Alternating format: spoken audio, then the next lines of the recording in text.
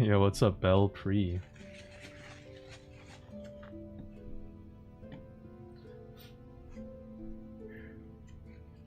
I could flow and Svensson thug noob. What do you mean, noob? I always thought username means I am bad. I've heard of that a lot, actually. I've considered changing my username on my second channel because it's like such a weird mix-up, but I don't know. I feel like at this point, Lambit is too iconic. Battle the week before 4 p.m. Real. Yeah, kind of an early stream. Normally these silksong streams are like at 8 p.m. or later, and it's kind of like a night thing, but today it's a little earlier because I have some stuff I need to do tonight.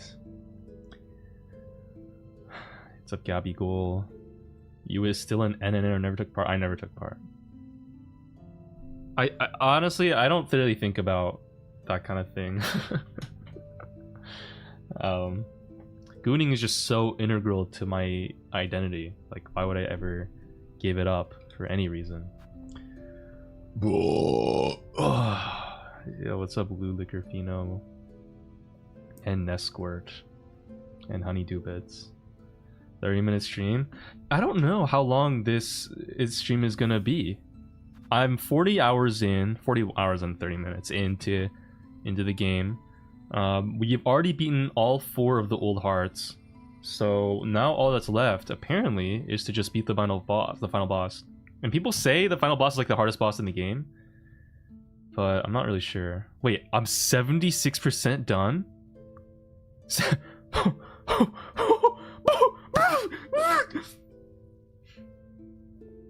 Yo, what's up, Meowsmas? I'm out. Alright, see you next time.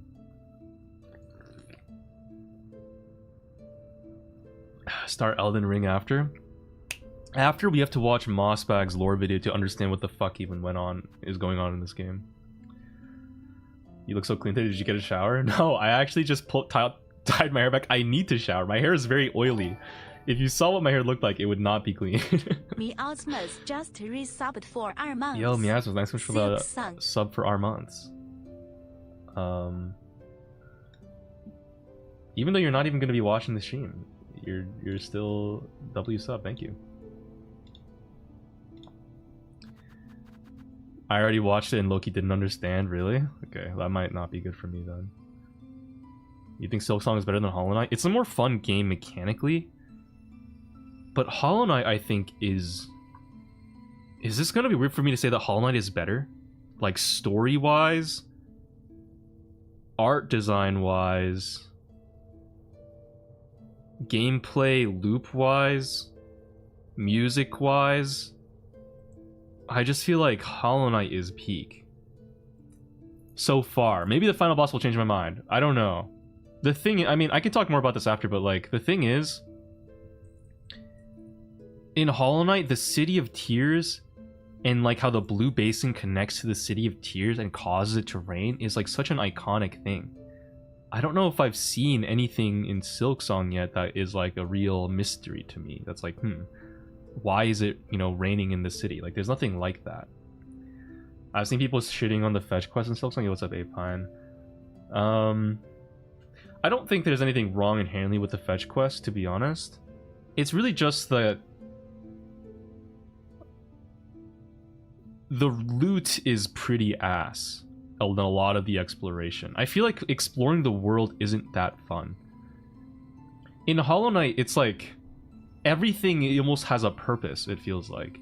But in Silksong, if I'm okay with missing out on random parts of the map I haven't explored, because 9 times out of 10 the reward is gonna be shards. Like, it's just like, who the fuck cares? I don't give a shit, to be honest. I'm just doing it for OCD, but I don't actually like what I'm getting for exploring, and it doesn't feel that good.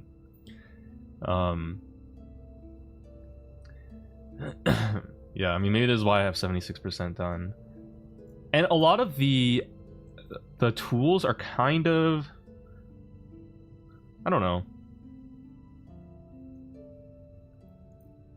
I mean, they're cool, I think. Yeah. I low-key don't like the shard system and the resource meter. I don't like resource meters in the games. I don't like it. I hate durability in Minecraft. I hate running out of ammo in Terraria. I don't like that. But those are like very niche things. I think Silksong is a great game. I just don't think it's better than Hollow Knight is the thing. Regardless though, let's hop into the Act 3. I think maybe this final boss will change my mind. I mean, I don't know. If this final boss is like peak fight, then it might actually, we'll see. We'll see how I feel about it. So we're in the Abyss. Apparently this boss is hella hard, and I'm gonna be stuck here for the next forever. Oh shit, I'm already in? Wait, what? That was fast. Oh shit, we actually just got right into it. Child, I hold the means to descend. Let us meet one final time and quell this black ruin of our making.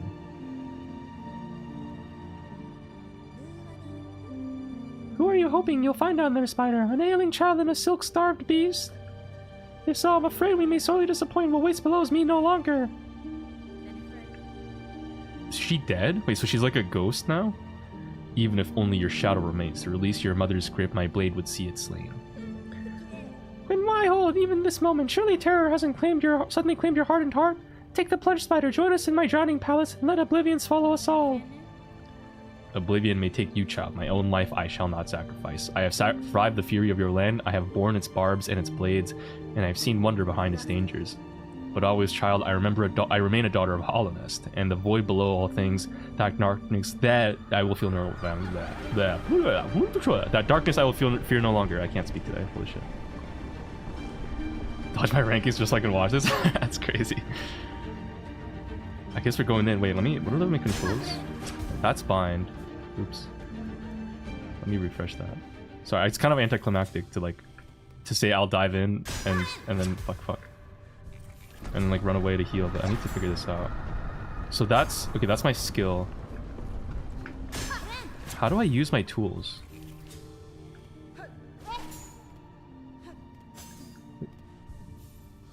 Wait, guys, how do you use your tools?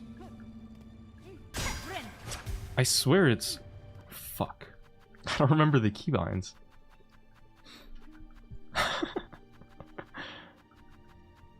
Up, down, down, down. So down, it's down.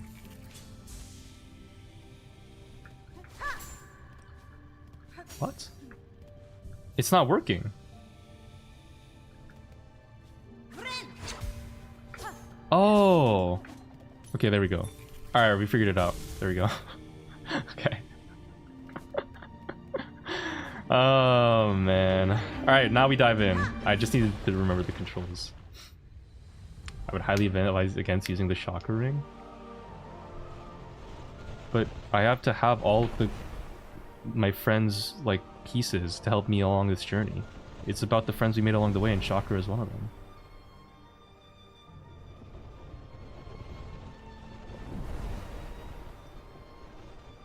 If I hold onto these rings, maybe she'll hear my call and will aid me in the final fight like Quirrell against that jellyfish.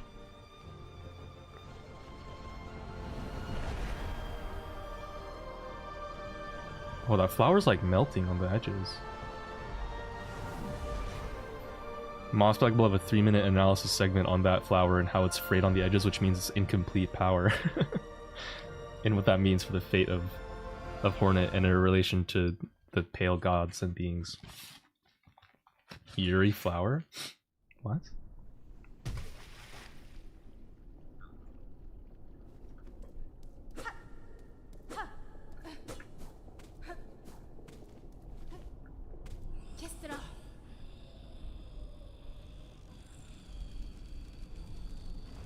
Oh, Zam, mommy. I mean, grandmommy.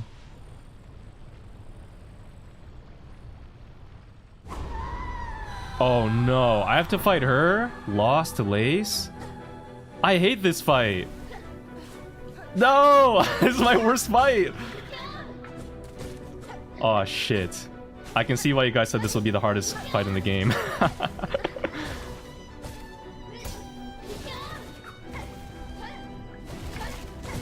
Oh, what? Wait, so she does like a void. No! What the hell just happened? Oh my god, I'm actually getting shit on right now. Wait, what are we doing? Okay, she does a triple dash, and then if you touch her, she like does some crazy shit. So I'm already about to die. Okay.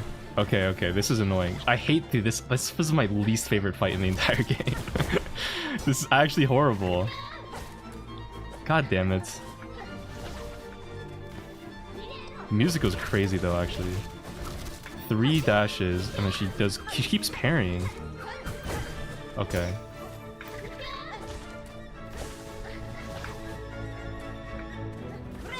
So I can heal here. Might as well. Oh no!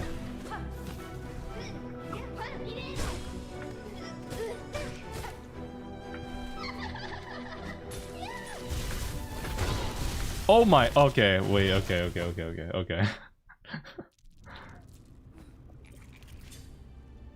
Okay, you know, fair enough. I hate this fight so much. Wait, do I have to watch the cutscene every time? Should get more health upgrades before this? Nah, I don't need it. Okay, here we go. Fuck, my cocoon is over there. So she does a dash 3 times with void tentacles. She does her stupid parry bullshit, as always. 1, 2. Oh! Wait, that was not 3 dash, that was only 2.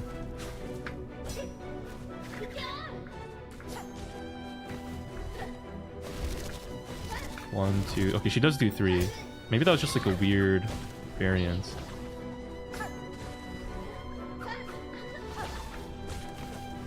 If I jump over her there, ah shit.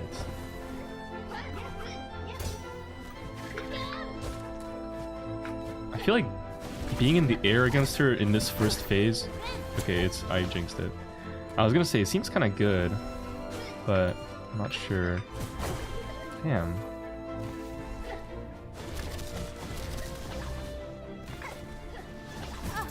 That range on her tentacle is so long. Did she steal my silk there?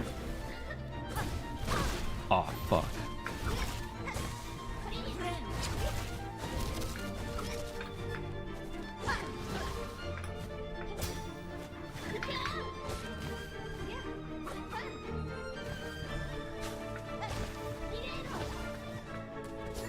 She's a really hard boss to hit. She's just so squirrely.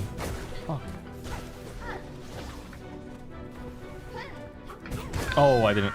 Fuck. Okay, hold up. All void attacks from any void enemy if you steal silk. Okay. Can I just jump in? Whoa! Wait, you can swim.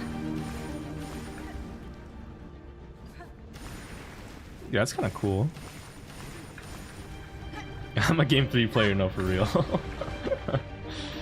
In for a long ride? No, this is gonna be the fight. This is gonna be the one. I feel it, guys. This next one is gonna be the one. Here we go. Yo, what's up, Steve? So laggy, I can't enjoy this stream. Damn, that sucks, man. You can always watch the VOD, I suppose.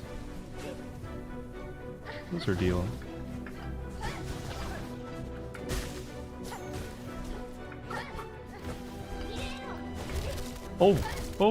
Oh, man. So she does like some weird variants on those dashes sometimes. Alright, that's so unlucky. I hate contact damage in this game. I still hate it. Contact damage is the bane of my existence. Wait, she didn't do it? Okay. If contact damage has no haters, then I am dead. For real, for real. Damn. Oh my god.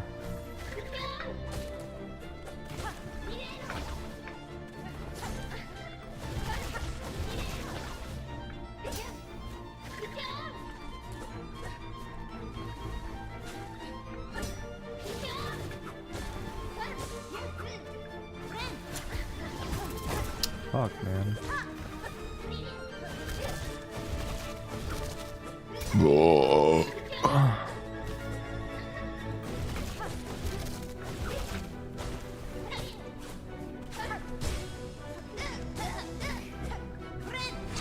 Okay, pretty good start, I feel like. Oh no! Okay, we've learned. Okay, she has void. Fuck! Oh my god! She's doing all of the void shit, that's so annoying! No! I hate you! What, she just swings? Dude. Okay, so she just decides to cheat, I guess, when she's losing. That's cool. I feel that. Wait, I have a silk skill too, don't I? I should be spamming that. Yeah, I have this thing. Isn't that thing pretty good? How much does it use?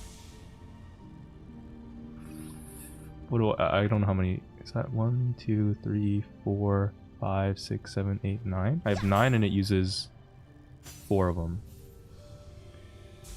Okay. All skills use 4? Okay. You're cooked?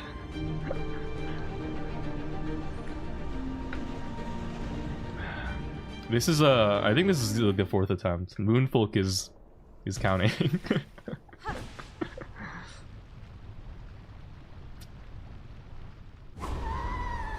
So I just become a mage, get up in my mage era. I'm in my mage era now, guys. Wow, that shit is broken. What is that? I just used all of my silk on that.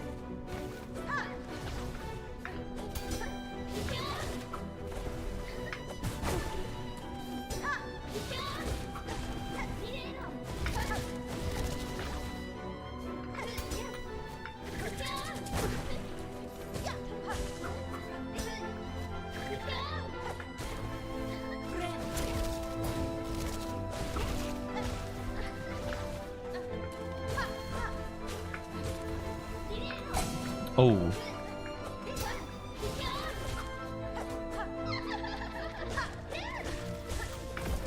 Wait, did she already do it a thing? I thought she gets stunned when she changes phases. Like that. Fuck, I did not mean to jump. Those things explode like that. I gotta watch out for that. Oh shit, she did the air jump. Man. Fuck. Oh my god. Alright. No! God damn it!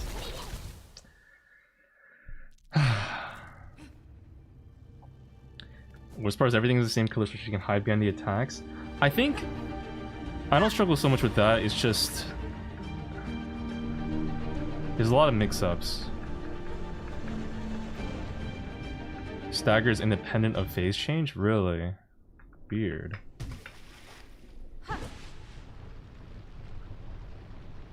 I didn't know you were chill like that, Zhang, too. Using the hard R on stagger.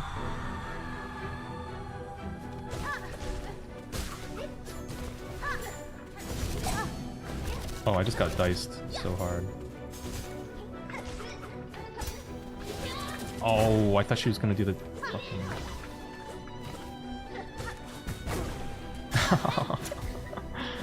Oh my, off screen, please. What? Guys, this run already cooked.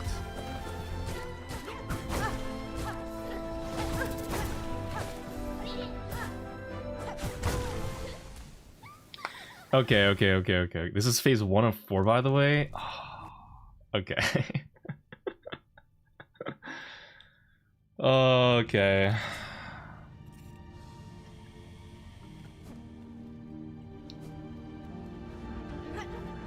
This is gonna be a painful day, huh? This is gonna be a painful stream.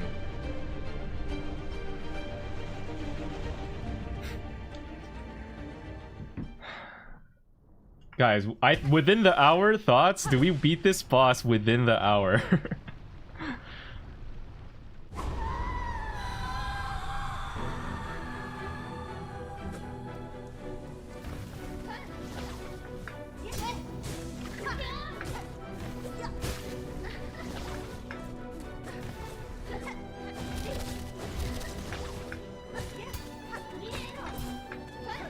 Oh, I got kind of nice there with the parry.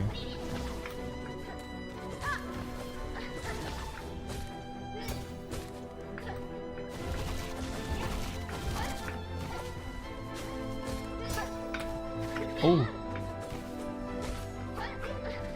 Oh no! Fuck.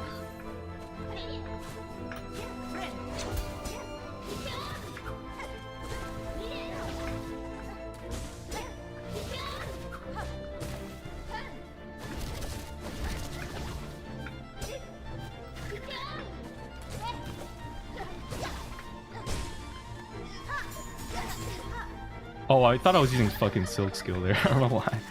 Oh. Oh, okay. Ah. Oh my god, what is that? Yo, dude, who the why am I fighting Venomum? Oh my gosh. Okay, never mind. This shit is crazy.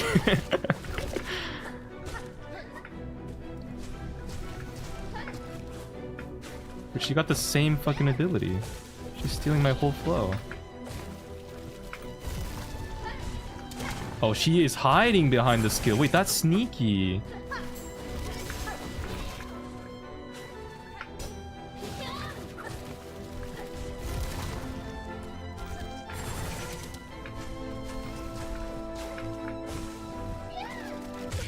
Oh! Easy game, guys. This game's just too easy. It's free, literally free money. Does my progress get saved right now? Like that's now it's now I'm good, right? Now what the fuck is going on right now, man? What? Hey! What the fuck is that? Oh my god.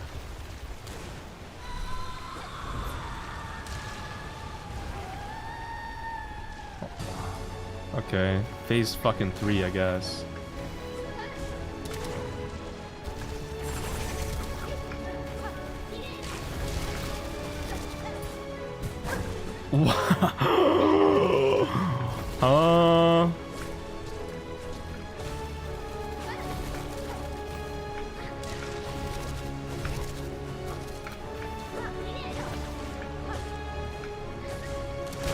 Alright, you're a bitch. I hate you. No, I jumped too early! Oh my god. Oh, what the fuck? I hate you. Oh my god. Damn it. That was a pretty good run, though. Hey, that was a pretty good run. That was a pretty good run.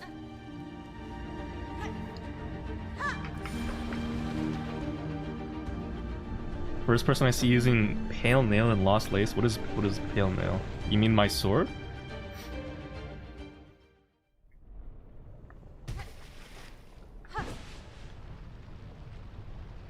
Alright, we're on attempt 7.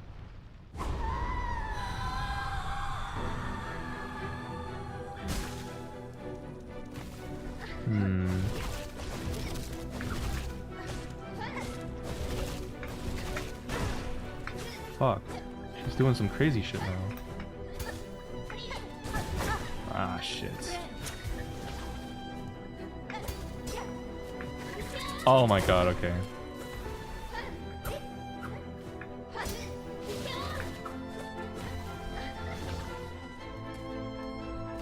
The fumbling. No! She's so mobile, man. Oh. Okay, that was not good. No! Okay, I know it looks like I'm in a bad spot right now, but we can recover.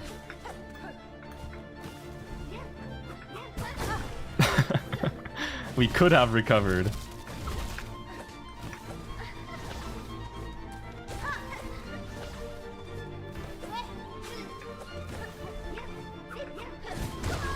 What did I even get hit by? Okay. Oh, the skill I'm using is called Pale Nails. I'm not even... Okay, I don't even know how I got hit there, to be honest. That's just unfortunate, you know? That's just unlucky.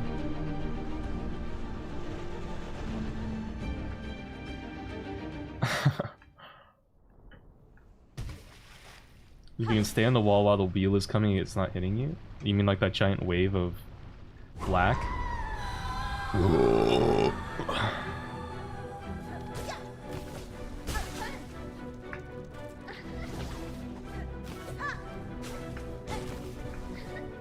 Oh man, I knew she was gonna do that, dude. Ah! She's just edging my range so hard.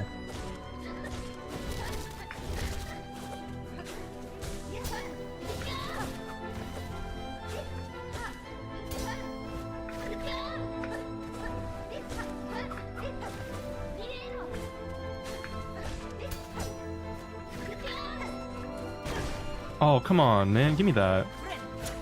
I literally did a dash attack. Oh, shit.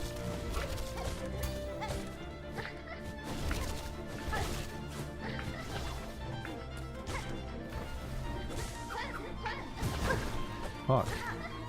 Oh my fuck.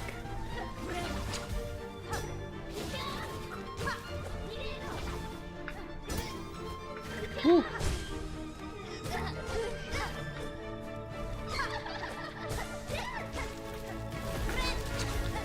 Whoa, I'm so lucky that missed me. Oh.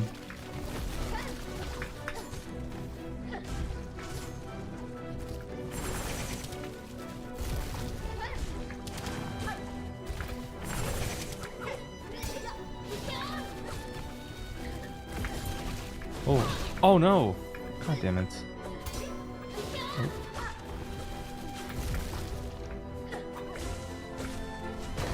That really gets to me, man. That's unlucky. Okay, that's also unlucky.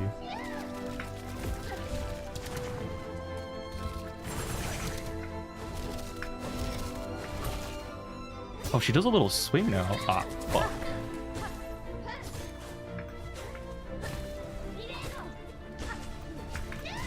No!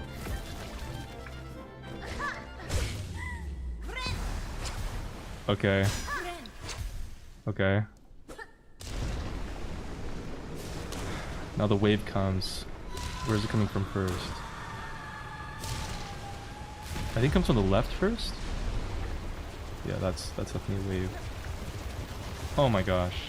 So I have to have double jump for that, basically. Unless I hug the wall, maybe? That's so scary! Damn it, I gotta be on my tippy toes.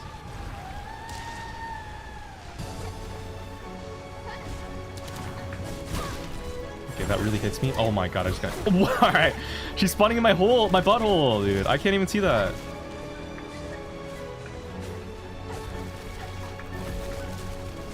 No! Damn. Yeah, that flying spike spam is tough. I gotta move.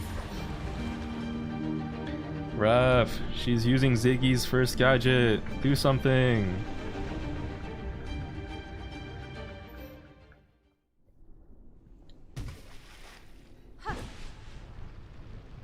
The black wheel thing lowers at the corners of the room. It's free if you hug the wall. I see.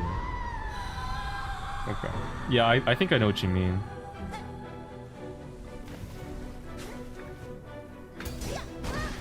Alright, unlucky.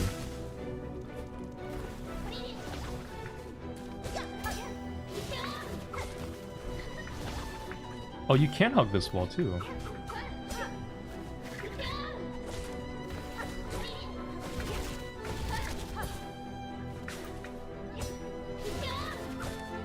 Wait, the wall hugging strategy? Is this the discovery of a type of cheese?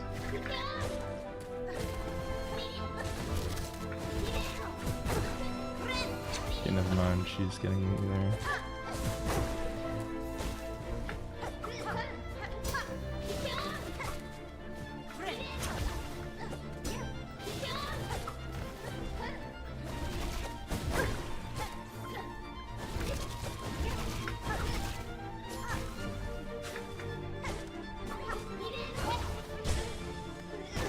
Oh my god, I hate contact damage. Stop hitting me for contact damage. Like, you're clearly not even attacking me. Guys, she's stunned and she's dealing damage. Like, can you make this make sense? Come on. Team Cherry, please.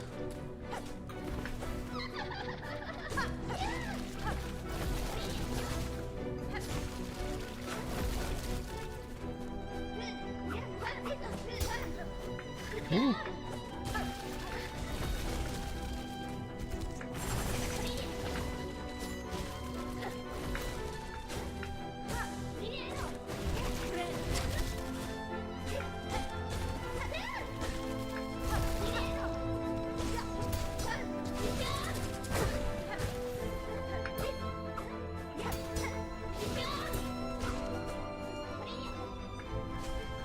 Oh my gosh.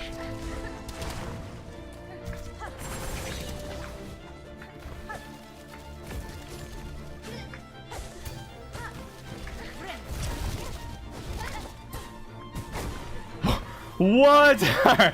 Dude, that did not hit me. Stop. There we go. Okay. Okay.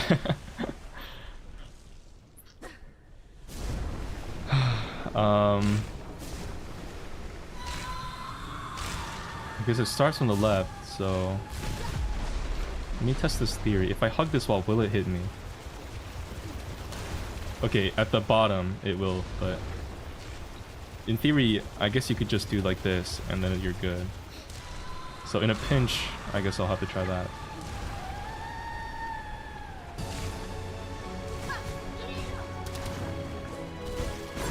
That gets to me. There's no safe spot. Oh my god. Ref, she's literally cheating.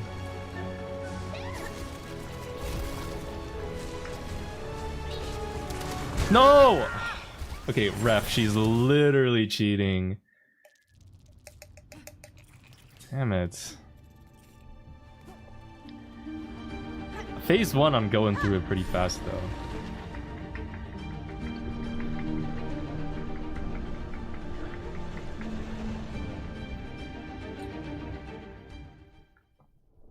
Quick Pashanka for the vibes.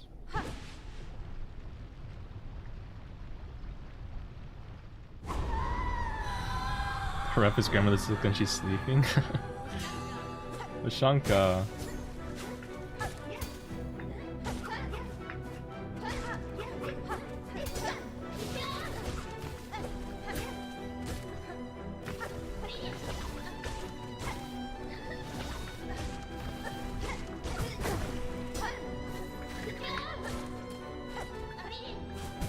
No!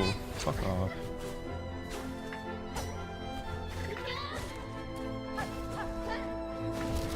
Oh man.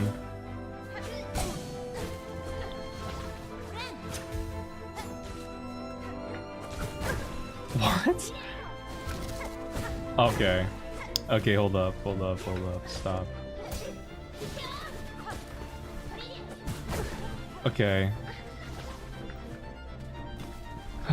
She like drags you up with her from behind with this like crazy hitbox.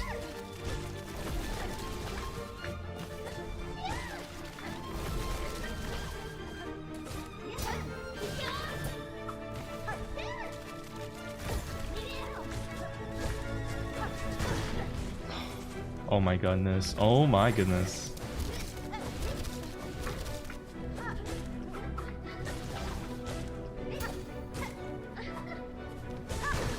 No way. No!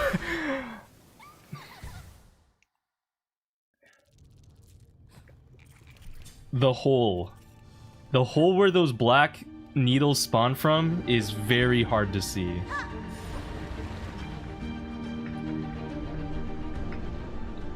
The hole is very hard to see. It's just hard to see it.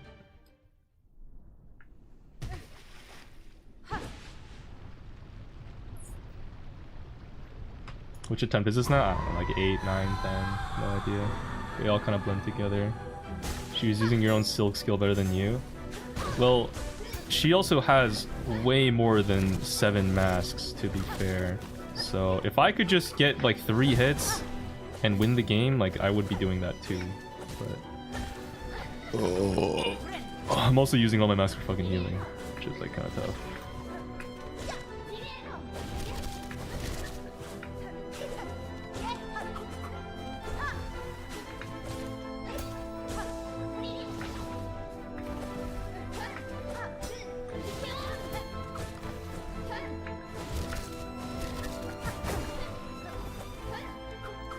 It seems when you're in the air, when she does that dash attack, she always goes for the jump or something.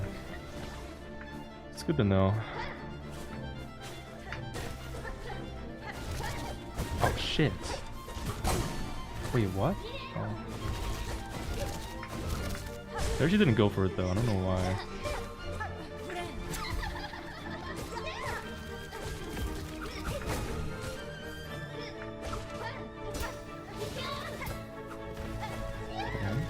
No. No!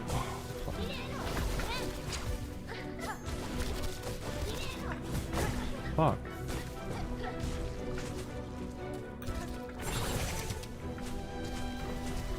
Oh my god, it's so hard to see those holes! Wait, guys. The black holes where those fucking needles spawn from is so hard to see! Holy visibility! Can we color those bright red? Just for the gang? What if I'm colorblind? How do I possibly, like, tell white from black?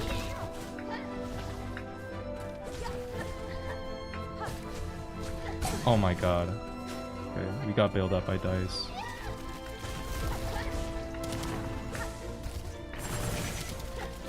No! Oh, damn. No! Oh my god. No!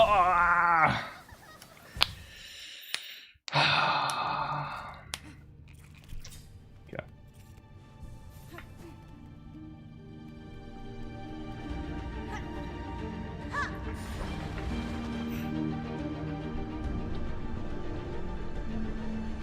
You can see if she's going to jump because she points her needle up, does she?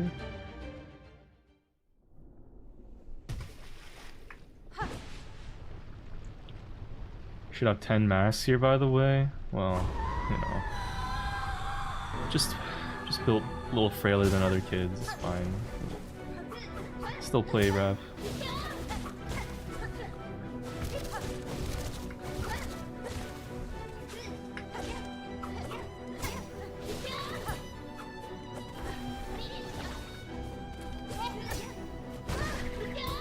Okay.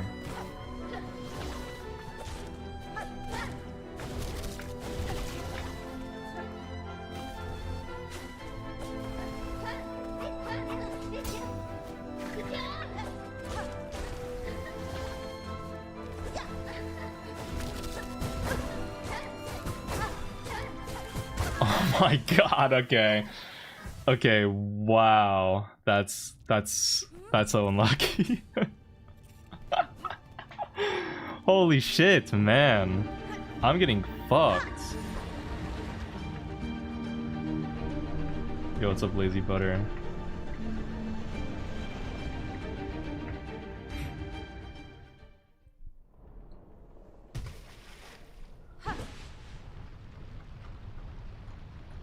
Tab number 14. Okay, thanks, Chili.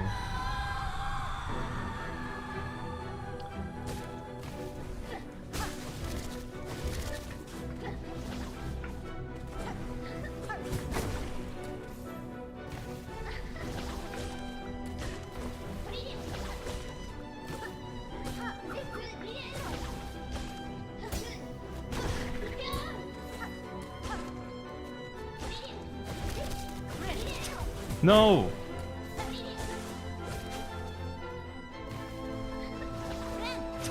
Okay.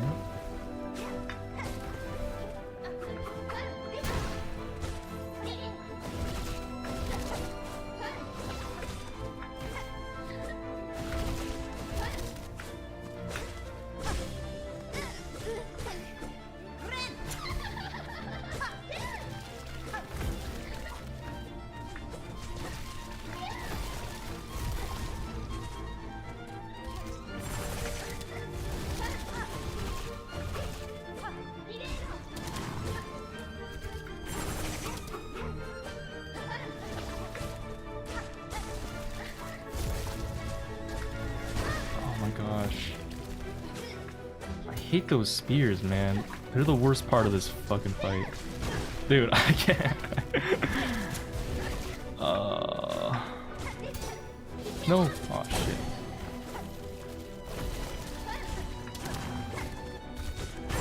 No way that...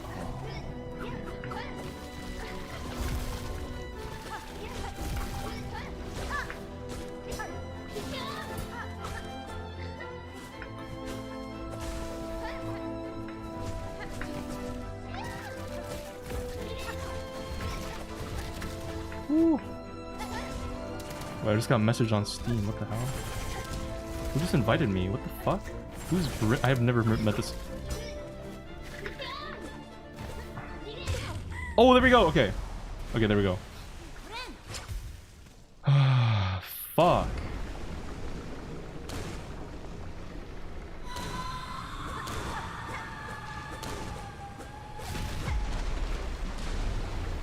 Damn, she really is built like crazy, dude.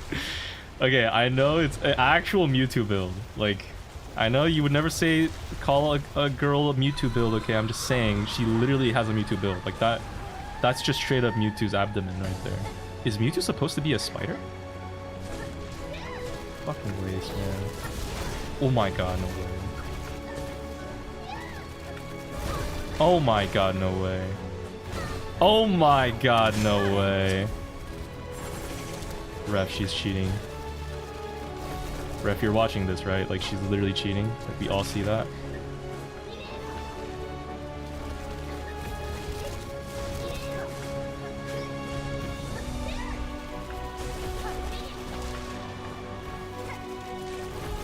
Where is she? I can see a wave coming. Oh my god, there's another one! Okay. Alright! What?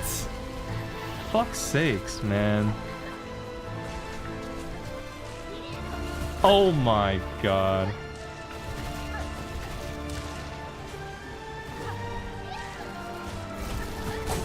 Wow, okay, yeah, no, that's cool. No! Ah! Ah! I can do this. I'm getting closer. I'm getting closer. I'm getting better.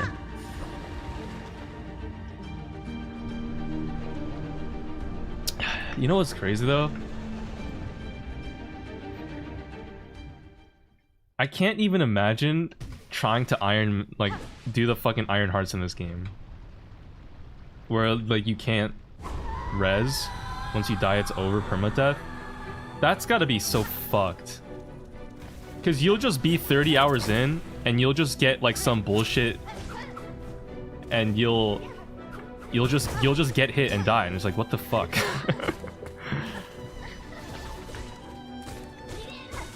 Oh fuck.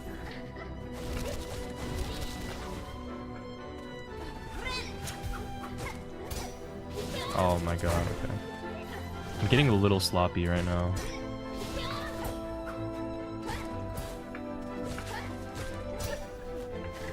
Oh my god, okay. I think what someone said earlier about her reading your inputs is true. Like when I jump, when she parries me, she'll go for the air, but if I don't jump, she'll go for the regular.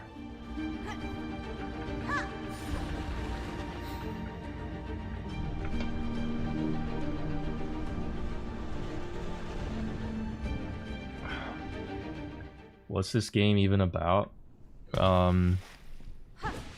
Spiders are trying to avoid being black.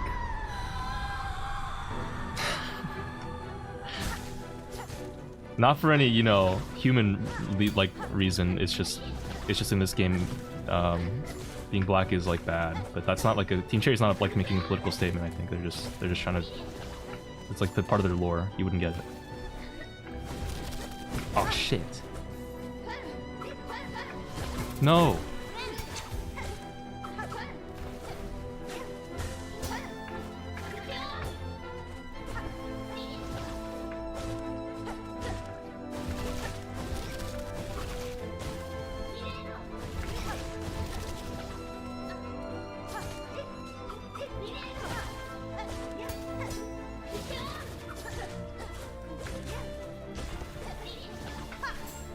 I actually do have the silk for this. No! Okay, I do not have the silk for it anymore.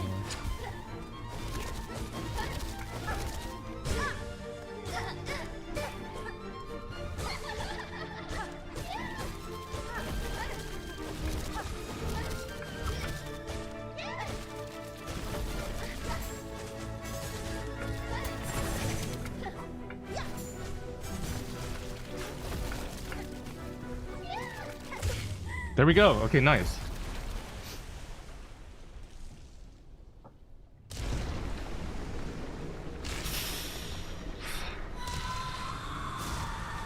So you guys, phase 1 is going by much better at the very least. I can get phase 1 done. Phase 1, you know, I can do with my eyes closed at this point. Oh.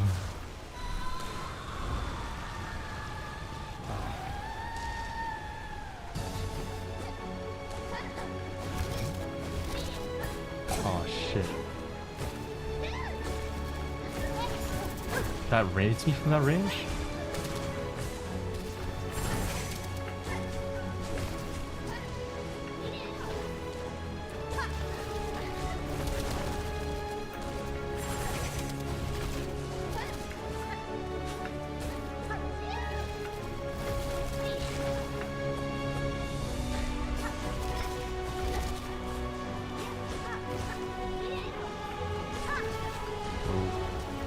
Oh shit. And the follow-up wave is like instant after.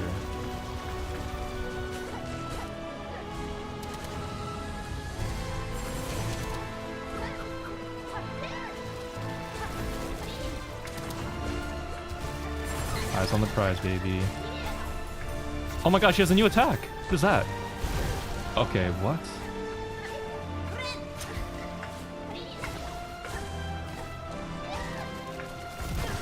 Alright. Oh. Whoa, whoa, whoa, whoa. No! Oh, shit, I knew that.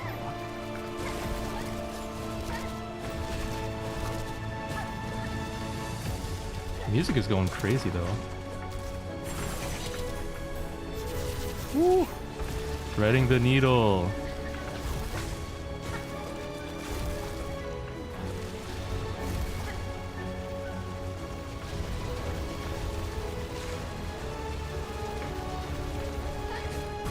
Oh man, why did she go for a basic attack there? Oh shit.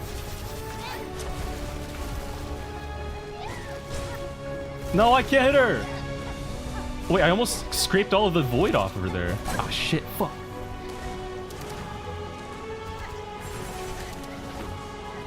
You see how she's like kind of white? Oh my god, no way. There we go! Bang!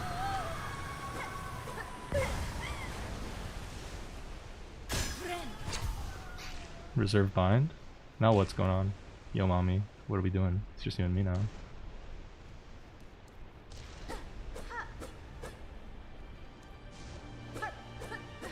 Oh, I scraped it all off. Now she's like a mushroom. Take? I can just eat her? Oh.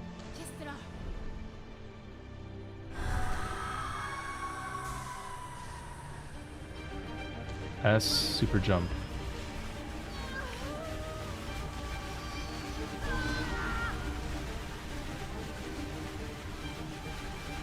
Do I just keep supping? Oh, okay. I was like, do I just keep sucking? What do you mean eat her? Well, I don't. She looks like a mushroom. She'd go good in like a pasta. Like a nice red sauce. No, my flower! Oh my god, it's a metaphor for getting... never mind. The flower is wilting.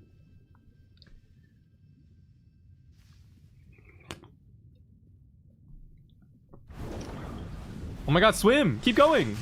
Whoa. Wait, what just happened? I saw the void getting slashed. Was that... Who's my hero? No way! What? Oh my god, this is just like Marvel, guys. When, like... When the Fantastic Four show up at the end. The cavalry is here! Yo! No way! Wait, so it is a sequel. Actual nostalgia bait, dude! Hollow Knighters assemble! Hollow Knight army. This is a win for the Hollow Knight army. We did it, Reddit. We beat the void.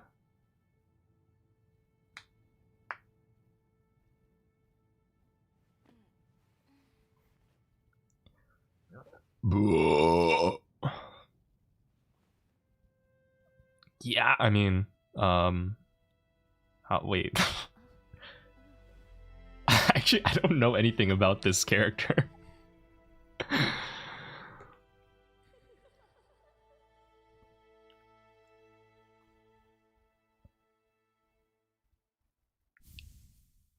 She's built like her mom, let's just say. Sister of the Void. Defeat Lost Lace and free Farloom. Alright guys, less than an hour, we beat all of Silksong. The entire game, we beat it all just now in only 52 minutes?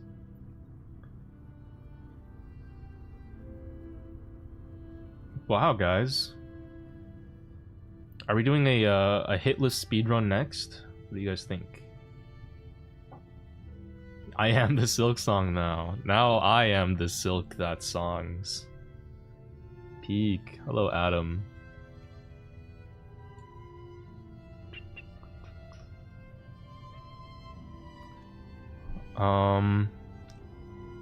So I guess if there's nothing in the post-credit scene, I think we watched the Mossbag video to figure out what the fuck any of this means. I think I know what it means. Okay, wait. Before we watch a Mossbag video explaining all the lore, here's my guess.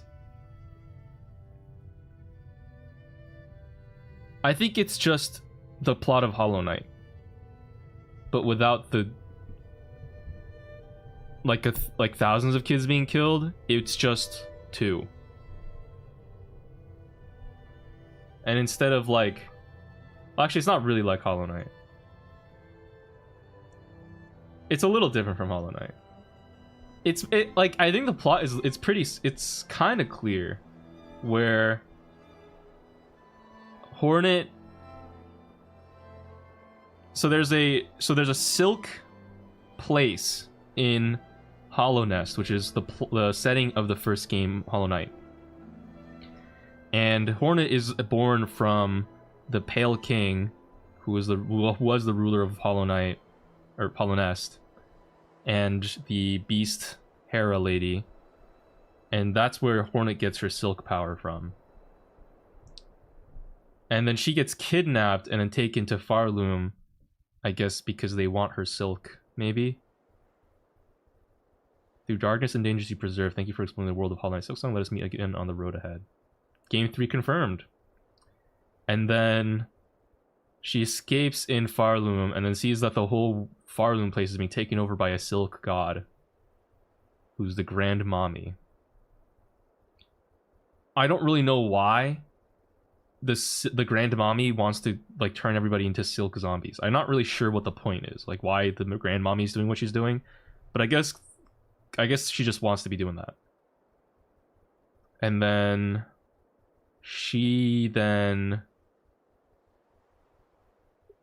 you know, Hornet goes around clearing the Grand Mommy minions and then kills the Grand Mommy with the Void Power. And then the Void Power then threatens to take over Farloom instead, so then Hornet has to go down and then neutralize the Void Power by saving Lace, who's like the daughter of the Grand Mommy. I think that's the plot. I feel like that kind of more or less covers it. I feel like I got it there. Yo, August, thanks so much for the 20 August MX. tipped him $20 through Super Chat. GGS Bedlam. Thanks for the MX $20. The 20 rocks. 76%. Whoa, 41 hours.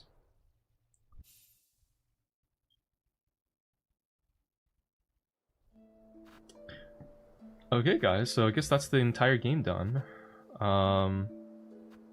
76 and 41. No.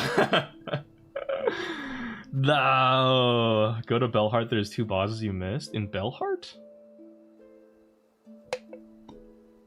I guess we have time. Wait, there's 2 bosses I missed? What did I miss?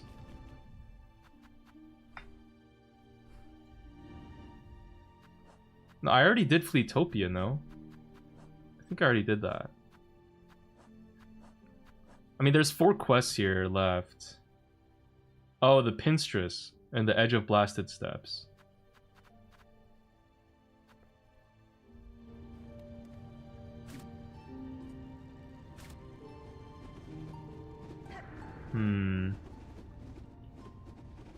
How the fuck do I get out of here?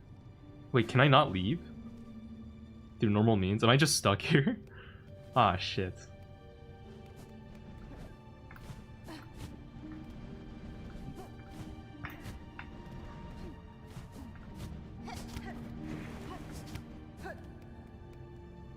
Bro, those bell fuckers aren't gonna be at the bottom of the abyss? Well, I don't know. Listen, man, if you advertise a service, I'd expect you to, like, to follow through. Like, what do you mean you're not gonna make your way down into the bottom of the abyss? Come on. You deserve 3 whip lashings for that, you lazy bums. Food ain't gonna put itself on the table.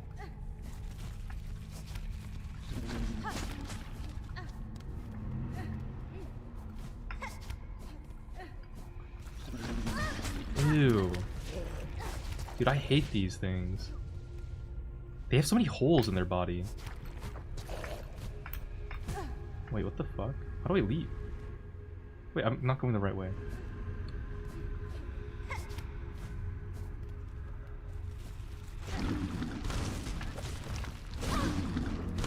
Wait, I'm gonna lose to this thing. Oh my god, I'm actually gonna lose to this thing.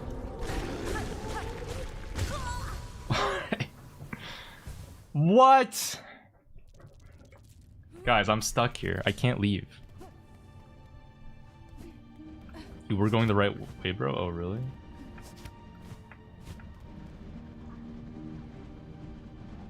Oh, what? I can't go up there?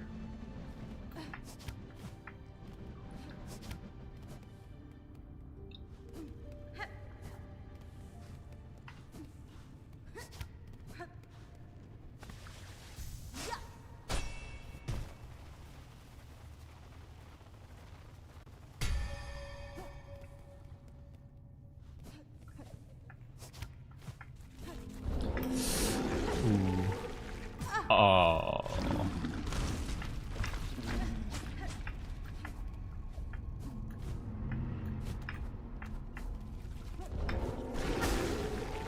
Wait, is there? I'm sure there's a hole there, no? Why do you guys want me to go to the diving bell?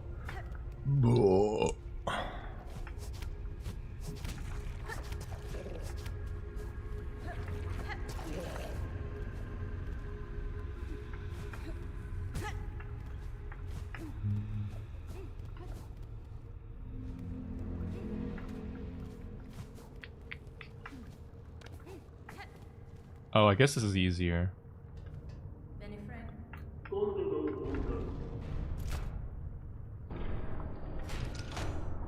Hornet cosplay? I don't think a Hornet cosplay would be very good, guys. It would just look really uncanny. Guys, Hornet only looks cool because she's a video game character. In real life, I think she would look very strange. I may have voted Celeste 7 times on the poll to make it number 1 for Variety Wednesday. Wait, that's insane. Okay, now we're at the diving bell. Can I TP home from here?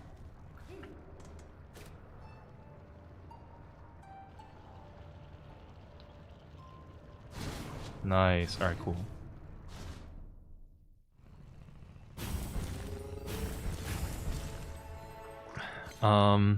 So you guys want me to go to Bellheart?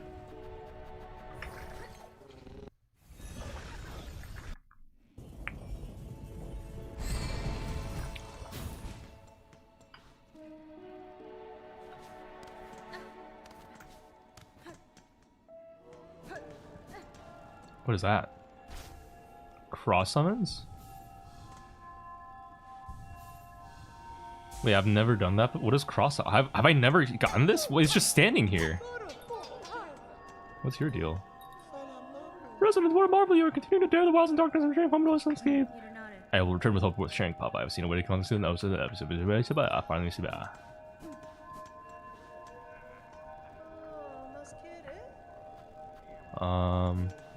Wait, what? Hero's Call. Why are there still so many quests? This just bug near the Blasted Steps Bellway? Okay, there's 2 different things I have to do at Blasted Steps. Crawfather and Greymore? have to go to Blasted Steps and then to go to Greymoor. Okay. Guess we'll pull up to the Blasted Steps first.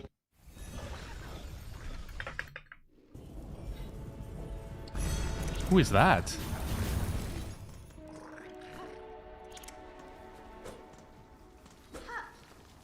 It's kind of cute.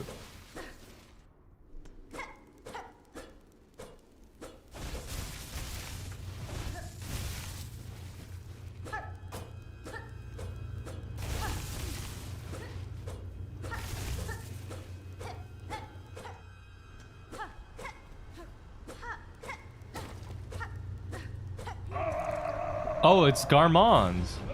Oh, he's lost. Oh shit, it's a mini Lace. Wait, this is literally Lace.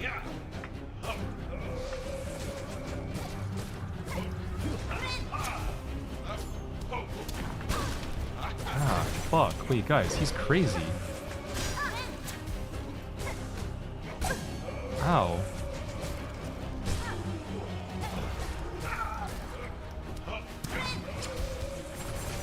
Ow. Oh my god, he's using so many ranged weapons.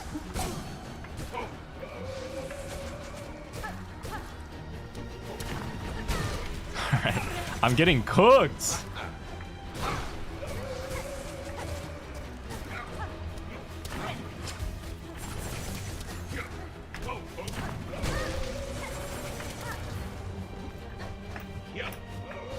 Come on, could you make it a little easier on me to save your life, please? Or kill you? One or the other? Alright, thank you. There you go. Hardest boss in the game, by the way? Real. Well, that's actually real. Sir Knight, I am sorry. This only means to free you from the cursed threads. Oh, fret not, little one. Be proud. You've grown so strong, Zaza. Let us just rest a little, and then we'll be away. Oh shit, he's dead. That's sad.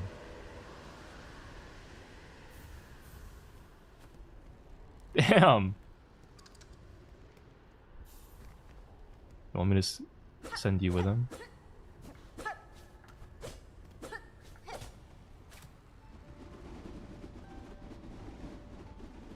Could I not use my flower to, like, cleanse him or something? I feel like, I mean, I don't know. I feel like there must have been some other ways.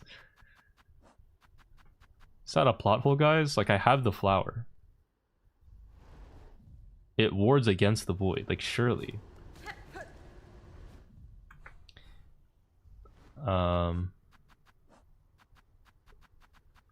Let's see. What else do we have to do? Blast its Pinstress' home. Oh, the body moves. So strong, so kind. Let's meet back home.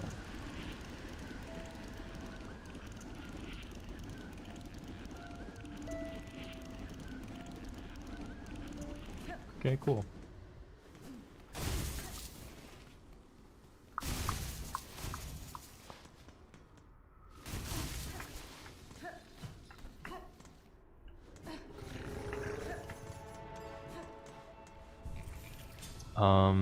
So now we go far left. I guess, is this the Pinstress' home? I assume so. So I have to go right down left. There's more content in Fleetopia, by the way? Is there? Wait, what did I miss in Fleetopia?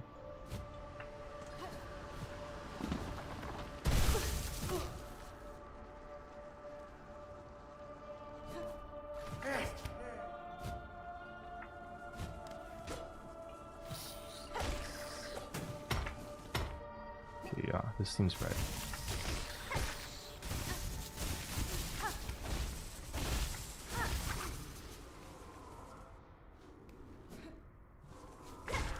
Oh, I should probably break that, I guess.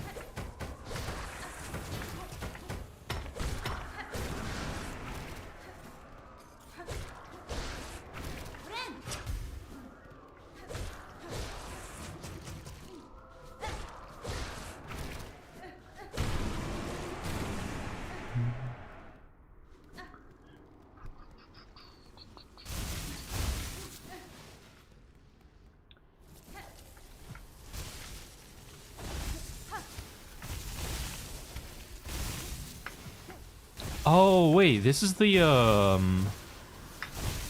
shit. How do I make it up there? I forget. This is that lady. Oh wait, can I just do this? Nice. I cheated.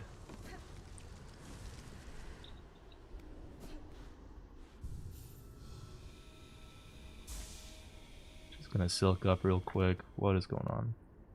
I've departed to scale Farlam's frigid mount. If any bug exists brave enough to match my pin's fatal resolve, then climb and face me upon its stormward side, Pinstress.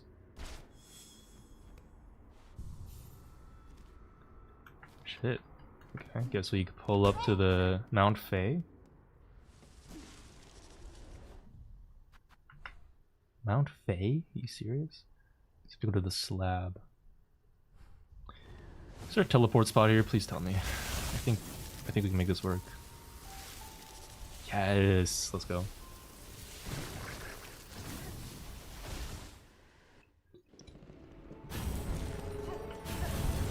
Okay, so we go to the slab.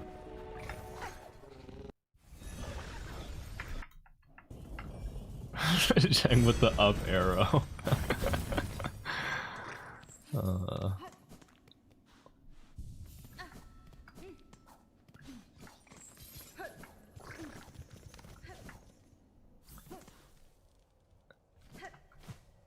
Where do I meet her?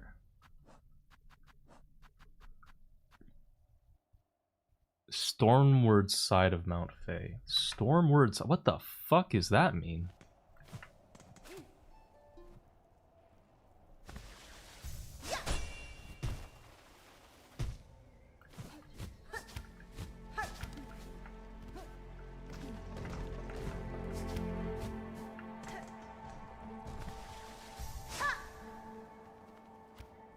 Oh, there's a limit? Whoa. Oh. Wait, what? That's cheating. Okay, there's literally a place. Wait, can I maybe... Hold on. Bang. Ah, there we go. Look at that. Nope. Okay. Maybe like this. See, minus 1 AM. Alright, thanks for coming by. Ah, shit.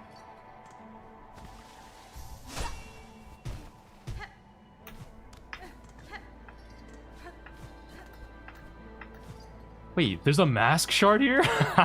Yo, guys, what? Or wait, that's a spool fragment piece. Why is that here?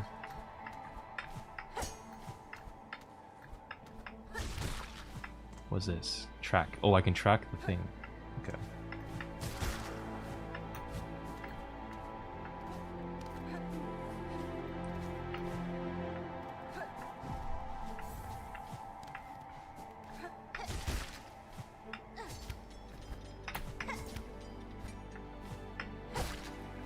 Love the music here still.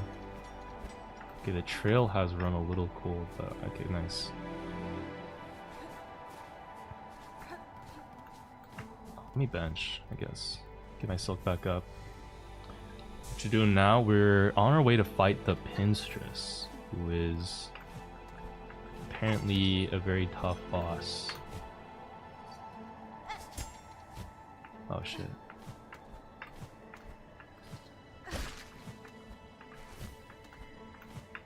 Fortunately, I think I let the trail run cold.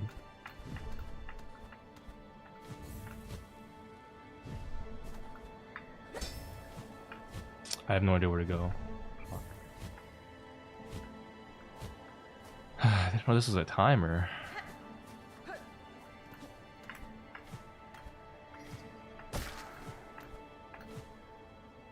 Oh shit. No! Alright.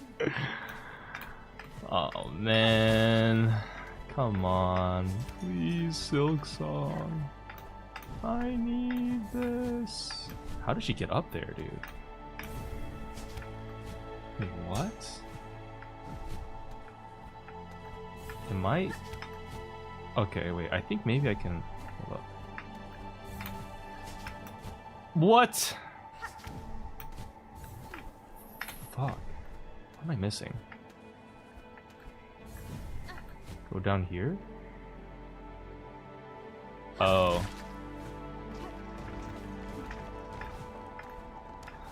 You know, that makes a lot of sense, actually. Now what? Is she dead? Wait, who's this? Oh. Wake up, bro. What the hell are you doing? Ah, Needlebug, who else would dare wake up Pinstress with such force? Saw my wish, I'm guessing here, hoping to fulfill it? I know what you are seeking, Pinstress. A death duel, and from that battle, not caverns collapse. I can oblige to a point, but a greater challenge still awaits me below. Whatever else you're about, you might be finding it futile now, Needlebug. The Black Quake's Farlam's finale arrives. So let's stop the yapping, eh? How about we begin? Let's see at least one of us end our true to our nature. Okay. Wait, what? Oh.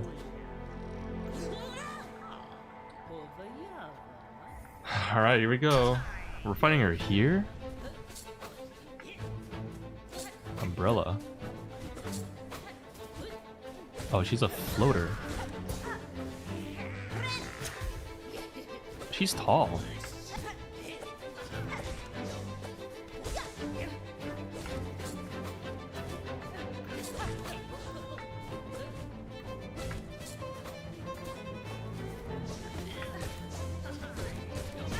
Oh shit.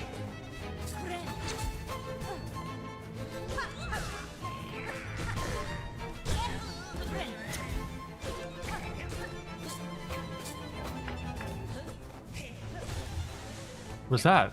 Oh shit, she has a silk skill? Oh my god. Wait, I want to use that move. How do I learn that? That's sick.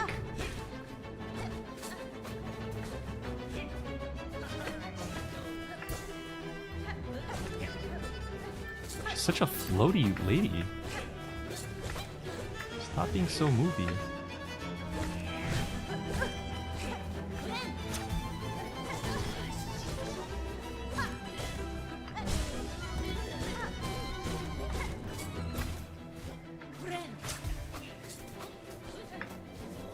Oh, she can TP. Woo.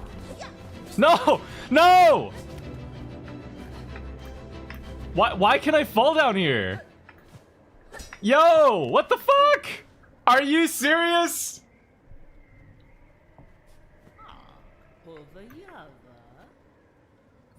Okay, what the hell is that, man? Is that a full heal? Alright. Alright, dude. No, that's insane. That's actually diabolical.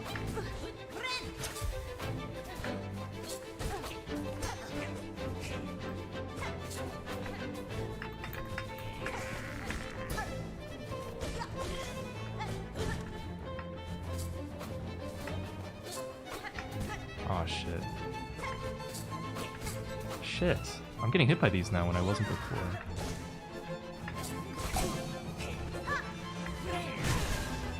Oh shit, she interrupted my heal. Wait, she's spamming this skill right now. Dude.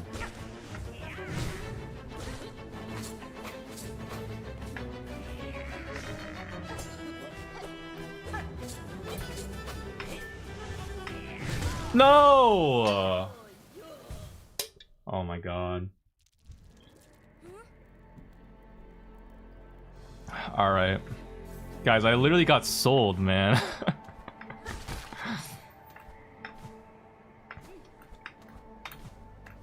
I actually got sold by some really bad luck. Falling down a fucking pit.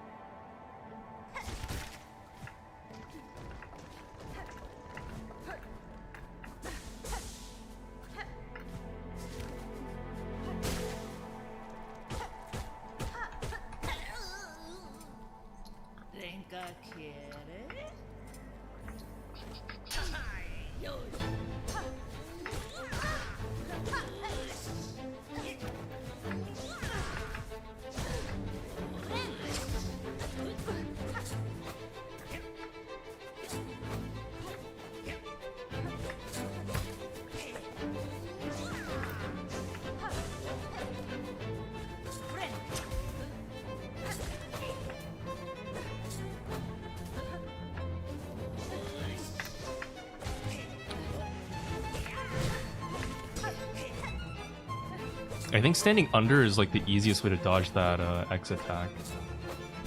Ouch.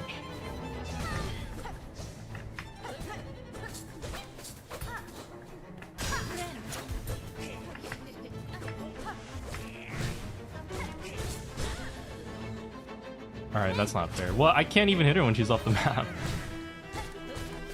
Man, there goes my stun reward.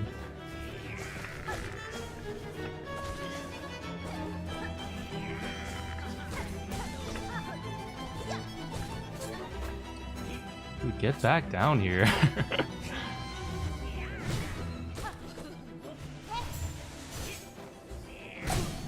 Oh, what? Okay, I just got bailed by dice.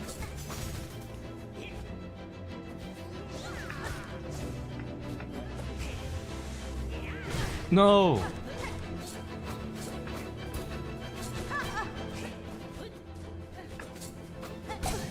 Okay. I've gotten diced like twice this fight now. And both were kind of clutch, low key.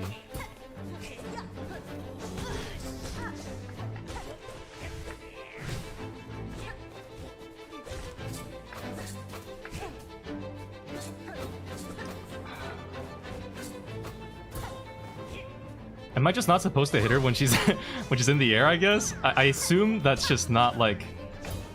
That's just intended to be like that. Alright, that's so unlucky. Okay, she's dead.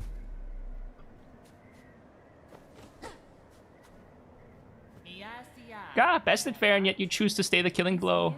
I can test you, Pinstress, and myself for what's to come, but I will not cut you down. Despite its Quake's Farlum's demise is not as certain as it seems, I shall act to change that fate. If I succeed at my task, the land that remains will require the watch of strong bugs like you. Well, ain't you an inspiration, making me seem a right fool, here thinking only on the end while you're looking to a future fair. Seems you've beaten me twice, Needlebug, both my pin's edge and my heart's resolve. Alright, there we go.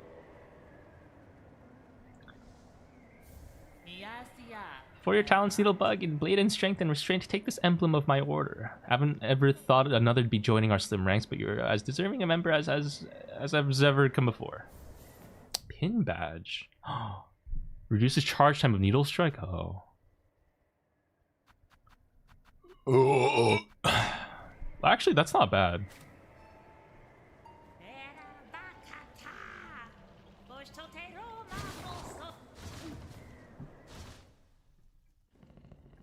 That was like Sunday, not Monday, or is it Sunday in America? It's Monday for you? Where do you live? New Zealand?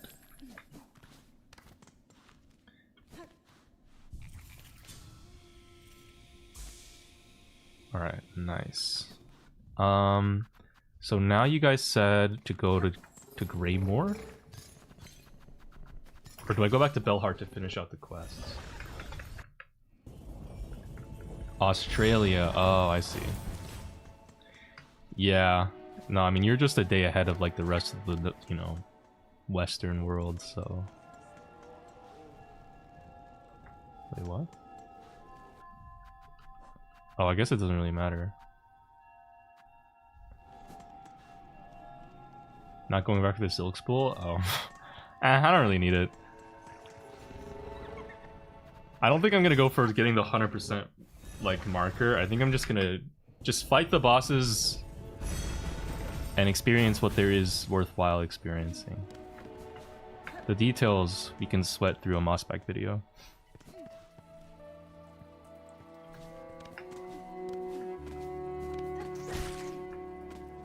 Go to Far Fields?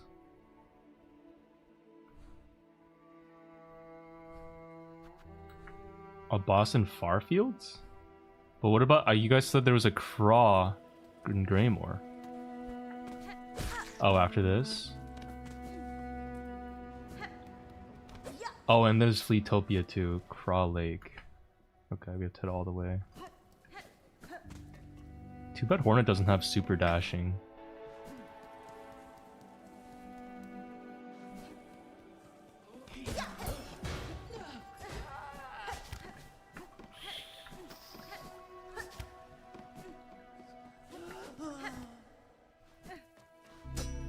Oh, that's that rosary machine. Yeah, that thing sucks.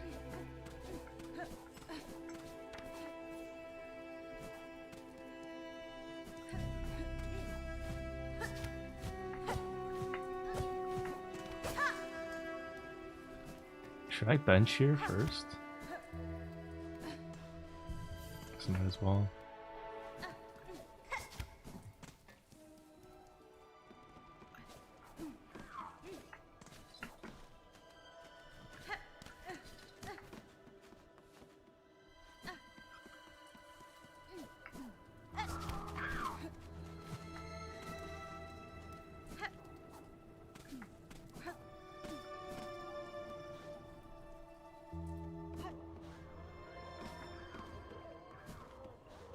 Those who crow?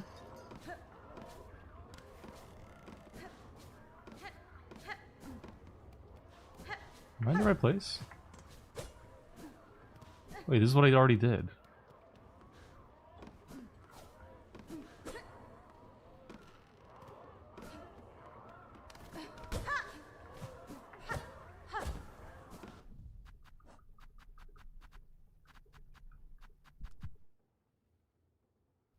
Home wheel.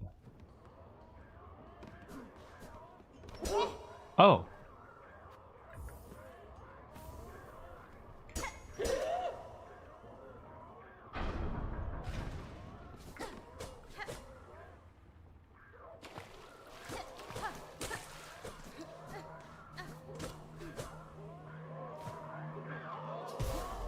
Oh. Whoa. That's a big body. Port of Craws.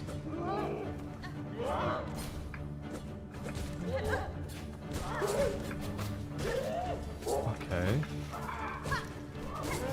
Fuck, another minion-based boss fight?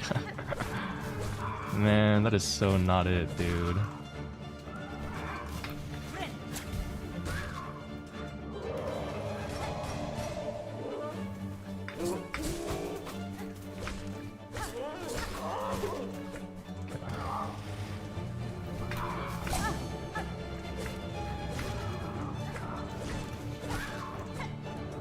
Okay.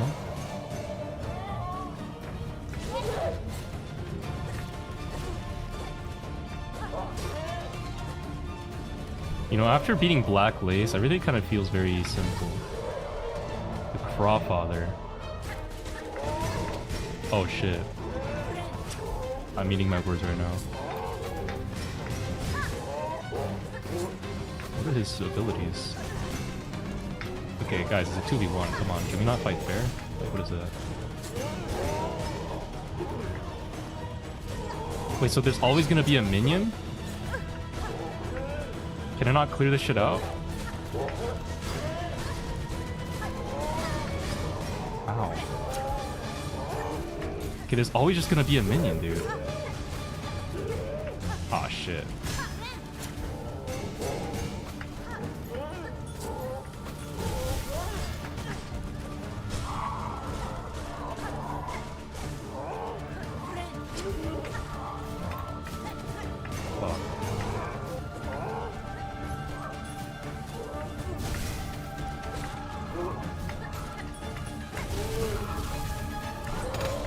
What is that?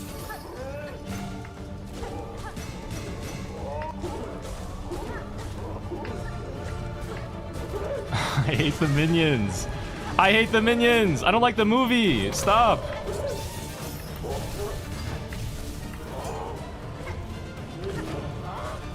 Oh my god.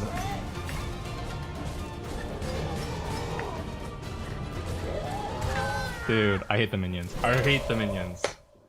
I fucking hate the minions.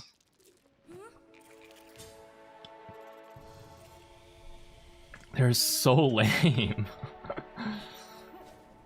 Oh my gosh.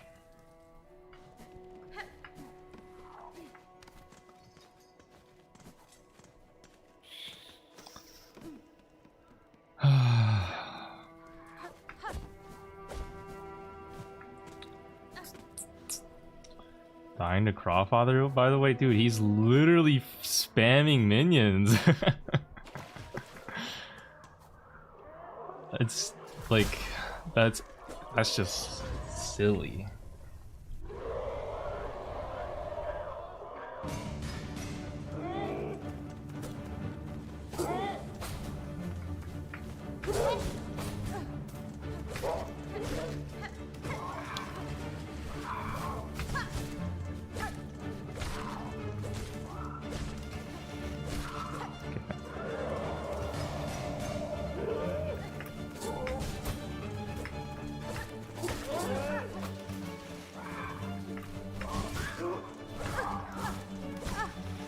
Dude, I remember having to fight these crows when I had like no damage on my nail, and then each one took like a bunch of hits, and they were so fucking annoying because they were all flying too, and I didn't have a double jump, so I couldn't hit them. I remember all of these goddamn crows, dude. Those who freaking crow. I hated these enemies.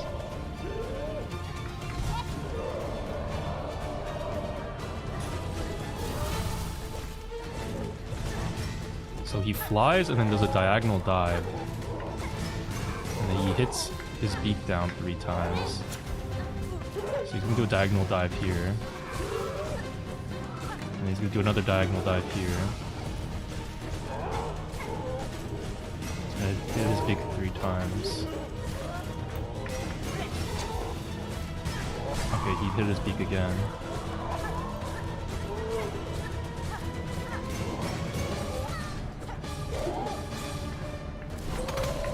He does a chain attack too.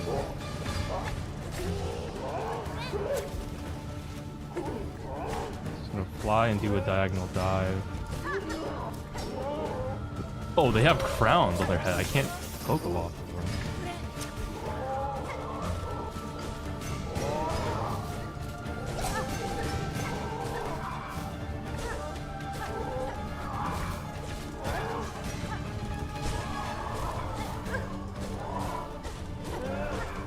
Please just die.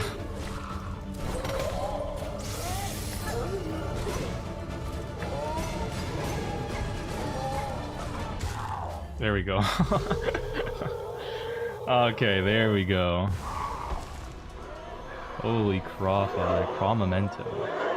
Now what? What does that do?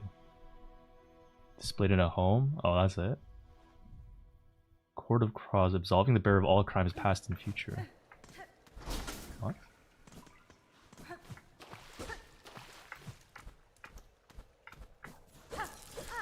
Oh, what's this? Crawbell. Oh. I don't want this. I do not want crows nesting in front of my house. Not that I even show up to my house that often.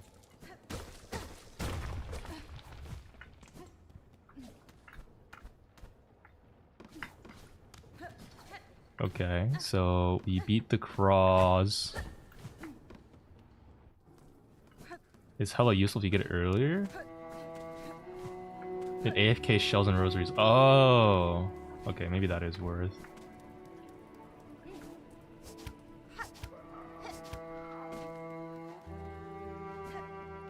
So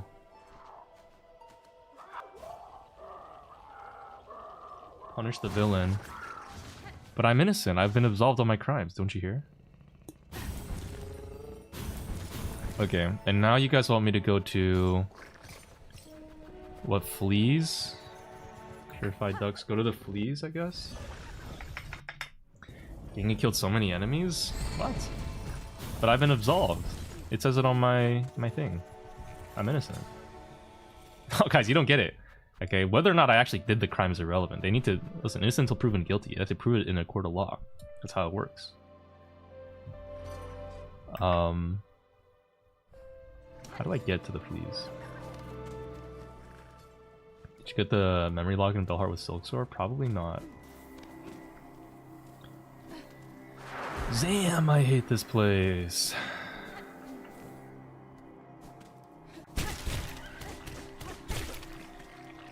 Number 1 reason of why I hate this place. And number 2 is coming up when I dive into a goddamn pool of water here. Okay. Yeah, that's cool.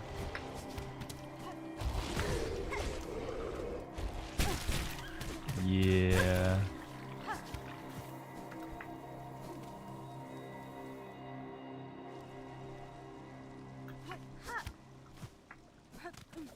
Here we go. Okay. Do I know you? Greetings, Seth. It is a welcome surprise to see you here amongst these festivities. Hello, hello. Yes, my wandering was long, and I began to fear I would meet my end in those sticky swamps below. How lucky I was to stumble upon the home of these friendly revelers. They said I could be a flea here with them, so of course I agreed. It seems a good place as I need to call home, at least for a time. Now I just need to grow a little fur and sprout some wings, eh? Haha! So Seth is here.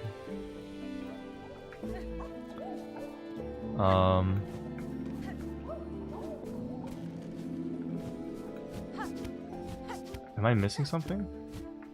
Check scores? Wait, did Seth beat all of my scores? What?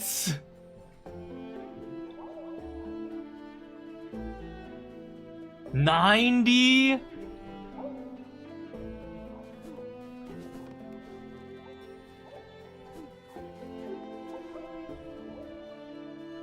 No, that's just fucked up. Okay, I'll do 50. I have to do 56 on the juggle first. Ah.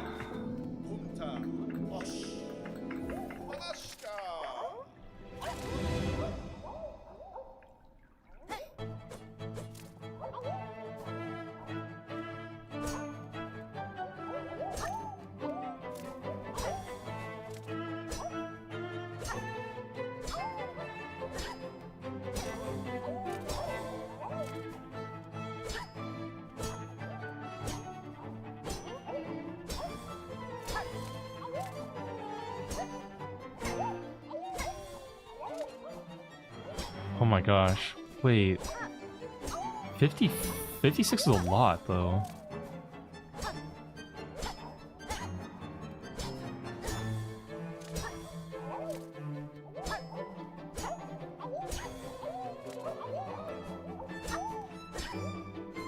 No!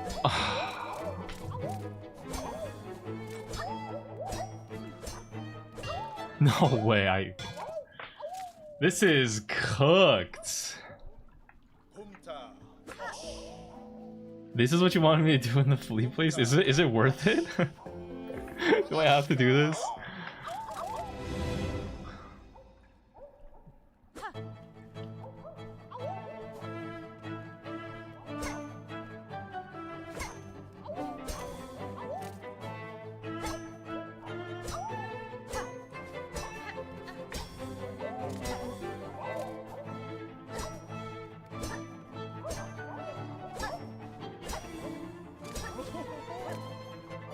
Oh, what? Oh my god, I was looking at chat.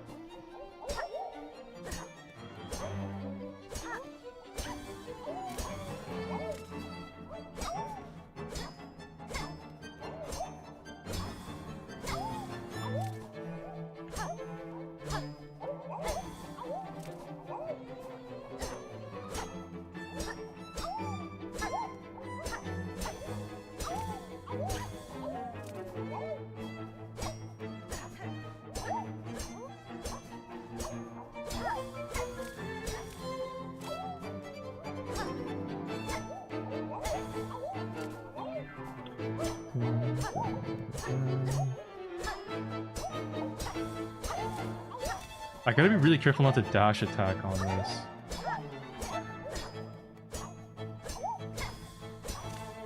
Because the dash attack is what sells me.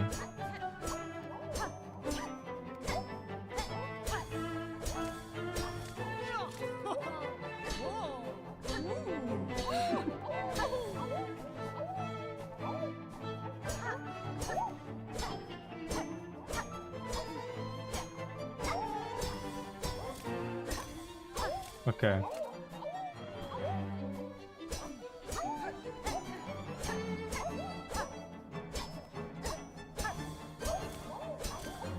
Okay, pretty good RNG so far.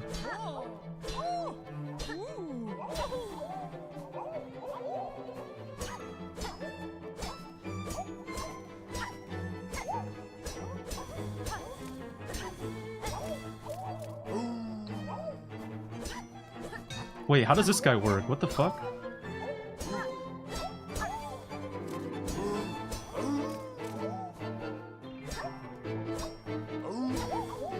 He's so slow.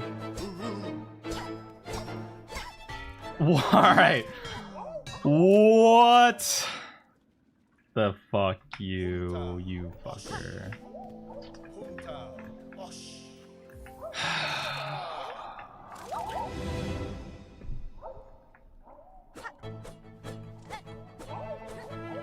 You jump hit him? Oh, yeah.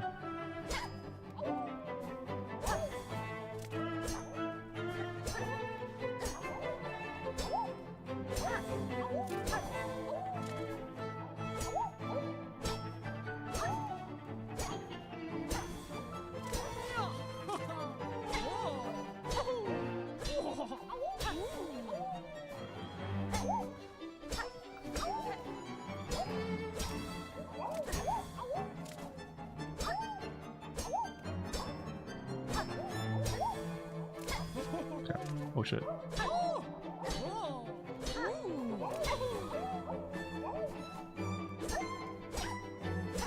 That was a little close right there.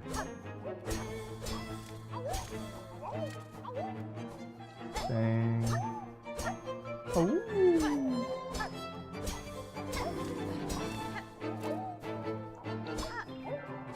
If you think about it, it's kind of diabolical that Silksong has made the cute bug of choice in this game fleas, which in real life are genuinely horrifying, and like they'll like burrow in your skin, and if you try to pull them out, their head will come off, and they'll just keep sucking. Pause.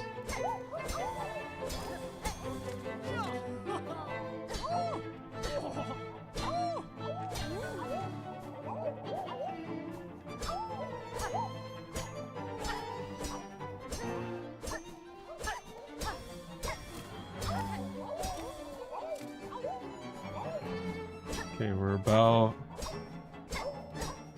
2/3 of the way there.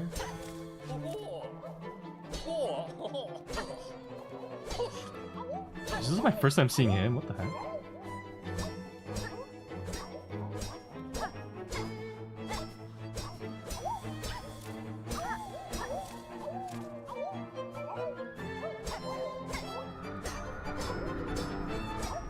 Oh look, the horrifying creature from beyond our understanding is roaring around outside while we're doing a minigame.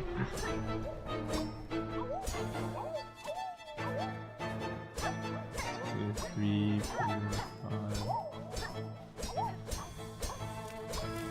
Okay, whoever said the RNG is the same every time definitely lied. This is definitely like the easiest RNG so far.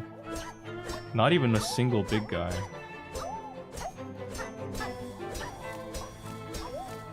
$56, I did it! Almost.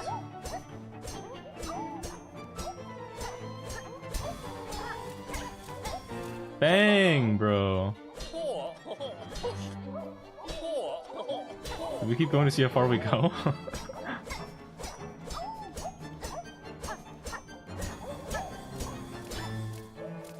Get 6, 7.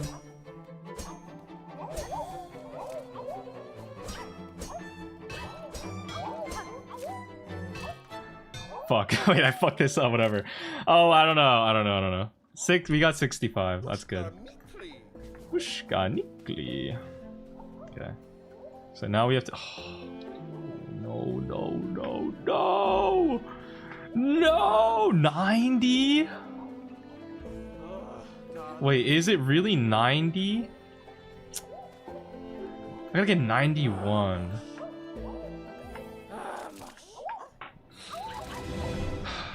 $91? What the fuck?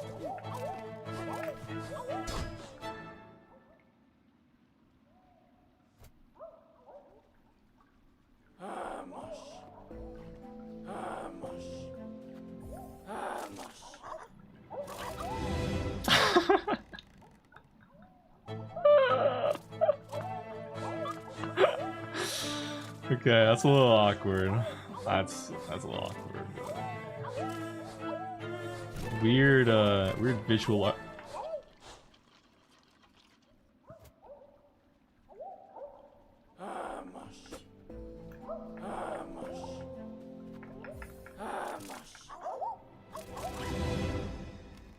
Guys, there's just some weird bugs going on right now where it looks like I'm losing when I'm actually just lagging.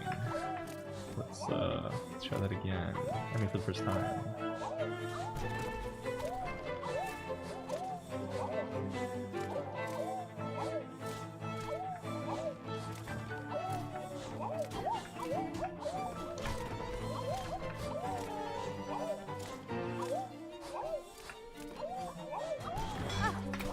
No! Oh my god.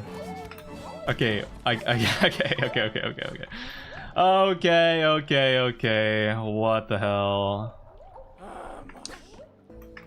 Guys, I hate dodge. Dodge is like the worst one. 91 is crazy. Can I do race? I liked race. Race was cool. I want to just race.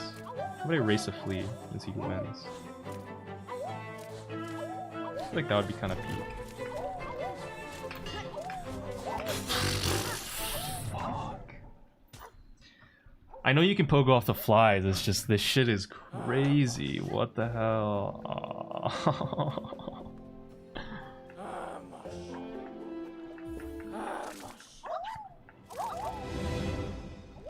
Guys, this might actually take me longer than the time it took me to beat Dark Lace. Like, if you think I'm joking, I'm not.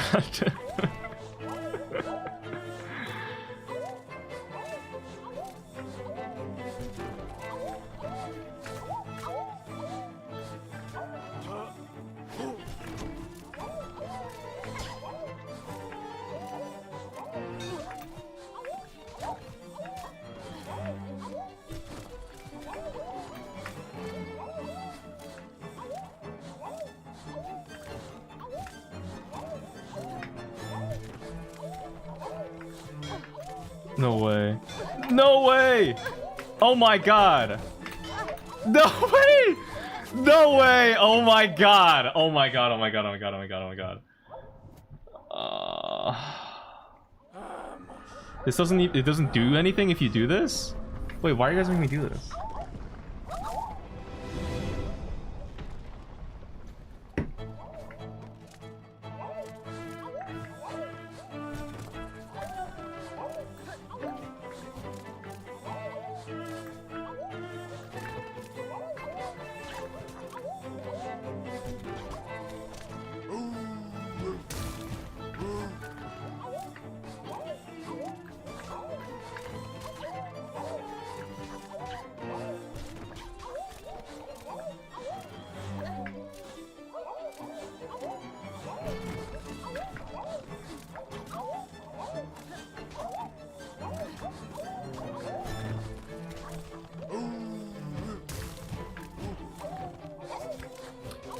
Don't know why I did that, but we're good.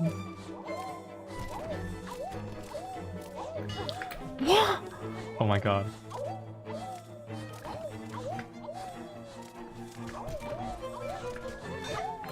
No. No.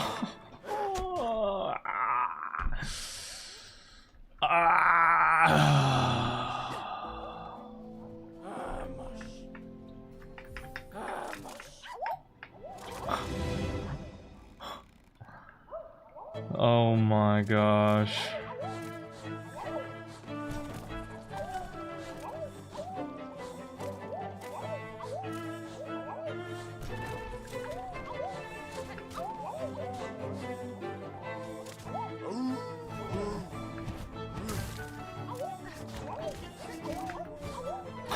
Sorry.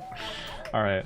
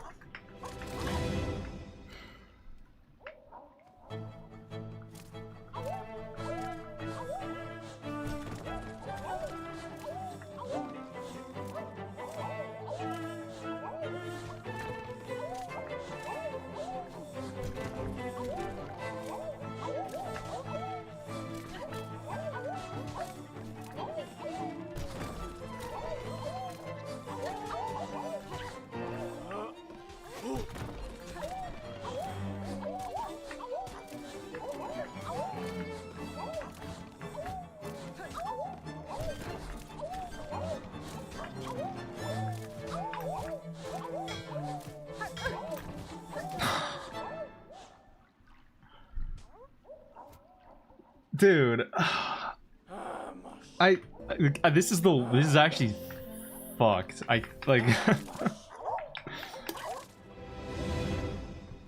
I'm telling you, this is harder than Dark Lace.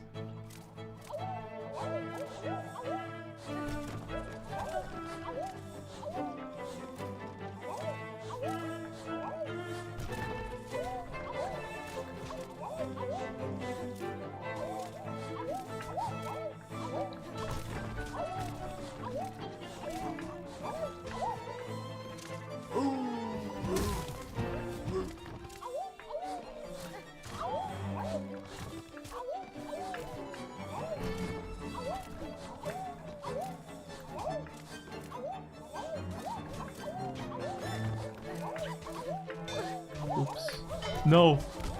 Oh. Oh my god.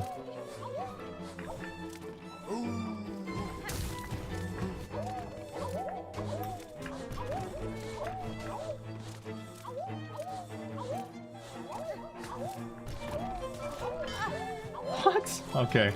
Wow. Needle was threaded there.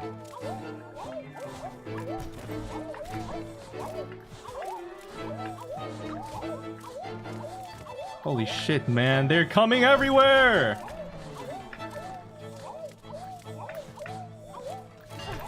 No! No, please! Oh my god. What the fuck just happened? No! Oh, what? What is going on? No! No! Alright. Fuck! Oh my god, dude.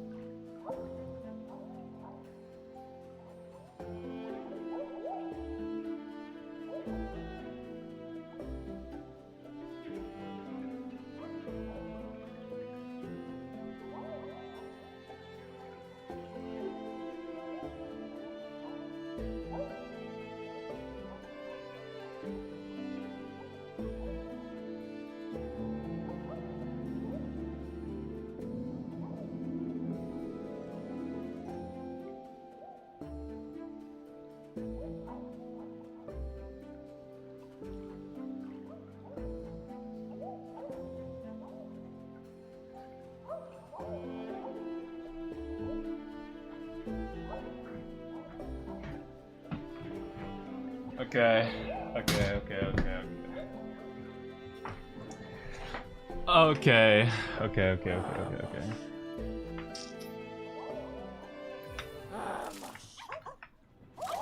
Sorry, I just have to pee.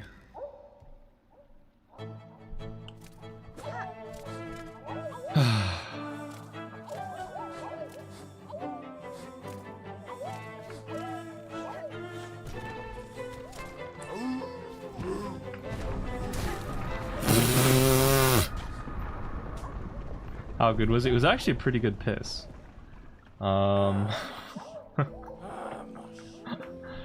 It was a pretty good piss overall.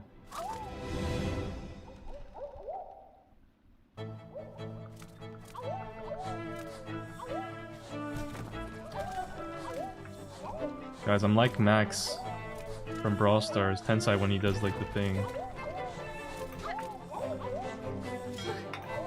Okay.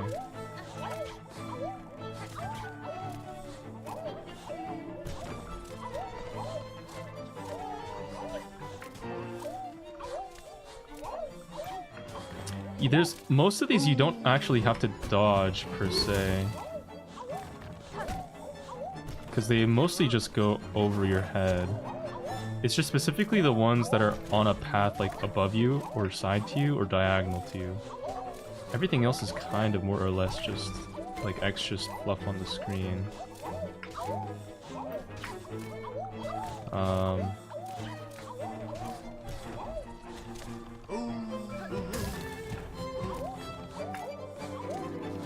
I think that will hit me. Oh. Oh no, I lost. Oh my god.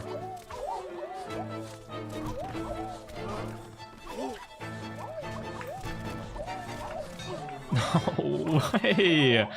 Alright, dog. I fucking hate this one. This is like the worst. It's actually so bad. Oh. I wonder what the world record is for this. At a certain point, it must speed up so fast that you can't even dodge all of it at once.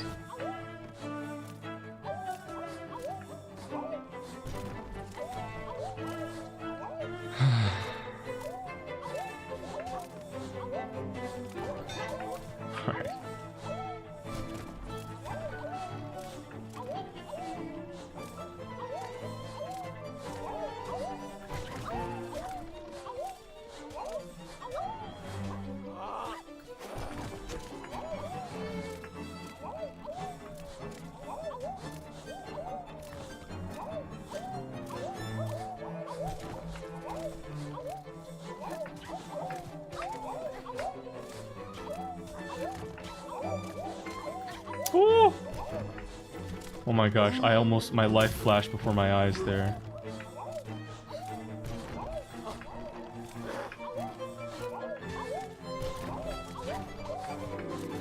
Oh my god.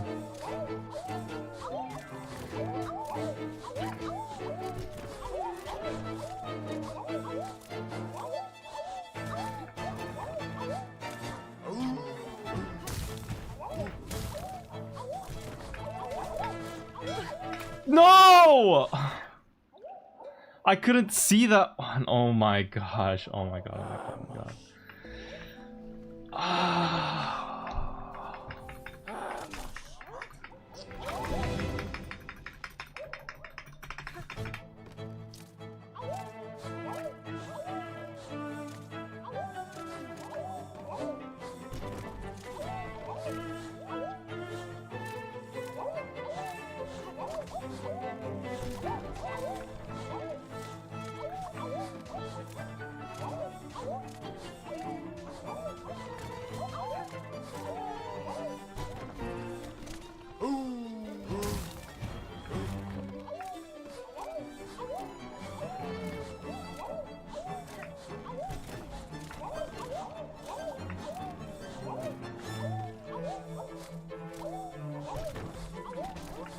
Oh, no! Oh my gosh.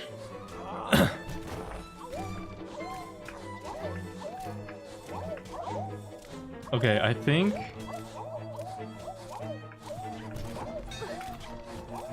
Oh my god. Besides that weird little hiccup there...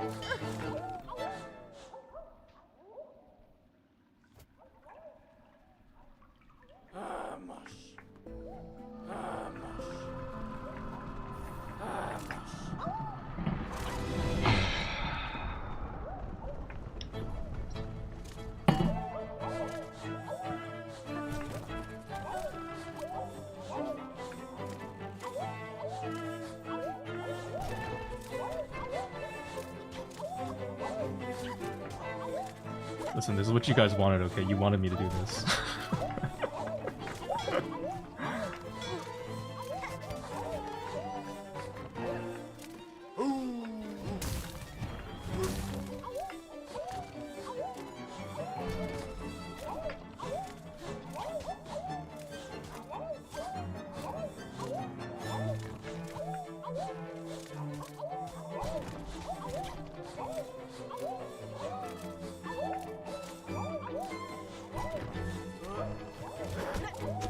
No way. Oh my gosh, okay, we're fine.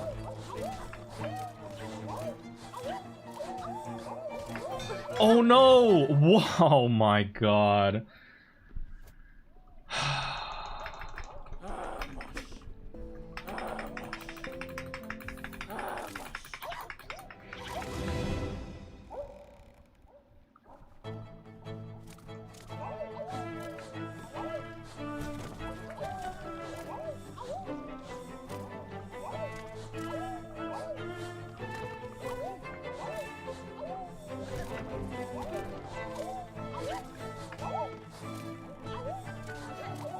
It gets kind of scary because some of them, it's like the ones at the top of the screen, I can't tell if they're gonna go diagonal or straight down, and it's like a really important difference.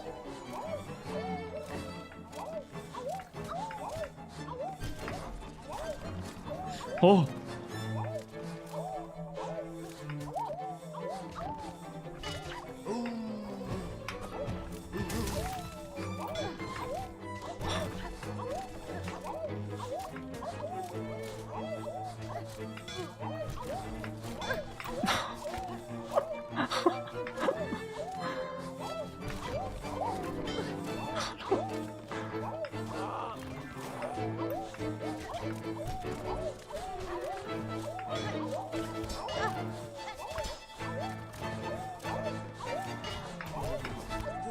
What? Oh my fucking god. Oh.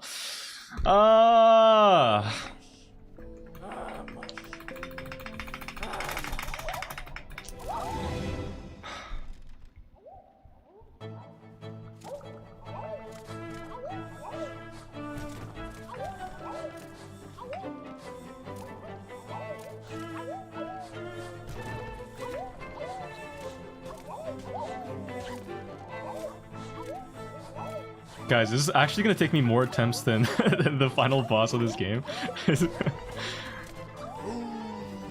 What am I at right now?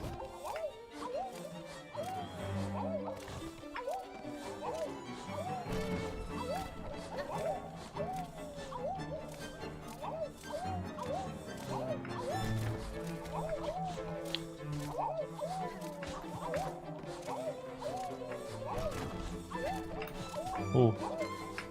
Oh.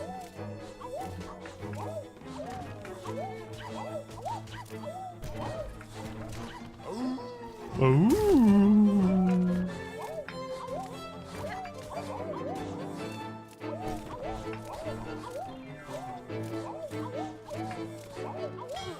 What? Ah! Okay, we're good. Oh my fucking god, no! Oh! No! Alright, nah, man.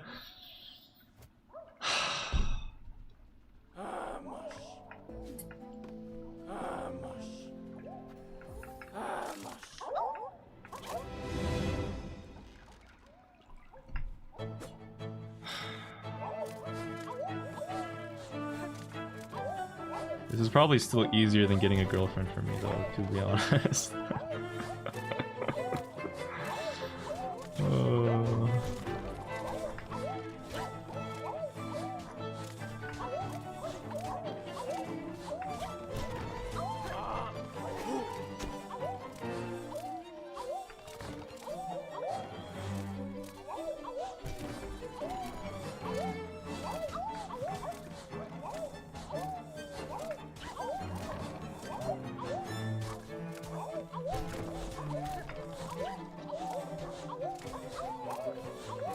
Oh my god, I'm getting fucking eaten alive out here, dude. What the fuck is going on?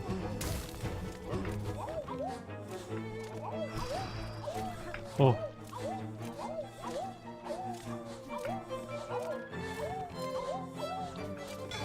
No, please. No, please. Oh. What? Oh my fucking... This is harder than getting Masters 2.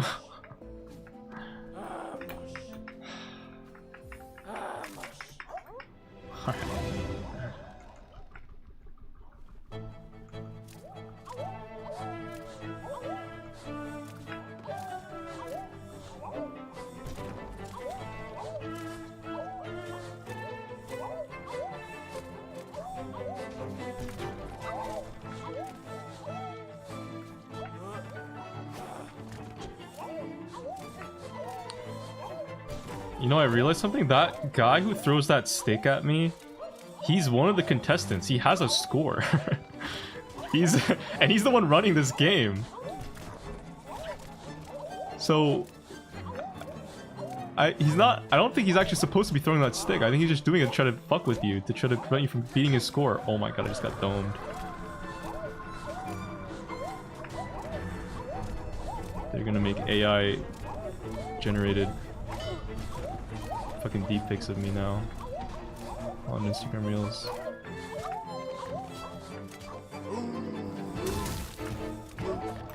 Oh shit. No way, I just lost. I hate this game. I hate this. Oh my fucking god.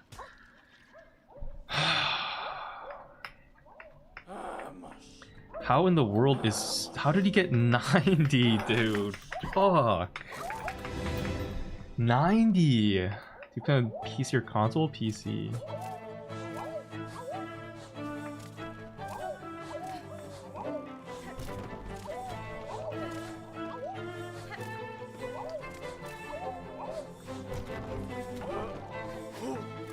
Okay.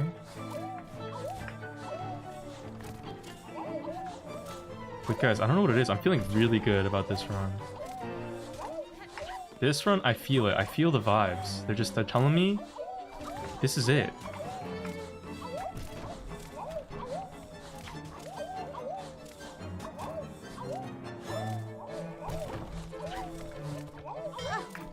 It's over.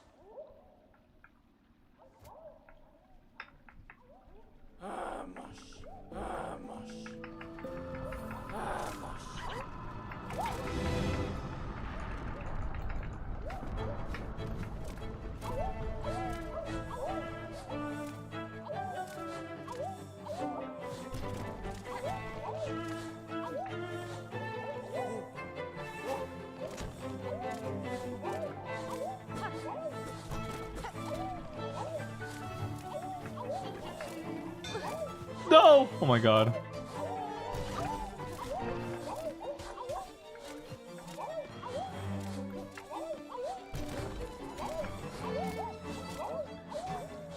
Okay.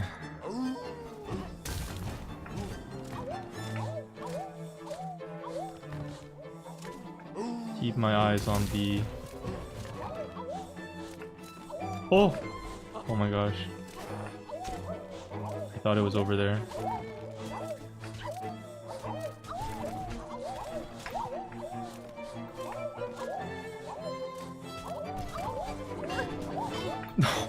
No way. No way.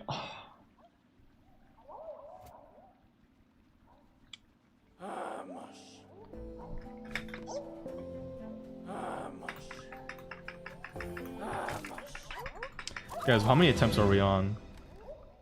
How many attempts are we actually on?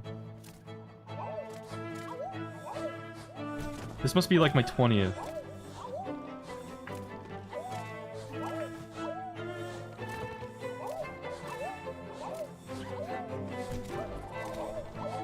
A lot.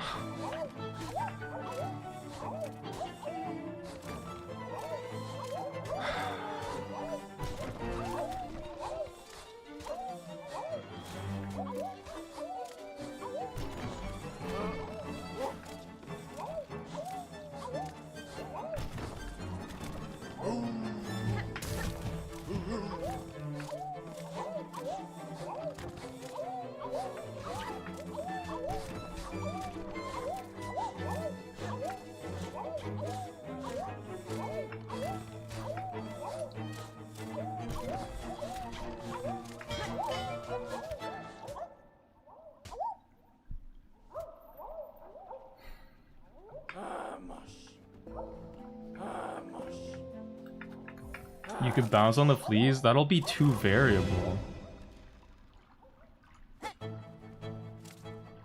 I don't know where the next fleas are gonna spawn. If I bounce on a flea and get put in a bad spot, it's just GG.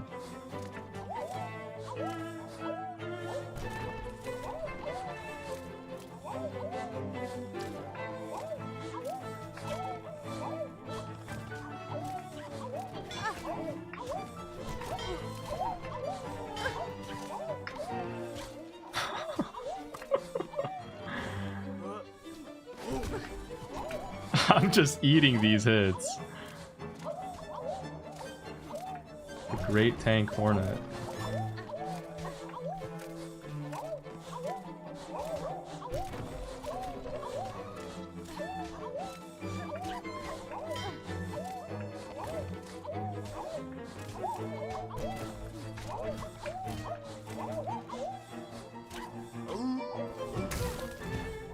I'm dead. Oh, we're good.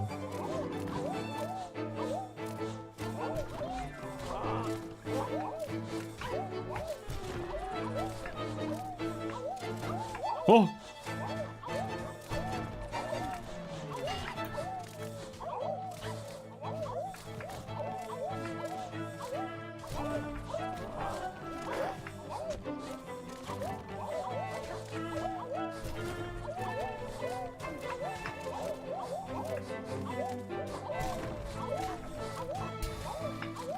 Oh! Oh my god! Get me out, get me out. Oh my god. Oh my god. Alright, now I have to do 69 bounces. Oh man.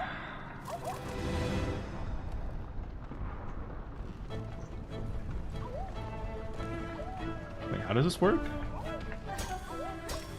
Oh, I remember this shit.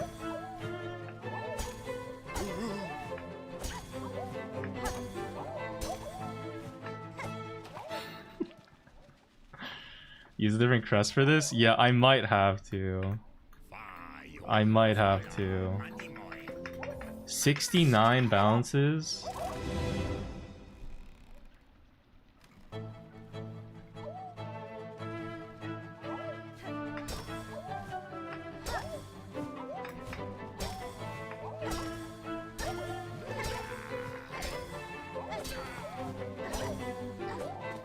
Alright.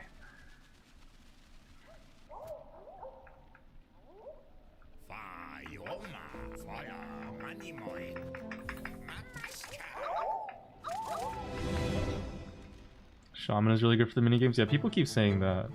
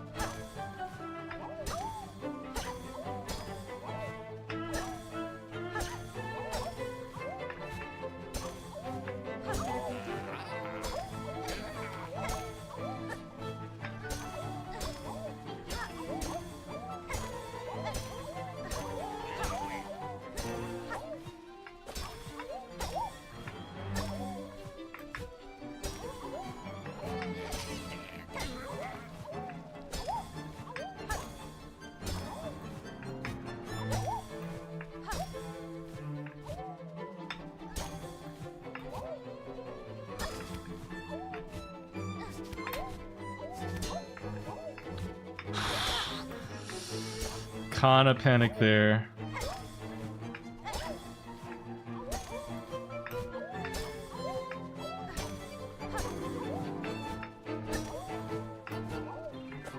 No! No, no, no, no, no, no! Fuck! I was like 2/3 of the way there.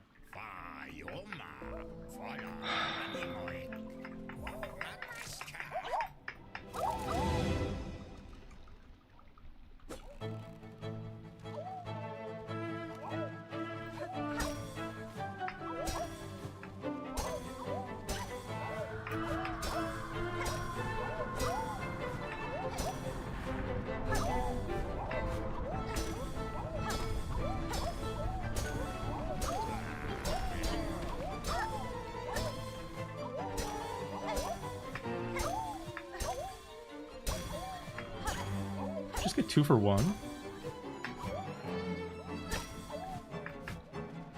Oh no!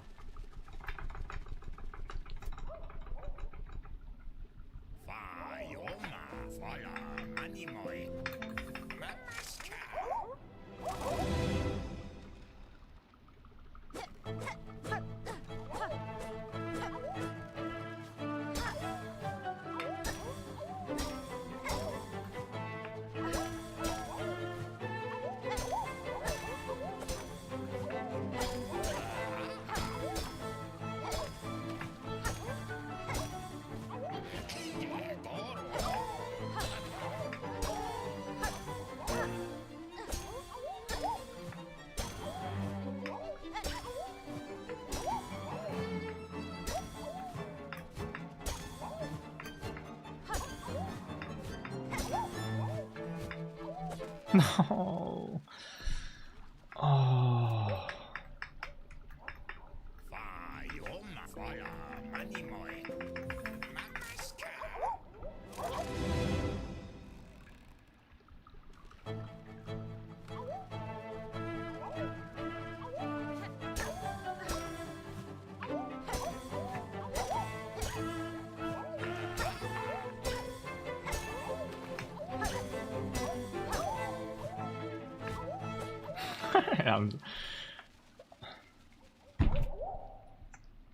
You can use claw line to bounce too. Is claw line the hook?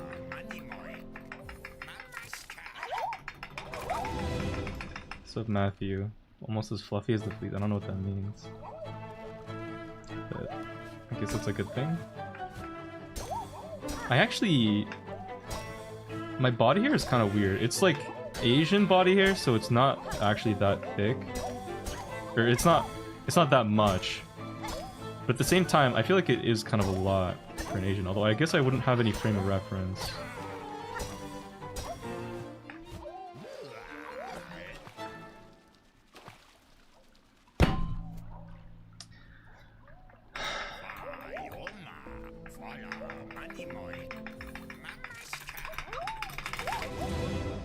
Is Twitch on the screen too? I think so.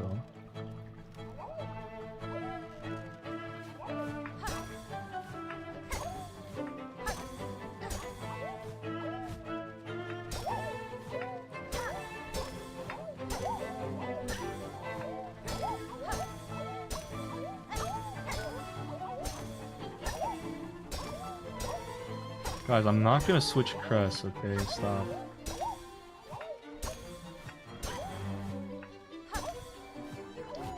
Life isn't always about taking the easy way out, guys. It's not about the outcome, okay? It's about the process. Cool.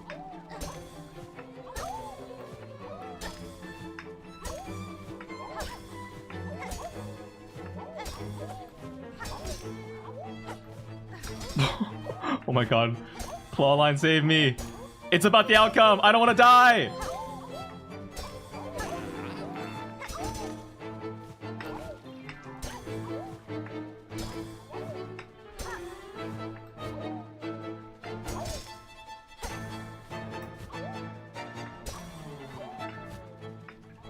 No! Fuck. What if the process sucks? Listen, it's about perseverance, okay? Can you overcome adversity? Can you overcome it with the tools you have available to you at the time? Will you persevere even through suffering and torture and misery and pain, equivalent to getting your nails pulled backwards and off of your skin?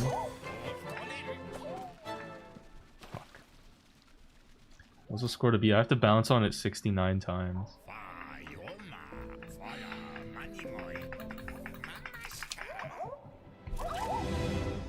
Guys, it goes beyond just bounce. It's not just about bouncing.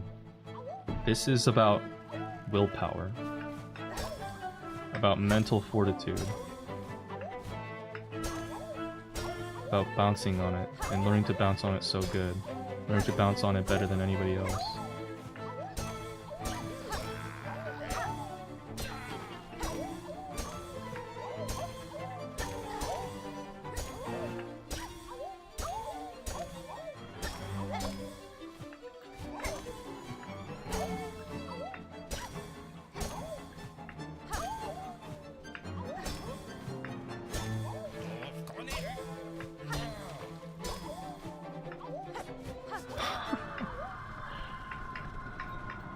Fuck!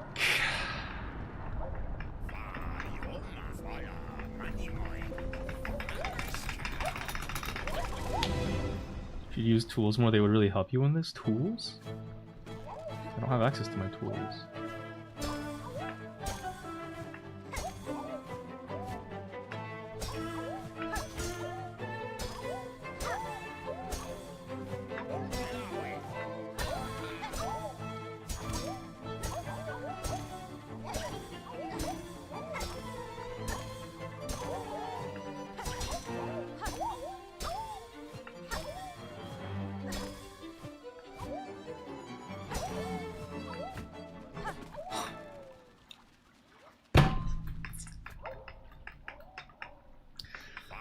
You know what?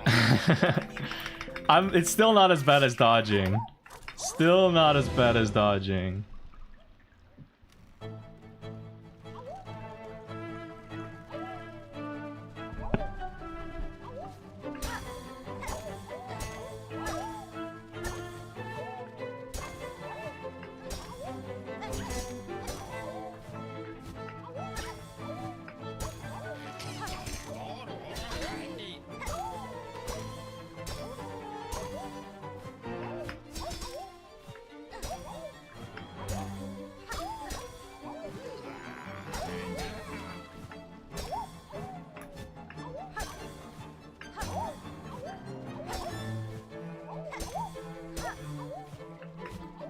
No, what?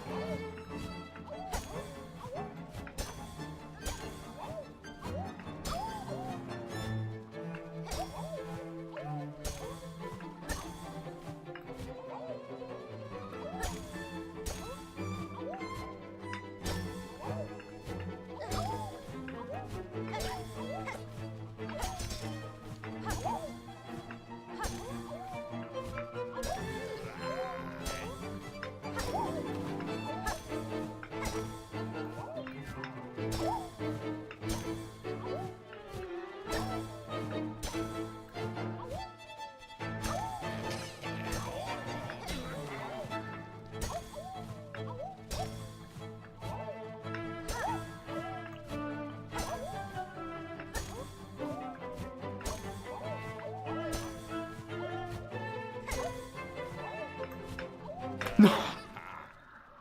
What the fuck? Oh my god, oh my god, oh my god, oh my god, oh my god, oh my god, oh my god, oh my god, oh my god, oh my god, oh my god, oh my god, oh my god. Dude, I wish there was some kind of way that my attack wouldn't send me diagonally. Is there some kind of way that I can make it so my downwards pogos don't attack diagonally? Like, why? I don't know why the game even has it so that you're forced to attack downwards diagonally. Like, if only there was some way I could switch it. It just doesn't make sense. Like, it's not even useful most of the time to go diagonal.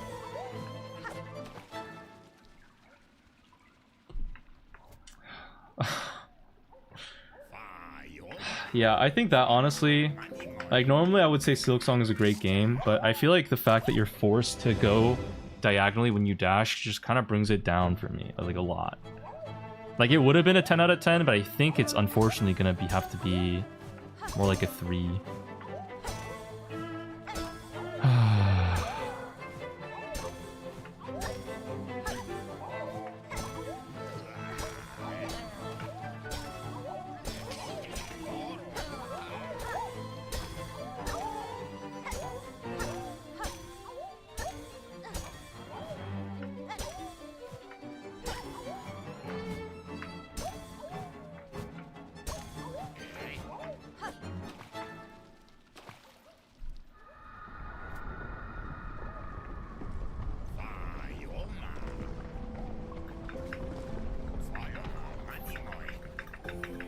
Average negative Silksong reviews.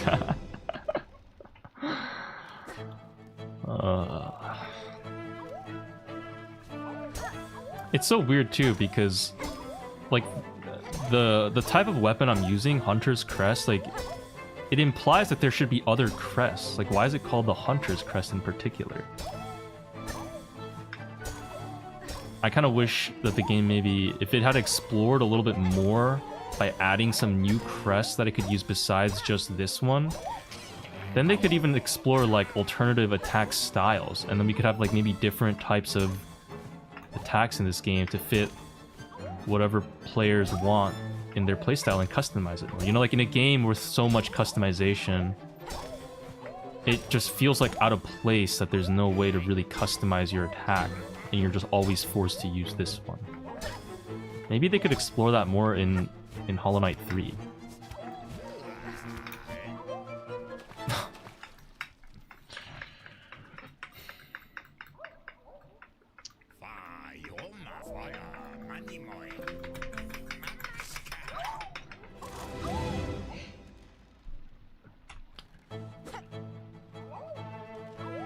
Is this more of your daily hot take? You know, what's crazy is I don't even know if you're trolling when you spell daily like that. Like, do you actually think daily spelled that way? Because that's like crazy. Probably not. I think you're trolling. No, I have to be trolling. You know what's crazy is I saw like a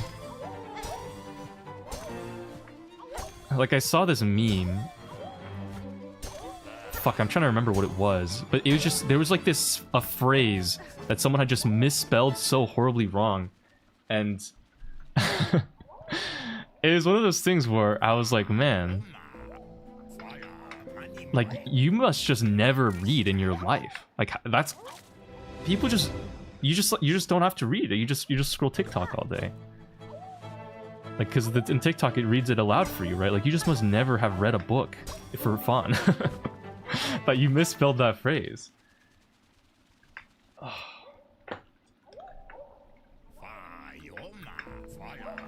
You spelled it right. What do you mean? Oh.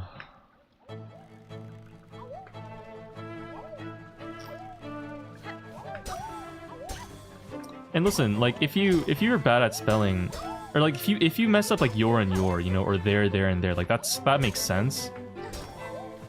But I feel like it's really like it's a little bit embarrassing, no? Like if I ever misspelled a word that bad, I would be like, fuck, man, it's over for me. I'm done with life.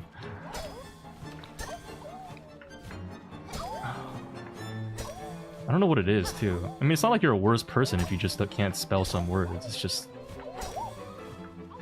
Maybe I'm just an elitist, guys. Oh! Which is ironic, because I can't even bounce on it 69 times in a row.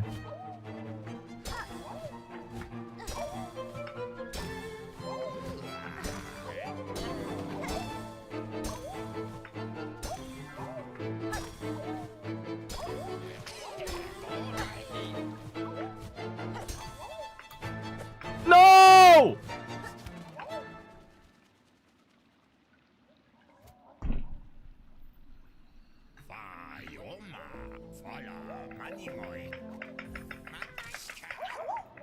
When you meet Gen Alpha.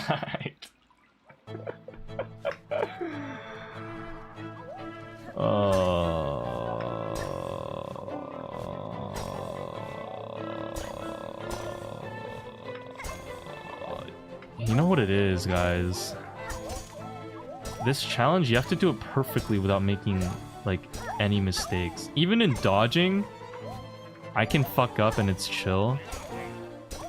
Oh. In fact, I do fuck up in dodging a couple times and I still live. But here, it's like, if I fuck up, I'm kind of just cooked. So I have to really lock in. But I'm not an endurance fighter, guys. I'm a burst fighter, you know? Like, I have big bursts of dubs. And then after that, I kind of just fall apart.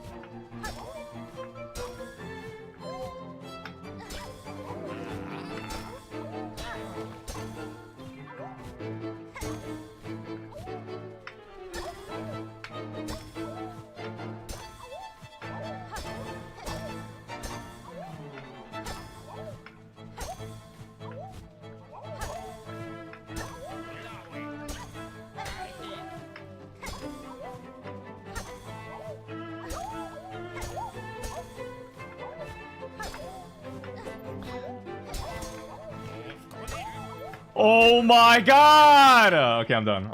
Holy shit!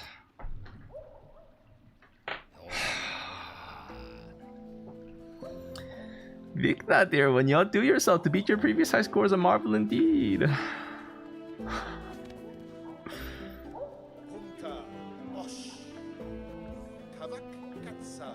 Guys, what did I do this for? Well now, brilliant. In all of these fun games you have matched my scores and more. Well wondered to be here and be able to witness a display of such profound talent. Pressing your score has proven an immense challenge set, and yet you seem to have achieved them yourself with relative ease. You flatter me, but yes, my own aptitude continues to surprise me. So many skills I cannot recall learning. But do not underplay your own achievements, for these who are significant, inspiring even. In fact, for my deep respect, I insist you take this small medallion. I found it within my belongings. I do not know where I came upon it, but it is a most pleasant sense. Let it serve as a marker of a friendship I feel has only just begun. Thank you, Seth. I shall keep it close.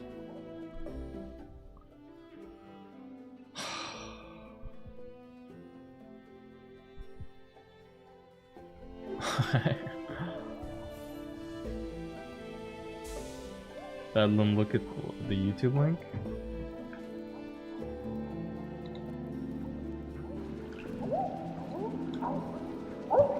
Dozagos.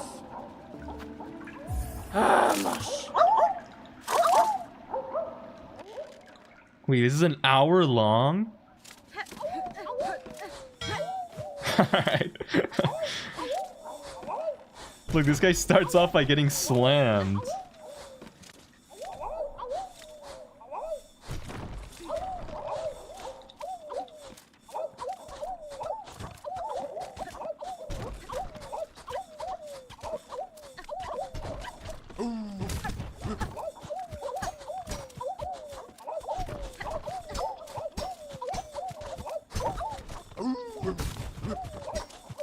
Oh, he's using wanders. I just noticed his pogo is directly downwards, like in Hollow Knight.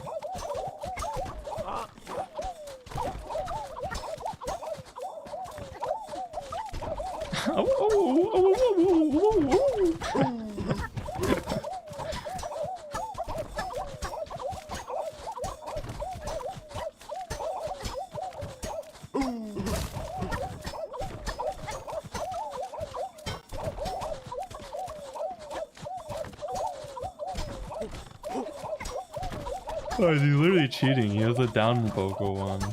It's like easy mode. Holy shit. Dude, he does this for an hour straight. Wait, he beat his rec, his personal. This is PB at 2,000. And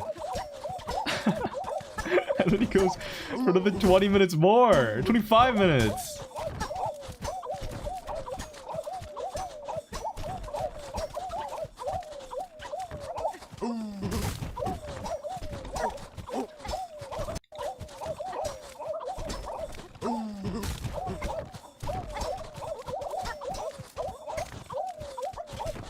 Oh, he fumbled like that. That's a bad way to go.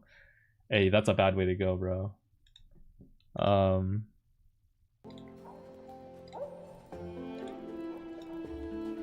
Okay.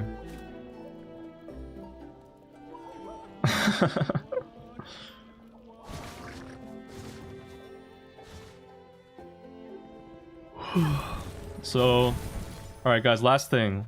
One more. What was the last thing we had to do? It's been so long I forgot.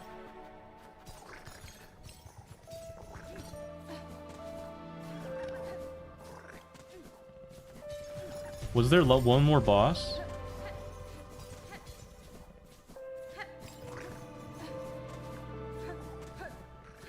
Far Fields?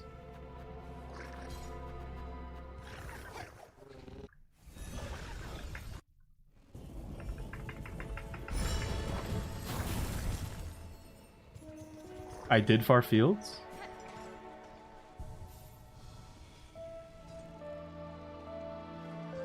Okay.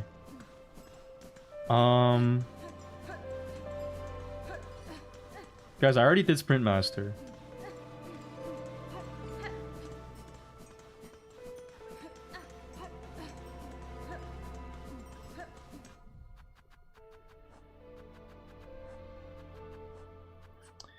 We haven't done the mushroom chest, and we haven't done all of this, but I think there's a fourth race. I didn't do the fourth race. Where's Sprint Master? Is he in Verdania?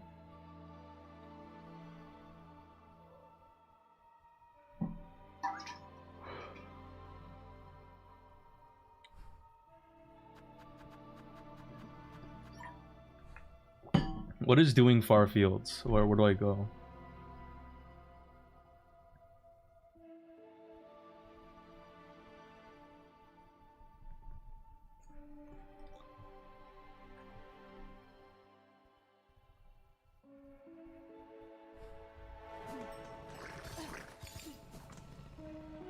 Where you found Carmelita?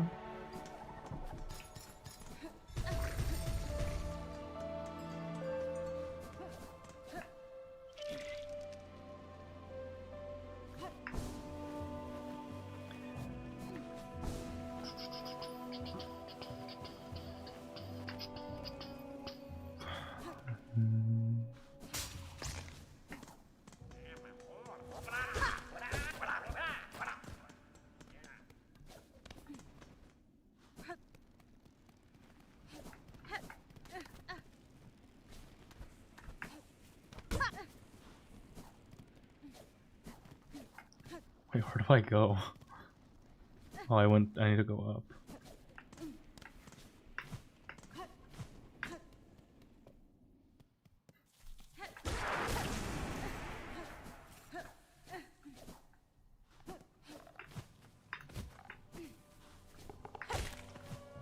What is that?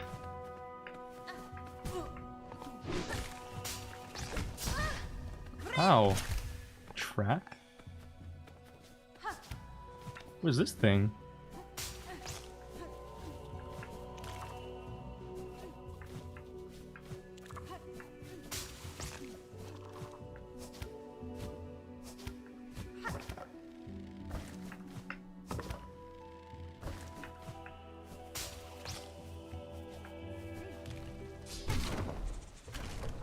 Oh, what the fuck? Yo, who are you? Grr? Oh. Is that his first or last name, guys? Can I break this? Ah, shit.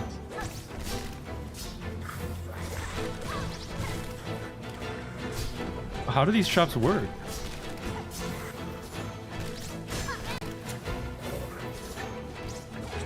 I don't like that he's a trap-based fighter. This isn't very annoying. I can't hit him.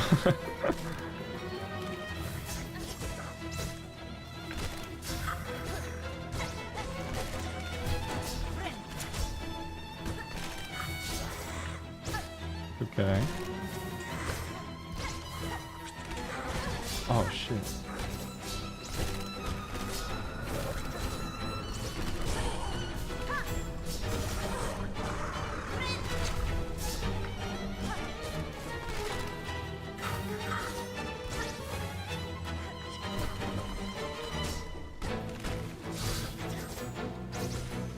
I think I hit him there.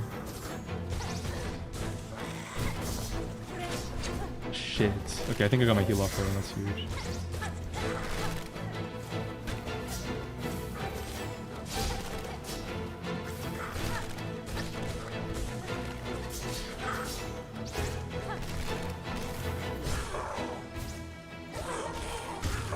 There we go, bang. They changed him? Oh, did he get buffed? I first try him, dude. Whoa. Oh, shit.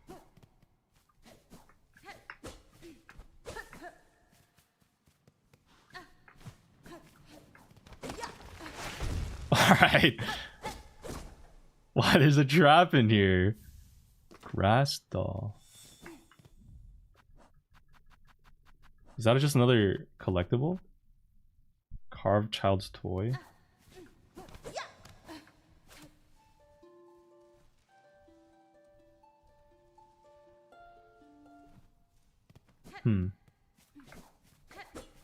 How do I guess I have to leave this way. So that was Gur. And then Sprint Master is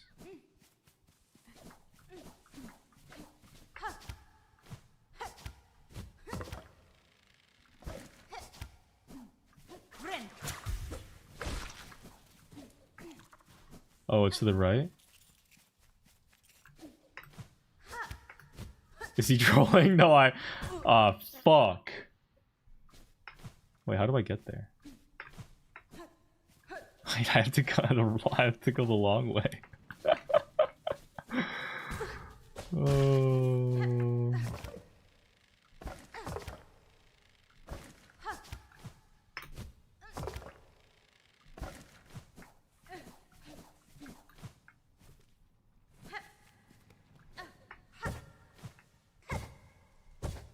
Guys, I don't remember where Sprint Master is. This guy lives in like a secluded nowhere. Like, does this really tell you? Oh yeah, the Sprint Master lives here. I don't know. This place looks like the Phantom Troop. Alright. Mossbag, your return refreshed and so perfectly timed, for I have a new challenge prepared. The course shall remain the same as last, but length of the laps will greatly extend. Propose a test of endurance? No! I have undertaken many in my time. Excellent, excellent. Though no, for this race I can only provide slight reward for victory. What say you, Mossbag? Let us strive fast forth. Fuck.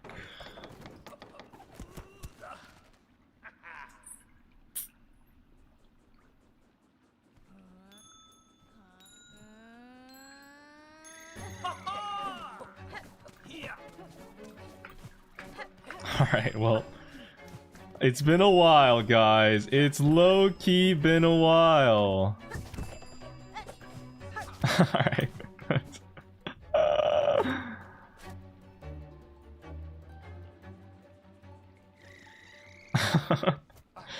It's been a long time.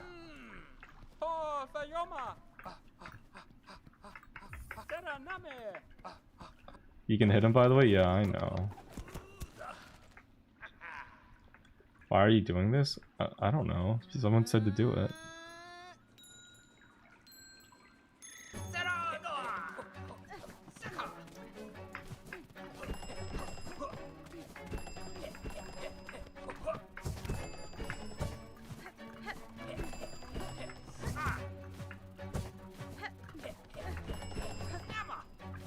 No! No, there's another one! Fuck. Fuck.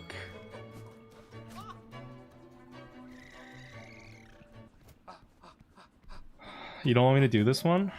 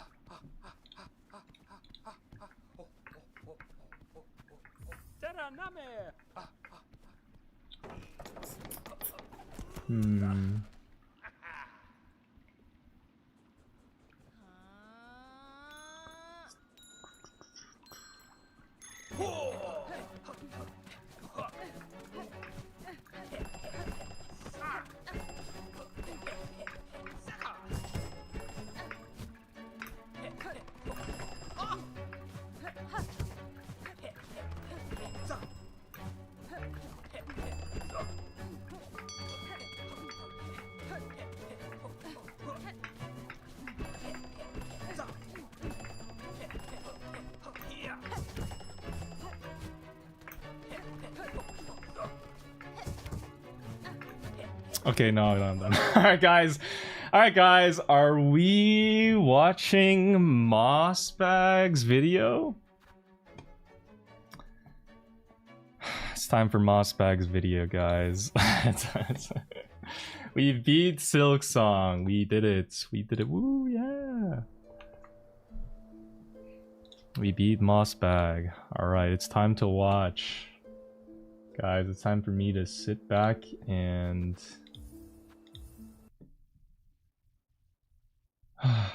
do some relaxing react content. Tier list of all the bosses? You want me to do that? If I have time, maybe. This is our video is an hour and 17 minutes long. Holy shit. Oi. Ever since its release back in September of 2025. Oi.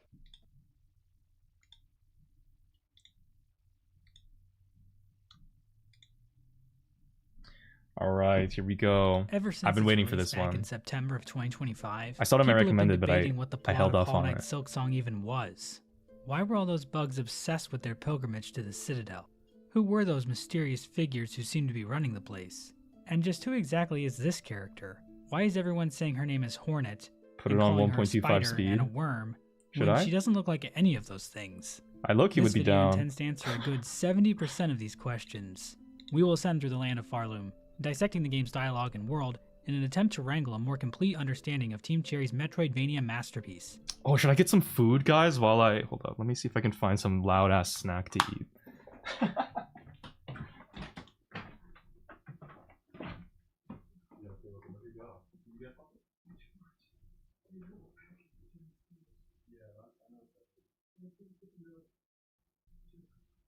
You're good.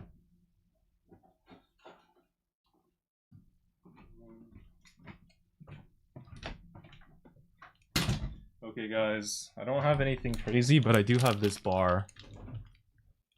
Lore of this game is much more straightforward. Yeah, that's what I feel. I feel like for Silksong, it's not so much that the lore is like difficult to understand. It's just a lot of it and a lot of random stuff that's just here, and like there's just so many NPCs. But with how recent this game is, please keep in mind that the theories shared here might be lacking a sort of refinement you would expect from deep dive lore videos about other, less recent video game releases. Also, please don't take everything I say in this video as gospel. I am just one of many people with theories, and nothing makes my words more inherently correct. So don't just automatically believe me when I say stuff like when the slab was built, or that the earth is round, or that now is actually a really good time to be investing in Ethereum. Oh, and this video will contain massive spoilers, not only for Hollow Knight Silksong, Is Mossbag a crypto guy? but also Hollow Knight. In fact, you kinda need to know a lot about Hollow Knight's story to really appreciate the story in Silksong.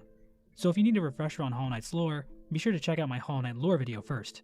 This video also contains massive spoilers for the Wait, what the hell's going on? Why is my...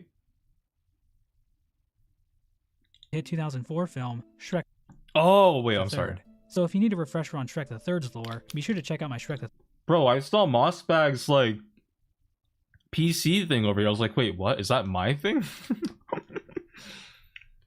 Let's see. He has his bookmarks hidden. He recorded this a month ago. Third lore video first. This is... Sorry, you can't see it. Because of my face cam, look. So if you need a refresher on Shrek the Third's He lore, recorded this a month ago. Look at the bottom right. be sure to check out my Shrek the Third lore 2 video p.m. first. This is the And he has a Windows update ready. somewhat complete lore of Silksong. The story of Silksong begins with Silk, more specifically Grandmother Silk, a higher being described as the primal source of all silk. Silk in the world of Silksong is spun from the soul of its creator, and has the power to heal wounds, extend life, and weave powerful runes. Grandmother Silk is also described as a pale being. What exactly are pale beings? Some might have you believe they are great beings, worthy of praise above all others. But Hornet wouldn't necessarily agree with that assessment. While pale beings are immensely powerful, they don't always have the best intentions at heart. Pale beings are usually mainly interested in total subjugation from the bugs living beneath them. Hornet, the bug who is half pale being from her father, the Pale King, explains, "Devotion or destruction, these are the only fates my kind allow." And Hornet doesn't hold the pale beings in her life in particularly high regard. She calls Oh my god, there's so much dialogue from Hornet. Is this gonna be like... Dude, imagine all the dialogue Mossbag had to read to make this video. Holy fuck, I would actually give up. her father, the Pale King, a fool in the Wings Mold Hunter's journal entry, and she admonishes his wife, the White Lady, inside the Red Memory. So yeah, Hornet complains about pale beings in her diary and also gets into arguments with them in her head, which sounds pathetic, but she really does have a point. But this desire for control among pale beings was no different for Grandmother Silk. We don't know exactly when or how, but at some point in Talking the past, stage with some she cheerleader, appeared in but the then she land might of take Farloom. priority. That's crazy. And while we don't know the exact real. timeline, we do know her arrival led to the decline of other nearby civilizations. One such civilization was an order of blade bugs and hunters, ruled by Crust King Khan. At the height of their rule, Khan's order occupied half of the lands of Farloom. It seems Khan and his warriors were one of the last groups left to stand against Grandmother Silk's influence. But by the time Hornet arrives in Farloom, Khan's kingdom has been all but forgotten, and his lands eroded by sand. Another group taking up residence in the land of Farloom was the Scar, a tribe of ants united in service under the powerful warrior Queen Scarsinger Carmelita. While Hornet can still find members of the Scar tribe during her time in Farloom, they seem lost without a true nest, and uncertain if the song they hear is still Carmelita's. Carmelita herself can still be found, but her form has withered, her power faded by time. Judging by her withered body, she appears to be about 28 or even 29 years old. Another force in Farloom is Nihilith, a plant-like being responsible for sowing the first seed, which would eventually grow into the region of Farloom known as Shellwood. While Nihilith is gone by the time Hornet arrives in Farloom, Shellwood is still filled with life, not fully snuffed out by Grandmother Silk's influence. On the eastern border of Farloom was the land of Verdania, home to twin princes. In a bid to avoid destruction by Grandmother Silk's kingdom, one of the princes gave his life as tribute. But these actions proved futile, as Verdania fell to ruin anyway, leaving the land as nothing but barren caverns by the time Hornet finds them. In addition to these different groups within Farloom, there was also... So this is really just the plot of Avatar, The Last Airbender, where it's like everything, the four regions lived in harmony, but then everything changed when the Fire Nation or the Silk Nation attacked, and only the Hornet, master of all four hearts, can defeat the Grandmother Silk. Is that what we're doing? To a town far above on the surface. When Hornet visits this town in game, however, it is completely abandoned. Playing her needle near one of the few remaining corpses reveals the following dialogue: "Friends seduced, sweet promises whispered, the weaving ones beckon." It seems residents of this town were drawn down into Farloom by the actions of the weavers, Grandmother Silk's spider children.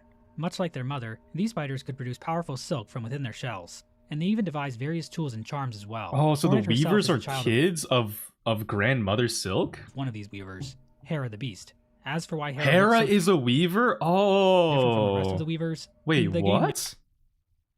Wait, Hera's the kid of the grand... Is that why she's called Grandma? Because she's not... Wait, what? I didn't know that. What the fuck? Doesn't that mean Lace is our aunt? never really explains. Yeah, Lace is our aunt, bro. Wait, she's not young at all. She's just a weaver that doesn't look like a weaver, similar to how there are humans who just don't look like humans. Either way, all of this means that Farloom was actually Hornet's ancestral home, tying her to the land much more deeply than she initially realizes. But what exactly were the weavers doing in Farloom in this time long before the birth of Hornet? And what were these sweet promises they whispered to the bugs of the land? So that means we The can't answer to that question sexualize would be the Lace and Citadel it's of fine. Song, an eternal city that has long been drawing in pilgrims from the lands below, compelling them to follow the holy path through the lands of Farloom in hopes of basking and singing in its shining light. Pilby, the little pilgrim, explains, "Our holy land calls on us. To journey up is our greatest task. Who are we to refuse? Guided by faith, we climb through flaming fields, across rolling moors, and up great gilded steps, all to reach that eternal, shining citadel." Even when Hornet arrives in Farloom, the call of the citadel still pulls in pilgrims. As the chapel maid explains, even now, in Farloom's long decline, the simple bugs, they're witless before it. Too grand, too majestic, too powerful. One possible example of how the weavers pulled in pilgrims was through the creation of these bells, located in bell shrines all throughout Farloom. When Hornet rings one in Songclave, the caretaker admonishes her, saying, "That bell is rung out far and wide. The wretched and the lost will have heard its call. They'll be making their way here now." This exact same bell design can be found near a workbench in Weavenest Atla, indicating that these bells were designed by the weavers, possibly as a tool to help draw pilgrims to the holy path to the citadel. Bugs arriving at the Citadel of Song were tasked to join the holy song. Deep within the Whispering Vaults, Hornet can find Pious Isamor, a giant statue of a pilgrim. While some of Isamor's dialogue is fractured, it seems to be telling pilgrims arriving at the Citadel that their true service can now commence, that service being to raise their voices in song. Pilgrims arriving at the Citadel could become members of the choir. Devoted members could even rise to the ranks of chorister, reed, and grand reed.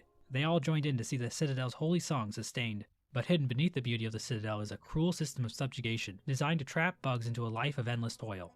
As Hornet explains, these poor bugs, all are victim of the Citadel and its insidious attraction. This place But draws wait, them up into I guess why do you need to sing? Why do you need to sing for a song? I understand that they are being drawn in to sing a song, but why do they need to be singing a song? its maw, What are you watching? We're watching the complete lore of Silksong by Mossbag. only to consume them utterly. A good example of this can be found in the Underworks. Bugs are forced to work down there in inhumane conditions, being forced to spend what little rosaries they have every single time they want to rest at a bench. There's a rosary-operated confessional for bugs to use, but the message it gives is automated and tells the bugs that their sin must be cleansed by working harder. We can see this mindset internalized by Loam, a bug endlessly running on a treadmill, believing that the Citadel will eventually reward him for his hard work. Me cannot rest. Us works, and Citadel breeds, and them's above do sing, and all is right. And when us works enough, them sees it. Them sees it, and us gets us holy reward. Hornet can actually help Loam work by running on a nearby treadmill. After 45 seconds or Wait, so of running, what? a single rosary might pop out of the device, further illustrating how the faith of these bugs is exploited for labor. Is this the average Another Amazon example of a bug fully employee? buying into the Citadel's religion is the old Is this penitent. my average The old penitent moderator? is a bug locked away in the slab, a prison complex built to punish those convicted of sinning against the Citadel. But the old penitent doesn't view a situation that way, saying to Hornet, "Prisoner, I understand you not. There is no prison here. This is a holy place of forgiveness. Please, speak with reverence." Even after being freed by Hornet, he refuses to leave, saying, "By the grace of the Citadel, I am here as a penitent. Here I can hide from the shame of my sins, until they are withered away by time. Leave this place? Please, strike me down dead before you speak such blasphemy again." The old penitent also has the following needle in dialogue. "From wastes, from darkness. Drawn down, blessed call. Sisters, accord. Silence above." This dialogue seems to indicate that the old penitent was one of the bugs from the nameless town above. He was drawn into Farloom by whispered promises, and found himself locked away in a prison cell he can never leave. But the cruelty of the slab doesn't just end with the prisoners. Even the jailers are trapped here. The old penitent explains. They too are penitents. In a past age, that caste committed their own sacrilege against the Citadel. A sin long forgotten, but so grave that their offspring and the offspring of their offspring carry the guilt with them still. To serve here is their only hope of absolution. The fate of the Guardflies makes clear that the Citadel is just about using guilt and sin as justifications to force bugs into endless servitude. Hornet is generally a fairly nice person, always trying to help people and do the right thing, but even she has no sympathy for the Guardflies, and genuinely wants them all dead. She's like me with grubs. Wait, Given what can what? happen to Hornet during the events of Silksong, I can't really say that I'm surprised she feels this way. Hornet even hopes that killing the matriarch of the jailers, Broodmother, will end their race for good. But if she returns to the Broodmother arena... Is Hornet a genocidal maniac? Are we the baddies? I thought this was all about self-defense. It turns out a new broodling has already appeared to carry on the species, but for some reason, the game won't let Hornet kill the baby. This is an example of ludonarrative dissidence. But these aren't the only bugs born into a special kind of service. The Squirm of the Blasted Steppes were seemingly chosen by the Citadel to act as judges of the pilgrims approaching the Grand Gate. A lore tablet just outside a Squirm nest reads, Bug born of Farloom, you have been chosen. May our Citadel's holy gilding harden your soft shell. Stand eternal as our arbiter, that no bug-bearing sin shall step within our sacred halls.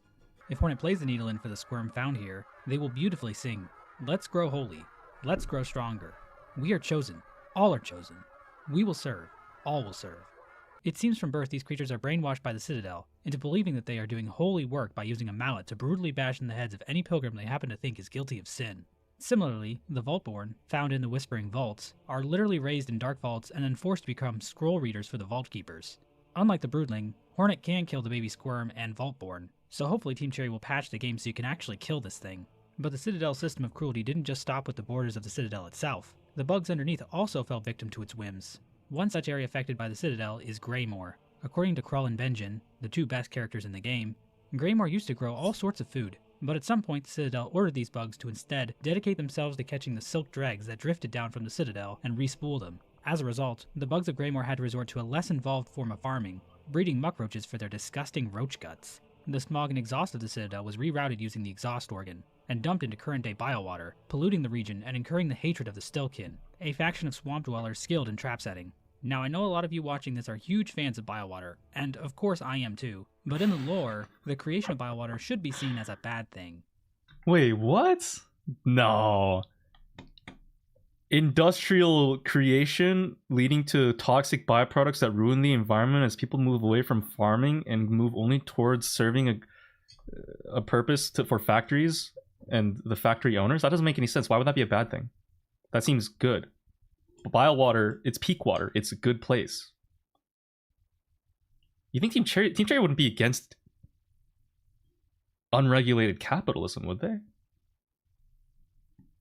The Citadel even turned on their own warriors. There once was an order of... You think they're against colonialism? Cringe. What? They're not... Do you think they're against subjugation of lesser species, of individuals? No way. No, probably not. I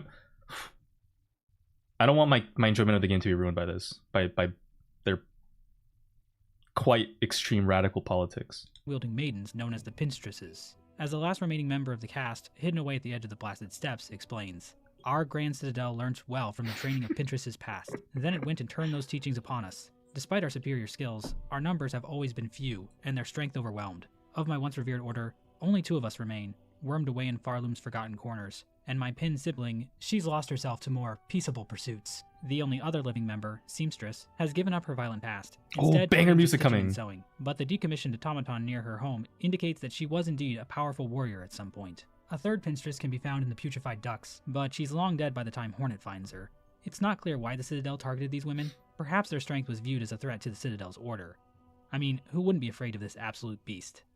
Bugs from the Forge home were requested to relocate to the Deep Docks, under the promise of holy esteem from the Citadel. And bugs of the Deep Docks that were not fulfilling their duties were punished by 4 brothers Cygnus and Gron, although the extent of all this is unknown. The Citadel demanded everything they possibly could of these bugs, even trying to deny them death itself. A bulletin board located in a Ventrica station reads, Due to unacceptably high injury and unsanctioned deaths, Ventrica travel shall henceforth be denied to all. For Farloom Eternal, a bug who serves must never die.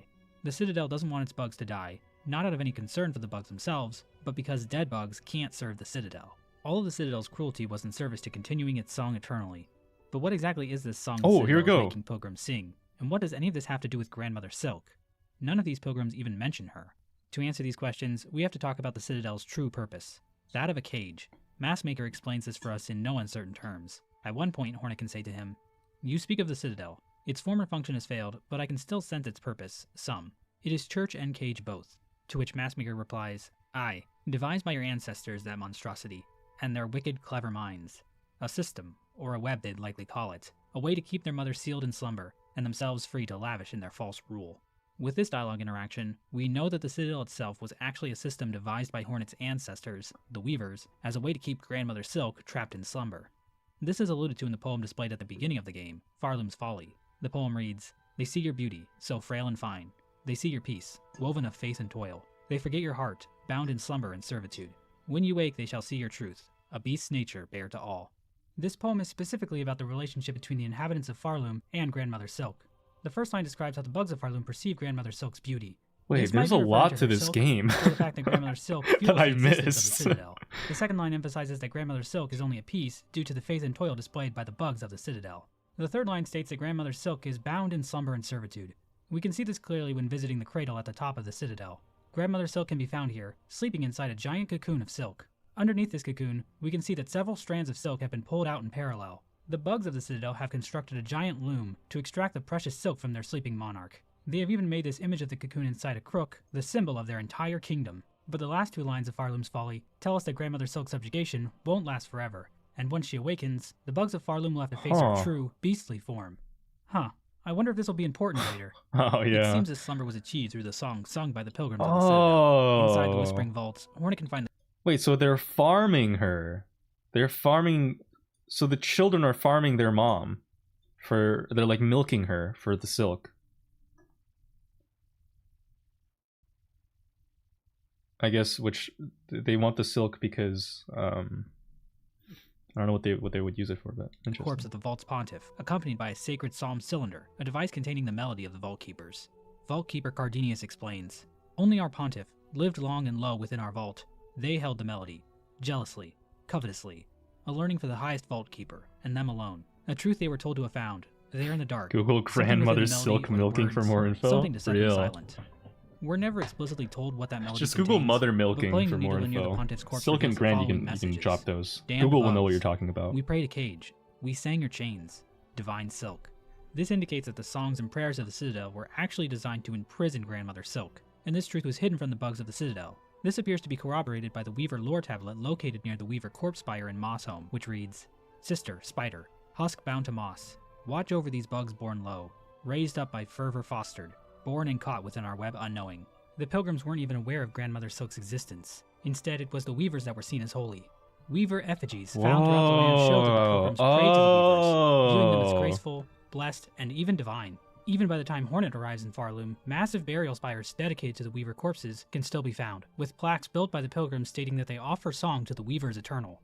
Even some of the inhabitants of the Citadel hold deference to Hornet, referring to her as a first child. But why exactly did the Weavers turn on Grandmother Silk in the first place? Was she just a really callous and cruel monarch? Similar to Lord Sorry, I Farquaad in the paused 2001 hit in the middle film of a joke. Shrek 1? Our best glimpse into what life looked like. Huh. That makes a lot of sense. Like Weaver effigies, okay, that's why there's so much Weaver stuff around, because they worship the Weavers.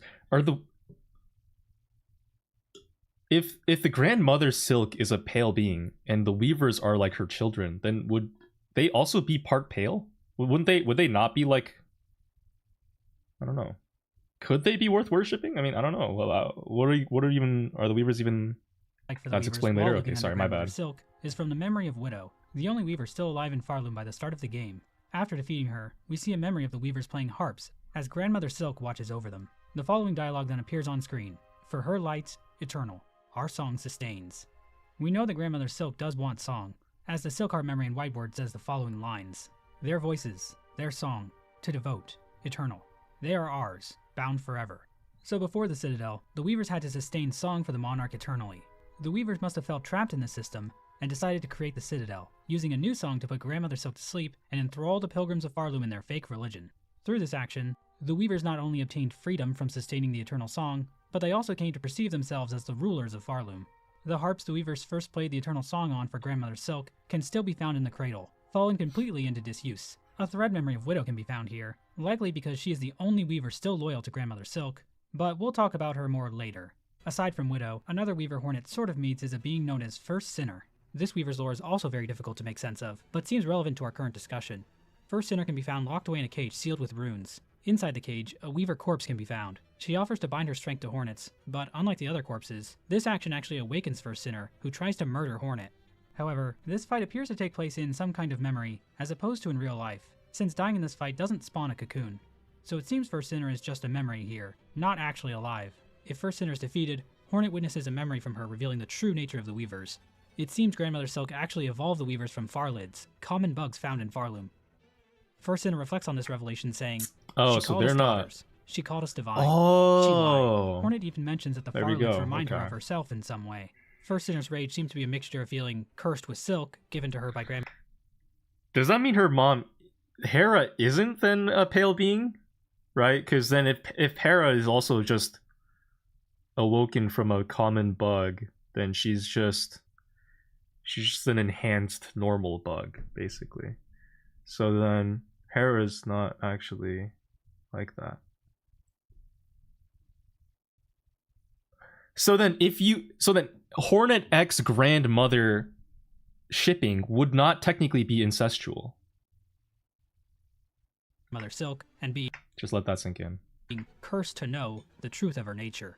We also know she had the power to weave silk into blazing runes, which she uses extensively in her fight. As a side note, in the game's code and concept art for First Sinner, she is referred to as First Weaver. So perhaps First Sinner remembers the truth about the Weaver's origins, because she was the first Farlid to ever be transformed. So why was First Sinner locked up? The tablet placed over the cage says the following. Penitent, first of the first, guilty of the sin of apostasy, penance by constriction, absolution denied. One possibility is that First Sinner is the catalyst that set off the Weavers turning against Grandmother Silk. Perhaps she was imprisoned by Grandmother Silk for calling her a liar and revealing her secret, and this convinced the other Weavers to turn on her too. At one point, First Sinner mentions, our Silk, our rage, perhaps implying that she led the first resistance group against Grandmother Silk. This interpretation gives us a good motive for why the Weavers turned on Grandmother Silk, but I have a few issues with it. We are told the Citadel was devised by the Weavers, and describing First Sinner as a penitent feels very much in line with the Citadel. They are the ones who came up with the entire faith and toil system, not Grandmother Silk. Second, if Grandmother Silk chained up First Sinner, why is she still chained up now? Why wasn't she freed or given a proper burial? Third, we see the Citadel sigil, the silk cocoon, on the cage itself, further supporting that this cage was created by the Citadel. I think it makes more sense to say First Sinner was imprisoned by her fellow Weavers. In this case, the sin of apostasy committed by First Sinner was claiming the Weavers weren't divine. This revelation would have been devastating to the Weavers' control of Farloom. Yo, They needed to be seen as Mossbag is divine on by some the Pilgrims, crazy so they decided to shit seal First Sinner away, with regardless these of whether or not theories. they That even makes a believed lot her. of sense. I think this explanation ties in better with the information we have. I'm just gonna take that for as the fact, rage bro. one, it seems First Sinner is Yo, mimicking these quote unquote just a theory bros are they have too much reasoning. It's too good. How can I watch this and not just immediately copy Mossbag's theory as truth? a lot of the dialogue found near other Weaver corpses. All the other Weavers say, our silk, our memory, not our rage. First Sinner also calls Farloom accursed instead of haunted, and she kind of lies to Hornet about letting her bind her, so I think some of First Sinner's dialogue can be explained by her being a bit deceiving, compared to her sisters, who are a bit more straightforward about what they want from Hornet. Alternatively, our rage could imply other Weavers joined First Sinner's anger, but were also imprisoned by the Weavers running the Citadel. Overall, I think First Sinner's fate is a reflection of just how far the Weavers... Now that would be a cool story to show like a game. Like there's an overarching Weaver bureaucrat structure, like upper class, that run the Citadel, and all the bugs are making their way up to the Citadel, trying to make it, but it's like a perilous journey. But when they do make it there, they're just enslaved and like forced to do menial labor. And then you, as like the first sinner, you become the first sinner to lead like a resistance revolution to overthrow the Citadel. That'd be like a cool story. It'd be cool if Silksong had that story. And it wasn't revealed to us through a video, on a 1-hour video by Mossbag. Like, that's actually cool. I don't know. That would have been a more fun story than the story of Silksong. Is that a hot take? I'm not sure. will go to cling onto their rule of Farloom. They would much rather imprison one of their own kin than admit the fact that they aren't divine beings. Perhaps that was the only choice they had to keep the web of the Citadel from collapsing. Regardless, it seems the Weaver's reign over the Citadel was not destined to last. We know at some point control of the Citadel was handed over to the Citadel bugs. Conductor Balador tells us this explicitly when he says, "The mantle of rule, claimed greedily from Farloom's fading first children, those bitter weavers. It was yoke, not crown." In Balador's possession is a rune harp, an ancient Weaver recording instrument containing the last words of the Weavers, which reads, "Sisters, spiders, the burden is past. These simple bugs shall bear it in full. Never to cease, never to silence. We shall die and wait and pray that one may come of silken strength enough to weave us free." This record and Balador's comments tell us that running the Citadel was a difficult task, and at some point the Weavers decided to flee Farloom. In the lower lands of Farloom, Hornet can find strange gates barring access to various weave nests. In these weave nests, it seems the Weavers schemed against Grandmother Silk. In Weave Nest Atla in Moss Grotto, Hornet can find a lore tablet that reads, "This low her gaze escaped. Prepare, sisters, weave hope anew, that we might break free this accursed web born of our naive foundation." It seems at some point during their rule, it became clear to the Weavers that they could not keep Grandmother Silk trapped in slumber using song forever. Instead, they would have to devise a new plan to deal with her. One such plan was Eva, also found in Weave Nest Atla. Eva is a strange being confined to live her life within an iron shell. She is a child of the Weavers, but created from rune and shell instead of more traditional methods. There are two other aspects regarding the nature of Weavers I have yet to mention. First of all, it seems there are only female Weavers, considering they always refer to each other saying sisters. This is similar to how all Labubus are female. So that's pretty cute. Is that true? Second, Weavers are born with a curse that makes the act of conceiving a child male. Wait, that brown one is definitely a dude. Come on. I can buy all the rest of the 7 there. 6. But the 7th one has to be a dude. Come on. I don't think a girl would not choose brown fur because, you know, all the boobas choose So that's their pretty color. cute. Second, Weavers are born with a curse that makes the act of conceiving a child excruciatingly painful, rendering it a near impossible task. I was unable to find any information on if conceiving a child is excruciatingly painful for Labubus, unfortunately. As someone who also finds the act of getting pregnant extremely difficult himself, I relate a lot to the Weavers here. I suspect this aspect of their nature is due to Grandmother Silk, and the idea that she made them like this supports the idea that she only ever wanted the Weavers so they could serve her. You might wonder why the Weavers created such a cruel But Mossbag didn't say that it would be impossible for him to get pregnant. system with the Citadel, but it seems they didn't have the best role model. But not all Weavers were doomed to be barren. Horn explains to Eva that her mother was able to overcome the curse's limits, which sounds impressive until you remember there are dozens of little Weavers running all over Deep Nest and Hollow Knight. Hopefully Team Cherry will explain exactly what's going on with these things, because as of right now, it makes me uncomfy. The Weavers weren't too happy with their creation though. A rune harp found in Weave Nest Atla reads, "Hide her deep, the despised child, our shame shown in shell of iron. She is a wish cast vain, divinity mimicked in form too frail." It seems Eva was an attempt by the Weavers to create a divine being capable of usurping Grandmother Silk, but she failed to be the powerful being they had hoped for. This is similar to the events depicted in the hit film Shrek 2, where Shrek and company created the giant gingerbread man, Mongo, who also tragically suffered from his form being too frail for the task assigned to him. But he wasn't made to usurp the kingdom. Another attempt by the Weavers to stop the awakening of Grandmother Silk was Almost, through not the creation quite of a there. I snare see setter. where he's going One with the can be found analogy in Weave though. Nest Atla, and needle and dialogue observable there shows the Weavers hoped it could be used to keep them free. Eva explains the purpose of the snare setter more plainly. Small things, but tests for larger forms. I still remember their thoughts as they worked, their desperation and their hunger. Another hopeless attempt to wrest their freedom. All ended in failure, of course.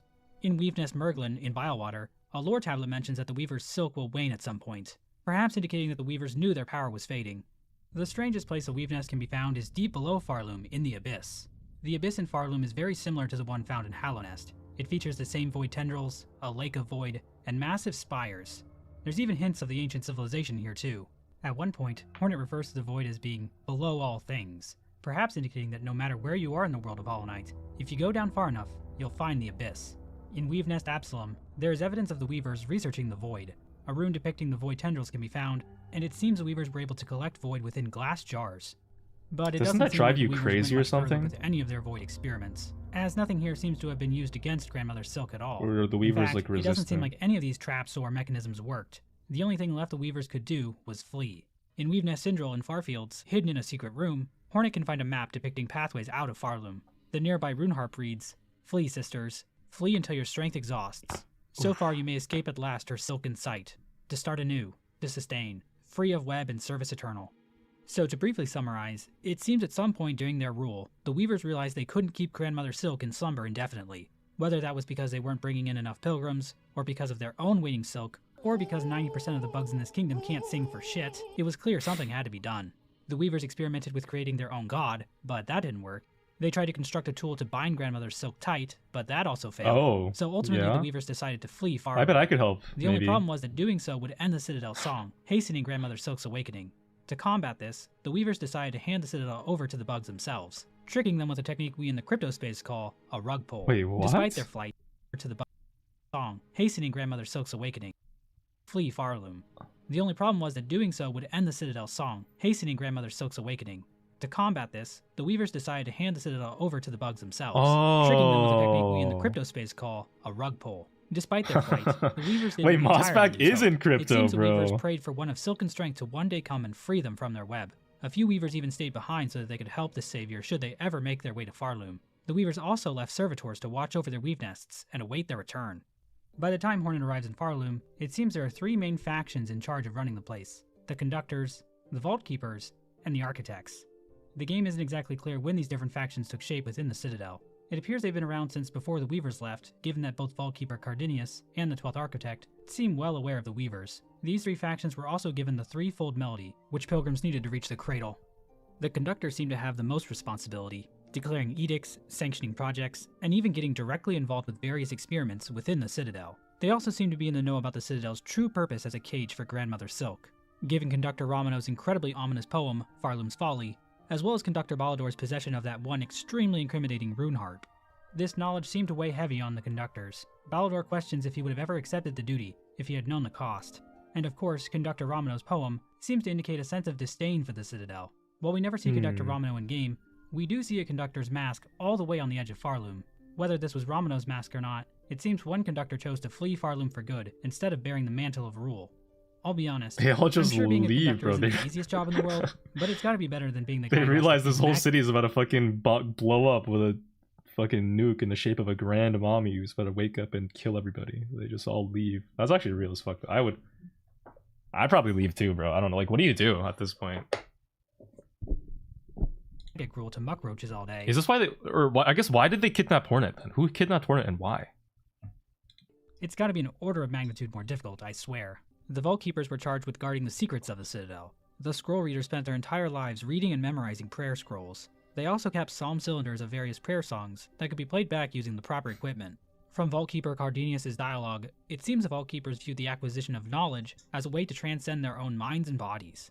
Vault Keeper Cardinius is also interesting in that he really hates the Weavers, calling them cursed and implying that they bring death wherever they go. So it's possible the Vault Keepers were aware of some nefarious deeds done by the Weavers during their rule. But Chakra also calls them vicious, so it's possible the views on Weavers changed all over Farloom after they left. The architects seem tasked with maintaining the Citadel itself, creating the cogwork core, as well as developing new technologies for the Citadel to use.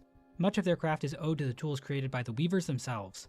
And similar to the Weavers, it seems the architects were also interested in creating life. The first architect designed the first cogwork heart, which was used in the Sentinels, Baddie an order of alert. knights that served the Citadel. According to the 12th architect, the Sentinels ventured, even beyond these walls, to see all No, bugs guys, Sentinel is forced safe easily to the serve hottest Citadel. character. The use of the after word forced Grand here Mommy. kind of makes me think the Sentinels were kidnapping bugs to work in the Citadel, but the Sentinel we meet in-game is pretty nice, so I really don't want to believe that they did something kind of problematic like kidnapping. But it wasn't just the Sentinel robots that the architects created. The numerous Cogworks enemies that populate the core of the Citadel also owe their construction to the architects, but the source of their power seems to come from somewhere else. Whenever one of these machines is destroyed, these strange white flies escape from their shells. These flies are never directly referenced by anyone in-game, but in the files they are called silk flies, and these things show up all over Farloom. But where exactly do they come from? I believe the answer to that question can be found in the whiteboard. Yo, I played this sub-area of the whole Citadel. game. I never noticed those silk flies flying out from the robots. I just thought it was just a white, like, particle. What the fuck? That provided the Wait, setting that's for crazy. horrible experiments. It's here where bugs of the Citadel had silk injected directly into their shells. It seems this was done to extend the life of the bugs. The caretaker explains, "Just think of them greedily shoving the silk into their shells. The madness that overcame them. Eternal life for mortal bugs." The Citadel's reasoning for this can be explained by a lore tablet found within White Ward that says, "Oath of the White Ward. While song must be sung, none may falter. Infirmary, sickness, death, all are banished from our Citadel." In other words, the Citadel couldn't afford to lose bugs to death because they needed to continue singing the song, keeping Grandmother Silk in slumber. If bugs did die, their bodies were cremated so the silk could be recovered. This process of recycling silk over and over again caused the wills and pain of these bugs to live on through the silk, trapped in a state of torture even after death. But it seems the bugs of the White Ward went even further with their experiments. It seems the silk flies, found inside of the Cogworks bugs, were also created here. Inside White Ward, we can find a strange device, referred to as a silk siphon within the game's code. Huddled around this device are these silk flies. We can also see silk flies trapped inside this container, and an identical container can be found in the center of the silk siphon. One of these containers can also be found Those on the silk ground flies next to low-key the look 12th like the architect. things that Playing the swarm needle around in silk the air siphon that I room like reveals run the into on following a dialogue. run. One line And in I'm scared of particular is breathing it in interesting. through my To nose. serve, beyond shell. To the right of this room is a chamber filled with hundreds of corpses. A choral commandment can be found at the end of the room, which reads, Bug of voice-grown horse or shell fallen frail, you have been selected for duty most sacred. Become our light, our guide in darkness, that others worthy may climb to join the holy song. So it seems the Citadel was transforming the silk-infused souls of Yeah, bugs and they into silk. fucking follow you and they run, dude. It's so weird. They're just all swarming in the middle of the air, and you don't see them until you're right up because they're like kind of translucent. It's fucking the worst. You have to like try to take your time to like run around them fully, or hold your breath and then sprint. Flies that could be used I don't even know what they're called. They're just like the worst. I don't know if I've ever actually breathed one in before. Maybe it's just free calories. to provide light for the kingdom of Farloom, as well as power the various automatons working within the core. Even massive constructs like the fourth chorus release Oh, several those are dozen all silk silk flies when they're destroyed. Given flies? the silk flies seen on the 12th architect's corpse after they die, it seems Wait, the the architects what? were The 12th also architect powered by silk dies? flies. The only exception to this I found is the Cogwork Dancers, which we know were created not from the soul of a Farloom bug, but from the soul of one of the princes of Verdania. When speaking to the Green Prince after defeating the Cogwork Dancers, Hornet says, his soul is now free from that shell of iron. It seems weavers were still in Farloom when the silk flies were created, since we can see a few of them in Weavenest Atla. We can even see some of them in the Carmelita memory, so it seems they've been around for a long, long time. We know that some things changed throughout the lifespan of the Citadel, but it can be difficult to track down exactly when these changes took place. For example, in one section of the Citadel, there's an unused statue base. The statue that used to be here You didn't was even likely check? Pius No, I Isabel, didn't. I just who didn't was ever at some point bother. hidden away within the Whispering Vaults. I thought you would Pius always be Isabel mentions that fine. the Citadel is built from simple stone, bare and unadorned. But that is certainly not the case by the time Hornet arrives in Farloom. So when did these changes happen? Pius Ismore does mention that the Citadel was bequeathed to the bugs by the Weavers. Bequeathing can mean to give something, but it also has a sense of handing something down. So it's possible the gilding of the Citadel didn't take place until after the Weavers gave control of it over to the Citadel bugs. But the wording is vague, and I don't get the sense that the Citadel bugs would necessarily be more interested in turning the Citadel into some gilded, shining city than the Weavers were. One big change that almost definitely took place after the Weavers left was the completion of the Citadel core, which seems to be referenced in the last edict of the conductors, which reads, And lo, is eternity sustained. Banger. By Architect's Claw, we welcome that final form, of dial and rotor, and soul gladly given. The perfect, unfaltering voice. The cogwork core is a massive structure of cogs and shafts in the middle of the Citadel. We know from the 12th architect that the core was built to sustain the song. The core is filled with cylinders with pips on them, similar to what you would see in a music box. And we know from the Cogwork Clapper journal entry that there are bells and cymbals within the depth of the core. And at the very top of the core are rows of statues capable of producing song. So basically, the act of sustaining the eternal song could be done automatically using the core. Even the maintenance could be done by the Cogwork automatons. This might even explain why the elevator at the entrance to the Citadel goes down into the underworks instead of up into the Citadel proper. If pilgrims aren't needed to sing the eternal song anymore, they can just be directed down into the underworks. It seems this was the final state of the Citadel. Under Wait, the they rules tried of to conductors. automate the Bugs were singing? either toiling away in the underworks, locked away in the slab, or trapped as silk flies inside the cogwork shells created by the architects. The bugs themselves were replaced by the cogwork core. So not only was the religion itself fake, but the ones doing the worshiping Alright. were fake as well. What? The Citadel's promise truly was an empty one. As the caretaker puts it, inside and out, it's nothing but a grand gilded lie. And despite all the harsh schemes devised by both the Weavers and the Citadel cast, Grandmother Silk continued to awaken from her slumber. Conductor Balador admits to Hornet that this outcome was inevitable, saying, The mantle of rule, claimed greedily from Farloom's fading first children, those bitter weavers. It was yoke, not crown. Now in our Citadel silence, we share their truth. Only one monarch's claw ever clutched this kingdom, though we raised our voices to cry otherwise. The Citadel cast was finally forced to face the same reality the Weavers had. Even in her subjugation, Grandmother Silk was still the only true power in Farloom. At this point, it seems the Citadel finally fell silent, with only the automated cogwork core left capable dude, of even sustaining. in the fucking silksong, we have clankers that are taking over jobs, bro, from poor hardworking bugs. Now what are they gonna do? They just go get turned into fucking mulch and silk flies and reprocessed to harvest their silk. That's sad. Is silksong the future of our world once ChatGPT takes in over. the song. But it wasn't enough. We aren't exactly sure when this happened, but at Is some this all point the one land of big global Farland warming became metaphor? haunted by Wow, Grandmother guys, Silk. Silksong really Her threats truly reached down from the top of the kingdom, touching on a starting with lot the of bugs in the political Citadel, topics here. and eventually reaching all the way down to Lower Farloom, binding the bugs of the land to her will. These threads can be seen occasionally when bugs are defeated, as well as when Hornet plays her needle in near them. But what exactly does the haunting do to these bugs? At the top of the marrow, Hornet can discover a mysterious building. Inside, a grunting bug and strange squelching sounds can be heard. An operating table can be found in this room as well. It seems a bug obsessed with the haunting started cutting into bugs to examine the effects of the haunting itself. This bug, known as the Learned Pilgrim, was actually going to have their own quest, but was ultimately cut from the game. But their findings can still be found written down on a lore tablet, which starts, "In the air, the water, everywhere. After generations and generations of using silk, Farloom has become covered in silk dregs. This can be seen most clearly in the Citadel." The tablet continues, "Inside their shells, twisted inside, guts, tightest around heart, pulsing rhythm.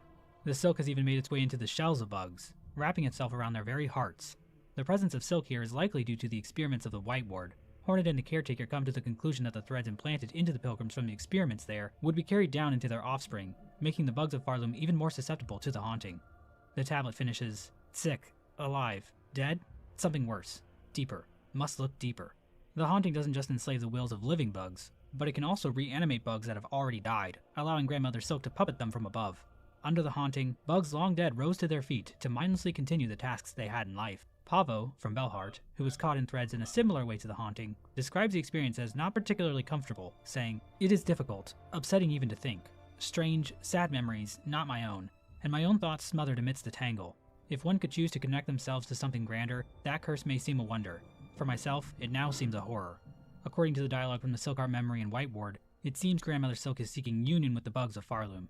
So it makes sense that foreign thoughts would invade Pavo's mind as such. While the haunting's power was strong, it didn't enslave everyone. Some bugs, like Pondcatcher Reed and Balo, resist. You know, the haunting kind of reminds me a little bit of there's this indie game that was made, I think, in like 2016ish, where there's a there's this thing called the Void, and it like takes over a bunch of bugs. That game was about bugs too, actually, coincidentally. And I think it was a kingdom called Hollow Nest, and there's like this void that like took over the minds of all the bugs, and you have to fight like a bunch of zombie bugs that kept getting reanimated with void. This game seems really similar to that. The force that claimed their peers. It's not clear why some bugs were able to resist the haunting's power. Is it even a coincidence? The two best characters in the game share their own theories about it, saying, "The haunting? Oh, we's got that all worked out. Benji and me are a right pair of philosophers when we bend our minds to it. It's faith that gets you. It's all caused by being too devout." Yeah, or maybe not being devout enough. Or maybe it's safest not It's to a pretty think about it indie at game. You guys might not have heard of it, to be from honest. These wise men. At some point, probably during the haunting, I feel a little Grandmother Silk rip-offy also though for an created her indie own game children studio to entirely use out of silk, another indie Phantom game and studio's Lace. plot. In the Silkheart cutscene after defeating Lace in the cradle, we get some dialogue hinting at Grandmother Silk's motivation for creating Lace. "Better a child spun mad than none. Better a child spun frail than none. Better a child spun pure than them. One to wish our waking. From our silk, a child born loyal." So it seems Lace was created to be a loyal replacement for the Weavers who betrayed Grandmother Silk in the past. Caretaker describes Lace as follows: "Look of a child and a mind to match, but her's been up wandering this citadel longer than most, even in its long silence." Wait, she really is like a 3,000-year-old child? Lace is she's like 3,000-year-olds, but she has the mind of a child. All right, what? Oh. Desire. So Lace is So where is the ethics then in this? If she has the mind of a child, but she's been alive for a long time. Wait, let's stay away from this topic, guys. Wait, oh my god, Moss made me the same joke. So that's kind of weird. But then again, the Knight in Hollow Knight is technically using the body of an unborn fetus when you think about it. So maybe this is par for the course for Hollow Knight lore. The point is, it seems Grandmother Silk really emphasized the child. Oh my god, he's right. Wait, the vessels in Hollow Knight were never actually born. It was just void that like infect baby shells that before they were hatched. Wow. Aspect of Lace when creating her, perhaps thinking that would make her more loyal. That's Really kind of crazy. About it. So maybe this is par for the course for Hollow Knight lore. The point is, it seems Grandmother Silk really emphasized the child aspect of Lace when creating her, perhaps thinking that would make her more loyal.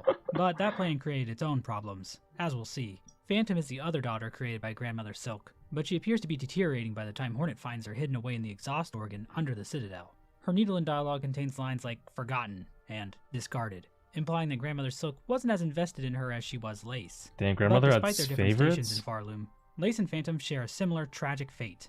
Inside this area is an empty tank.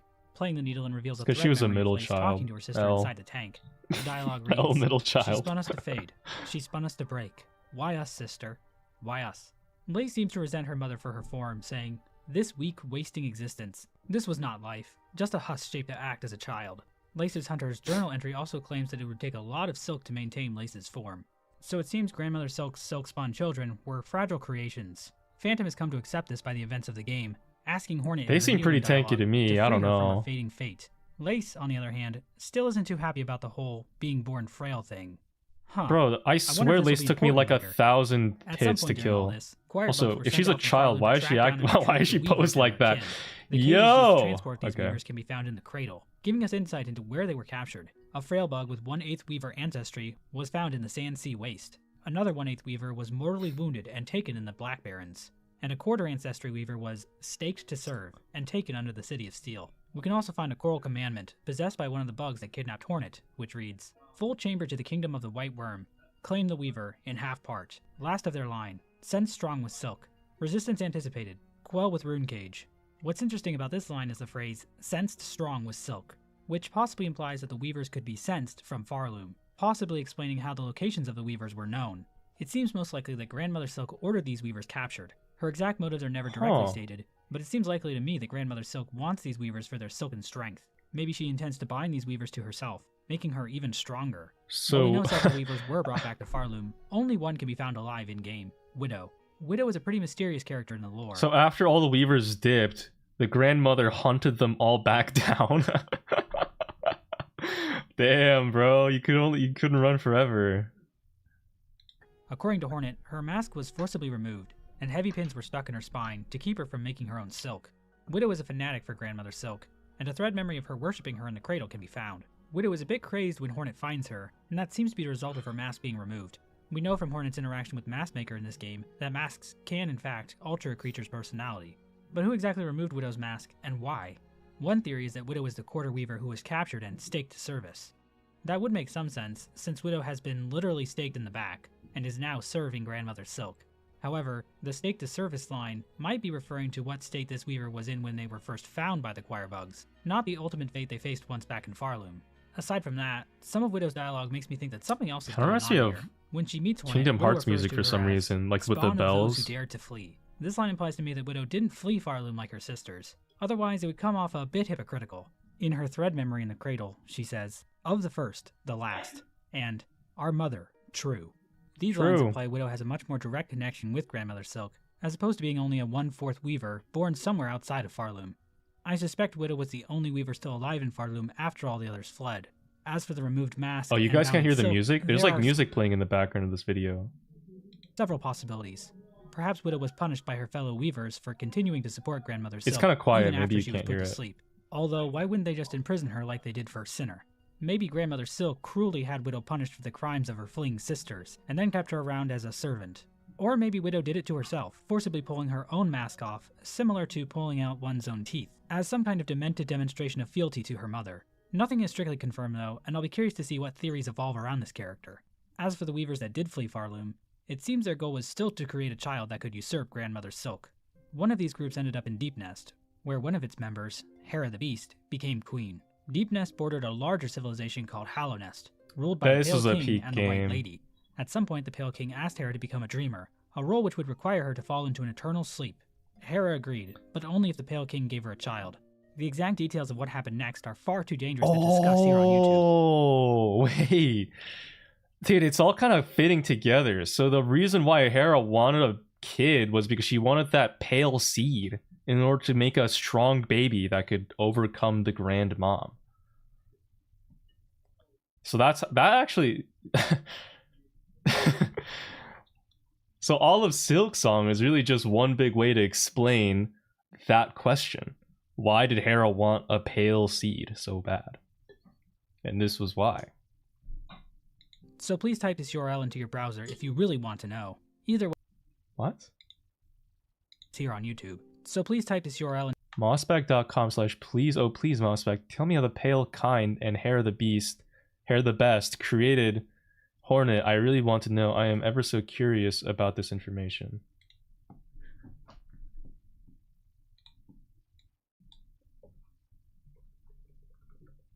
Please, oh please Mossbag, tell me how the pale kind and Hera the best created Hornet. I really want to know. I am ever so curious about this information. Slash. Alright. He got a whole website domain for this. This is what it's. I can subscribe to. If I underneath my webcam, there's at the bottom right here, it says I can subscribe to mossbag.com. Join 102, only 102 other subs. Is that worth it, guys? Am I gonna be the top 100 Mossbag website subs of mossbag.com? into your browser if you really want to know. Either way, the result of all this was the birth of Hornet. We see during the Red Memory in Act 3 of Silksong that the Weavers were watching over Hornet closely, hoping to draw out her Weaver nature, saying, "Prove yourself more Weaver than Worm." But Hera challenged this, telling Hornet, "Ignore them, daughter. They're whispers. Greater, Baby Hornet grander, is so cute. Weaver, Guardian, Queen, those are their desires, not your own. Certainly not mine. Only if you resist them, you might see it. Another hope, beyond." So it seems the Weaver saw Hornet's strength as a pale being, and hoped that she would finally help them defeat Grandmother Silk. Hera, on the other hand, seemingly had no interest in this plan, encouraging Hornet to forge her own path. There's just one wrinkle to all this I just don't understand. During the events of Hollow Knight, we see that the Weaver's den in Deep Nest is completely abandoned, save for one Weaver which can be spotted watching the night. According to the Weaver Song charm found in this area, these Weavers actually left Hollow Nest for their old home, Farloom. But if that's the case, what happened to them? The Weave Nest tablets make it pretty clear that they wanted to stay as far away from Grandma Silky as possible. The only possible indication of where the Could be a Hollow Nest Weavers retcon, went honestly. can be found in Weave Nest Absalom in the Abyss. I think that's In just this a Weave Nest, retcon. Hornet can find the Farsight item. This item allows observation over vast distances, and can tell Hornet the state of the world. In the real world, this would be a horrifying mass surveillance device, the likes of which only exist in fiction stories, like the classic novel 1984. But in-game, it basically means the player can now see the game's completion percentage. There are a lot of 6'7"? Oh my between this god, item and the Mossbag Pale make King us a from Hollow Nest. 6'7" joke? The That's design of the object crazy. itself It's vaguely over. resembles him. The Pale King has an ability described as foresight, allowing him to know the future to some extent. The lore tablet he left for the Hollow Knight in the Black Egg Temple also gives the world sensibility, which allows the player to see the game's completion percentage. The rune effect in the Farsight cutscene also resembles runes we see in the cast-off shell. So it's possible the Weavers designed this device after encountering the Pale King in Hollow Nest and returning to Farloom. But if that's the case, where are they? Another possibility is that the Weavers encountered a different worm than the Pale King, and that's what inspired them to build the Farsight. We just don't have quite enough information to say for sure. One way or another, chorus bugs were sent to Hollow Nest. They eventually captured Hornet within a rune cage, and carried her all the way back to Farloom. And now we finally made it to the events of Silksong How did proper. these dinky ass But at this bugs point, I even want to thank a capture few people Hollow for their or help on this Hornet? video, talking lore with me and sharing ideas, as well as the Hollow Knight wiki community in general, for just being really cool. I Also guess the just modding community as for well. plot's It sake. took a bit of time for the wiki and mod communities to build up around Hollow Knight when it released back in 2017. So it's been awesome to watch the community tear Silksong apart like a pack of ravenous hyenas on the Serengeti. It honestly brings a tear to my eye, and I don't even cry that much anymore. As the party arrives in Farloom, a silkfly appears out of nowhere and breaks the rune on Hornet's cage. Hornet escapes from her captors and begins her long trek up to the Citadel, telling the chapel maid, "Then I shall seek their Citadel. If the veiled bugs would go to such lengths to bring me here, I intend to find out why." Along the way, Hornet will meet beloved characters, such as Quiet Pilgrim, Fearful Pilgrim, Aged Pilgrim, Tall Pilgrim, Solemn Pilgrim, Worried Pilgrim, Dejected Pilgrim, Wary Pilgrim, Exhausted Pilgrim, Pilgrim Preacher, Humble Pilgrim, Scared Pilgrim, Horned Pilgrim, and everyone's favorite, It's a lot of Mort. pilgrims. She'll also find corpses of her dead ancestors, who have waited for her arrival, so they could share their strength with her in hopes that I she didn't may know there were so dethrone many Grandmother modifiers Silk. on the pilgrims. Hornet will also face some of her greatest threats yet, such as lava, spike traps, Real. thorns, That's so real. rocks, Real. bells, steam, Real. and other such obstacles worthy of challenging a godlike being such as Hornet. Hornet can bear witness to many strange rituals. And the fucking pogo section. Oh my god. And parkour. Along her way. She can find pilgrims enthralled in worship. She can break bread with bugs still in control of their senses. And she can even learn to play almost 10 whole songs on her needlein. Hornet can even stumble upon a strange cult of burning bugs obsessed with flame. Deep within the thicket, Hornet can find the father of the flame, a giant totem and god, containing the burning corpse of an aged bug. Huh, I wonder if this will be important later. Depending on how Wait, she what? ascends Will that be Farloom, important later? Hornet can also be attacked by Lace in Deep Docks. Lace is conducting silk flies. Wait, in how the is sea, that going to be perhaps relevant? indicating that she is I the thought one that who guy freed just gave Hornet an from her cage item. at the start of the game. Lace seems jealous that her mother is more interested in Hornet than her, so she has decided to kill Hornet to keep her from reaching her mother at the Citadel. However, if Hornet takes a different route to the Citadel, Lace will just show up and taunt her without actually fighting her. A true Wait, what? Really? hater. In her journey, Hornet may also come across Haunted Bellheart. I could have dodged the whole fight. Into the air. Hornet describes a situation like this. The thread sickness. I've seen its like upon the roads, but there it does not discriminate. The curse that strikes the town, it is driven, focused, a cold use of silk at a concerning scale. Upon investigating the area, Hornet discovers the culprit, Widow. While not the source of the silk itself, Widow can play music upon it to manipulate the silk to her whim. Widow curses the town as a gift for Grandmother Silk, and now sees Hornet as another offering she can give her mother. Once Hornet defeats Widow, she binds the ancestral art needlein. From here, Hornet has two paths to the Citadel. She can either ring the 5 bells located in the bell shrine scattered throughout Farloom and fight the last judge at the peak of the blasted steps, or she can venture through Sinner's Road to find the Mist, a strange region of warped space in Farloom full of silk flies and vengeful wraiths. By playing her needlein for the silk flies, Hornet can find her way to the exhaust organ and defeat Phantom. Upon defeating either Last Judge or Phantom, Hornet will gain access to the Citadel.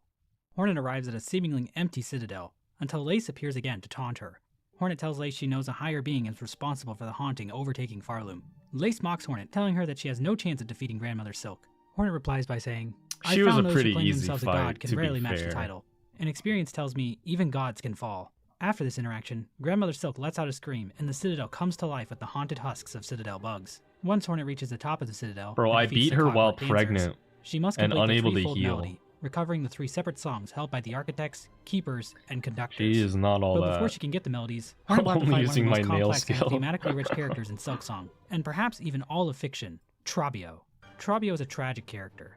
His dream was to bring the Citadel back to life through the magic of the Great Stage. He called upon Hornet to be his partner in reigniting the flame that fuels the land of Farloom.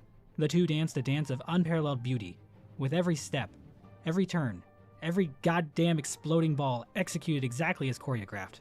But then tragedy struck, when Hornet straight up murders Trabio for real, live on stage. Trabio made the ultimate sacrifice for Farloom, and now he's dead forever. And yet, he lives on in the hearts and minds of children all over the world.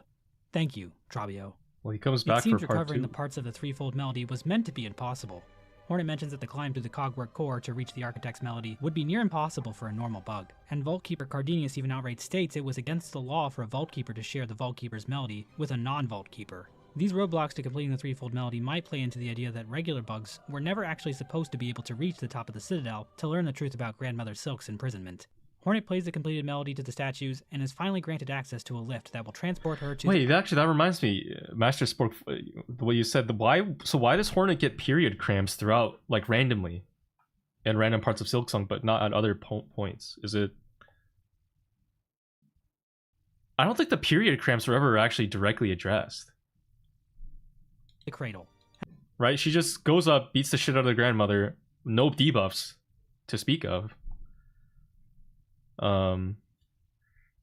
Yeah, like, even if it was something related to the grandmother trying to manipulate her or whatever, it seems like she didn't use it during the fight.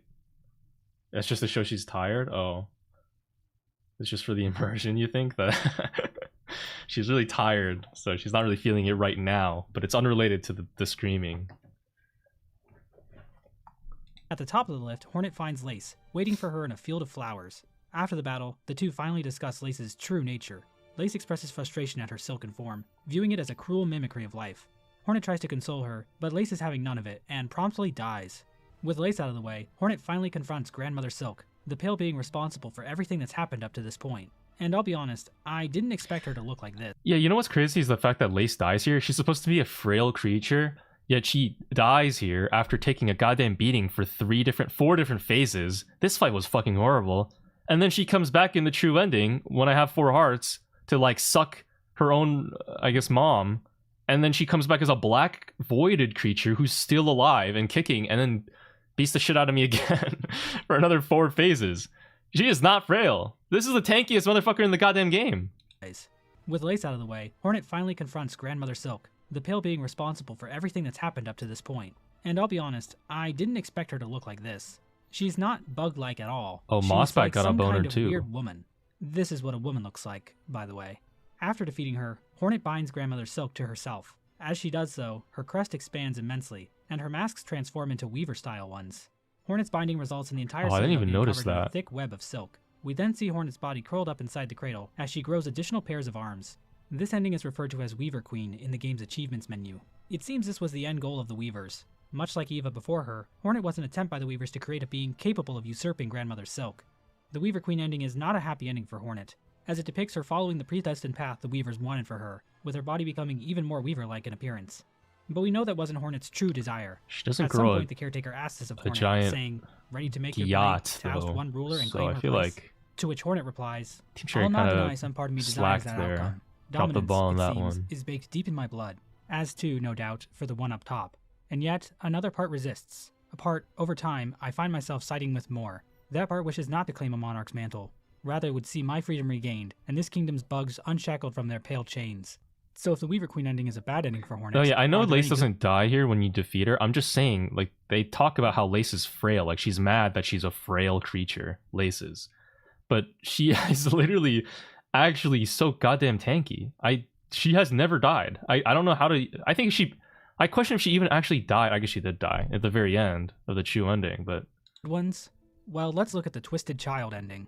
To get this ending, Hornet has to bring the Twisted Bud item to Greyroot, a strange creature located in Shellwood. Doing this lets Hornet access the Rite of Rebirth quest, where Greyroot injects Hornet with a parasite that limits Did her I ever silk get and revenge on Greyroot for this? Where does Greyroot grow after Greyroot does this? Can I kill Greyroot in game? I don't remember doing her that. ability to equip tools. To remove the parasite, Hornet must seek help from Yarnaby in Greymoor, a doctor kicked out of Belhart for her questionable medical practices. But Hornet can actually just keep adventuring around Farloom instead of dealing with the parasite immediately. This can lead to some interesting interactions. Eva will bar Hornet from entering her chamber. Oh wait, you're right. Any Lace warden doesn't fly die in that the catches training. I Hornet in the forgot cage about will that. be killed by the parasite. Tip and Pill will refuse to let Hornet make deliveries. But the biggest change comes from when Hornet defeats Grandmother Silk Actual while dementia still moment. infected. Both pale beings will get tangled in the parasite's roots and be turned into some kind of hardened plant material. Then this happens.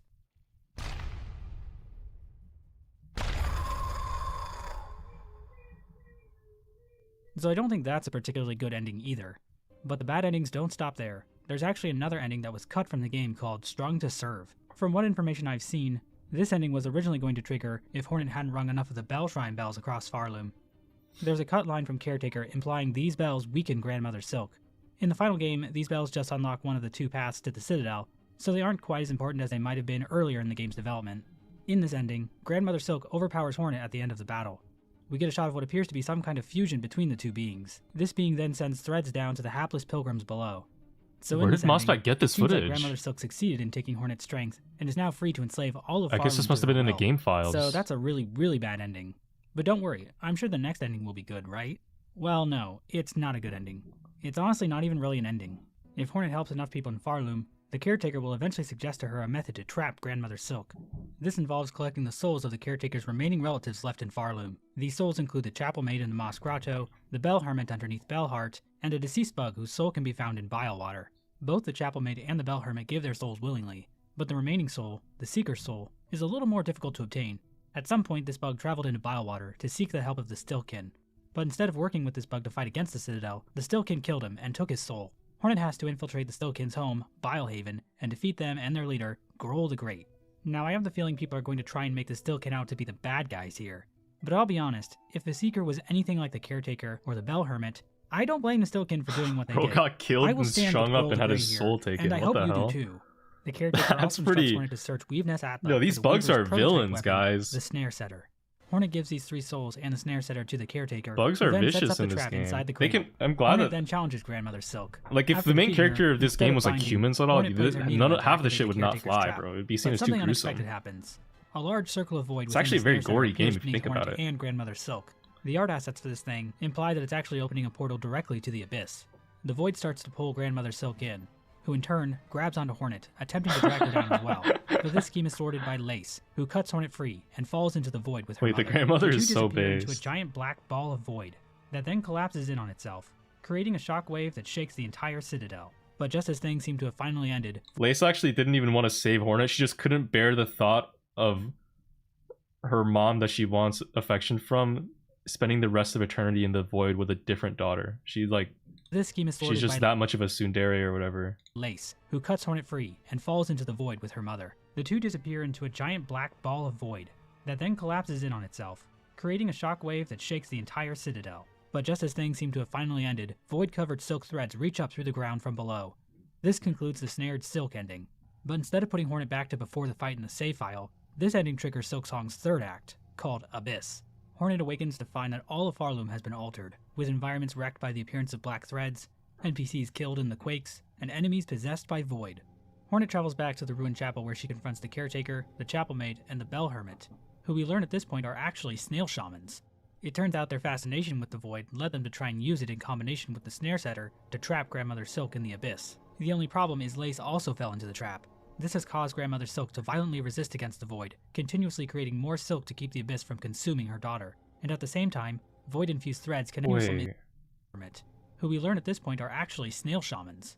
It turns out their fascination with the void led them to try and use it in combination with the snare setter to trap Grandmother Silk in the abyss. The only problem is Lace also fell into the trap. This has caused Grandmother Silk to... Wait, so the whole point of them trying to get the grandmother to fall in the abyss was just because they were curious about what would happen? How was it? These are just like they just like find the abyss fun? What? The caretaker, the chapel maid, and the bell hermit, who we learn at this point are actually snail shamans. It turns out their fascination with the void led them to try and use it in combination with the snare setter. They were just curious? They were just like, man, I wonder what happens. Let's try trapping her in the void, see what happens. Maybe something cool happens. It's a cool little, just like mixing fucking baking soda and vinegar to see what comes up. I do the same. To trap Grandmother Silk in the abyss. The only problem is Lace also fell into the trap.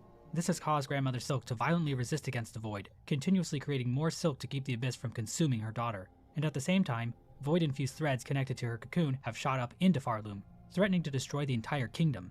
Hornet resolves to travel to the abyss to investigate. She heads to the deep docks to seek the help of Ballo in using the old diving bell to drop down into the abyss. Ballo obliges, but the age of the bell causes a malfunction, leaving Hornet stranded deep below Farloom. Hornet looks for Grandmother Silk, but discovers that she has been submerged within the sea of void. Lace, never one to waste an opportunity to mock Hornet, somehow astral projects this is herself always the into weirdest thing, room is she can and just tells like Hornet appear there's as a nothing she ghost. can do to save Farloom.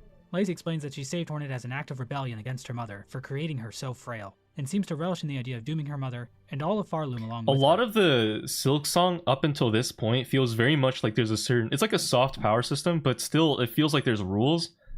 But then once Lace astral projects herself up to talk to Hornet with a ghost form, I feel like that's when it's like, wait, what is going on here? And then when they use the dream to like conjure up a white flower out of a dream, that gets like interesting. so we really are just doing whatever we want, huh? But you know, it's fine. I can accept But it. Hornet It's remains magic. determined, claiming that she will It's our acquire magic the bugs. bloom Like that it repels is what the it dark. is. Hornet returns to the top of the abyss, only to find that the diving bell has disappeared, so she has to climb back out of the abyss herself. It's at this point that the music from the 2019 reveal trailer starts playing for the first and only time during the entire game. Now, I've watched that trailer probably over 300 times in the last 6 years, and it was honestly kind of weird not hearing all the sound effects from the trailer. Oh, is Hopefully that Team why Cherry will it's... patch the game to add them back in. I really It think sounded that so would make this epic. moment even more epic. Hornet returns to the Snail Shamans and explains that she must retrieve an Everbloom from within her own memories. We see what is likely the exact same type of flower in Hollow Knight, going by the name Delicate Flower. Grey Mourner, one of the Pale King's 5 great knights, brought the delicate flower from a faraway land, and requests that the knight take the flower to the grave of her dead lover, the Traitor Lord's daughter. I don't know what it is with Team Cherry and Yo, tragic the knight dead is gay so lovers, cute. What the heck? but I if you are forgot gay- how cute the knight is in Hollow Knight. It's honestly so much cuter than Hornet in Silksong. What the fuck? They should have had us play as Baby Hornet. That would have made the game...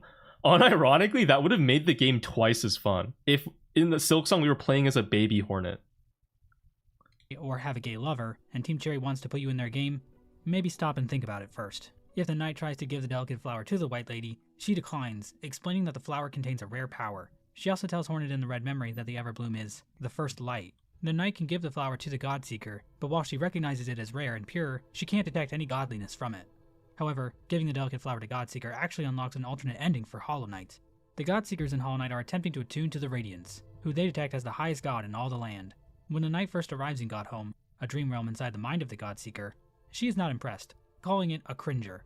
But if the knight continues to clear the pantheons, defeating boss after boss, the Godseeker begins to take notice of the knight. I did Upon this, by defeating the way. Absolute Radiance at the end of the Pantheon of Hallownest, the knight seems to Definitely take on a did new all of form, this. referred to in-game as Void Given Focus. After this You transformation, can find the the knight footage begins of to it leak out from in the Godseeker, with void my tendrils lashing out OnlyFans. from her body. However, if the Godseeker is holding the delicate flower, Godseeker and the void leaking from her disappear, leaving only the flower with a single stained petal. So it does indeed seem like the Everbloom can repel void. Whether or not this event in Hollow Knight is the memory Hornet has of the Everbloom That's a is pretty unclear, OP though. flower. The White Lady calling the Everbloom the First Light implies this flower might be a primordial force in the world of Hollow Knight. It's described as having a pale light, maybe indicating that the power found within all pale beings is connected to it. But for whatever reason, only these flowers can repel void.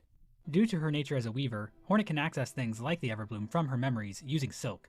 So I guess it kinda works like Essence in Hollow Knight, but instead it's silk, because what can't silk do in this universe? They can make frickin' laser beams out of silk, for God's sake. However, what? Hornet needs a spell from the universe. They can make frickin' laser beams out of silk, Oh, I don't care about the chapters. for God's sake. Because Fuck, I don't care about what the can't chapters, silk no. do in this universe? They can make frickin' laser beams out of silk. Wait, how do you get this ability? I've never gotten a laser beam skill. That sounds sick. God's sake. However, Hornet needs a spell from the Snail Shamans to actually I access never the got Everbloom. Silk The Snail Shot? Shamans tell her they can cast the spell, but it will Aw, require a tremendous man. amount of power. They tell Hornet to seek the old hearts, the strength remaining from the former rulers of Farloom, Crust King Khan, Scarsinger Carmelita, and Nihilith. The shamans then teach Hornet a new song on her Needlin, Elegy of the Deep, which will allow her to access the memories of these bugs from when they were in their prime, so basically like traveling to a pocket dimension. This is similar to the film Shrek Forever After. Hornet finds the old hearts scattered all that's across Farloom. In the Exactly right. wind-blasted sands of Karak, she can find Guys, the I'm corpse rewatching Crust all King of the Khan, Shrek movies on a hidden away in the marathon Coral on Tower. kick.com. He's even got all his soldiers with him, aura farming even in death. The movie Night Make sure Fridays, think. guys. In Upper Stay Shellwood, tuned. she finds a shrine built begrudgingly by the Citadel in honor of Nihilith. The shrine itself is protected by Shrine Guardian Seth, who stops any bug who would try to approach it, killing them if necessary.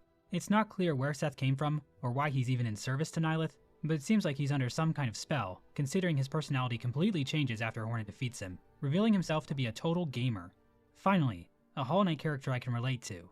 Well, him and Styx. On the east end of Farfields, Hornet can find the withered frame of Scarsinger Carmelita, who's gotten a little bit bigger since she was young. I've heard this is what protein powder does to you. Playing her newly learned song will allow Hornet to battle Khan, Nihilith, and Carmelita in their prime, and claim their hearts for the Snail Shaman's ritual.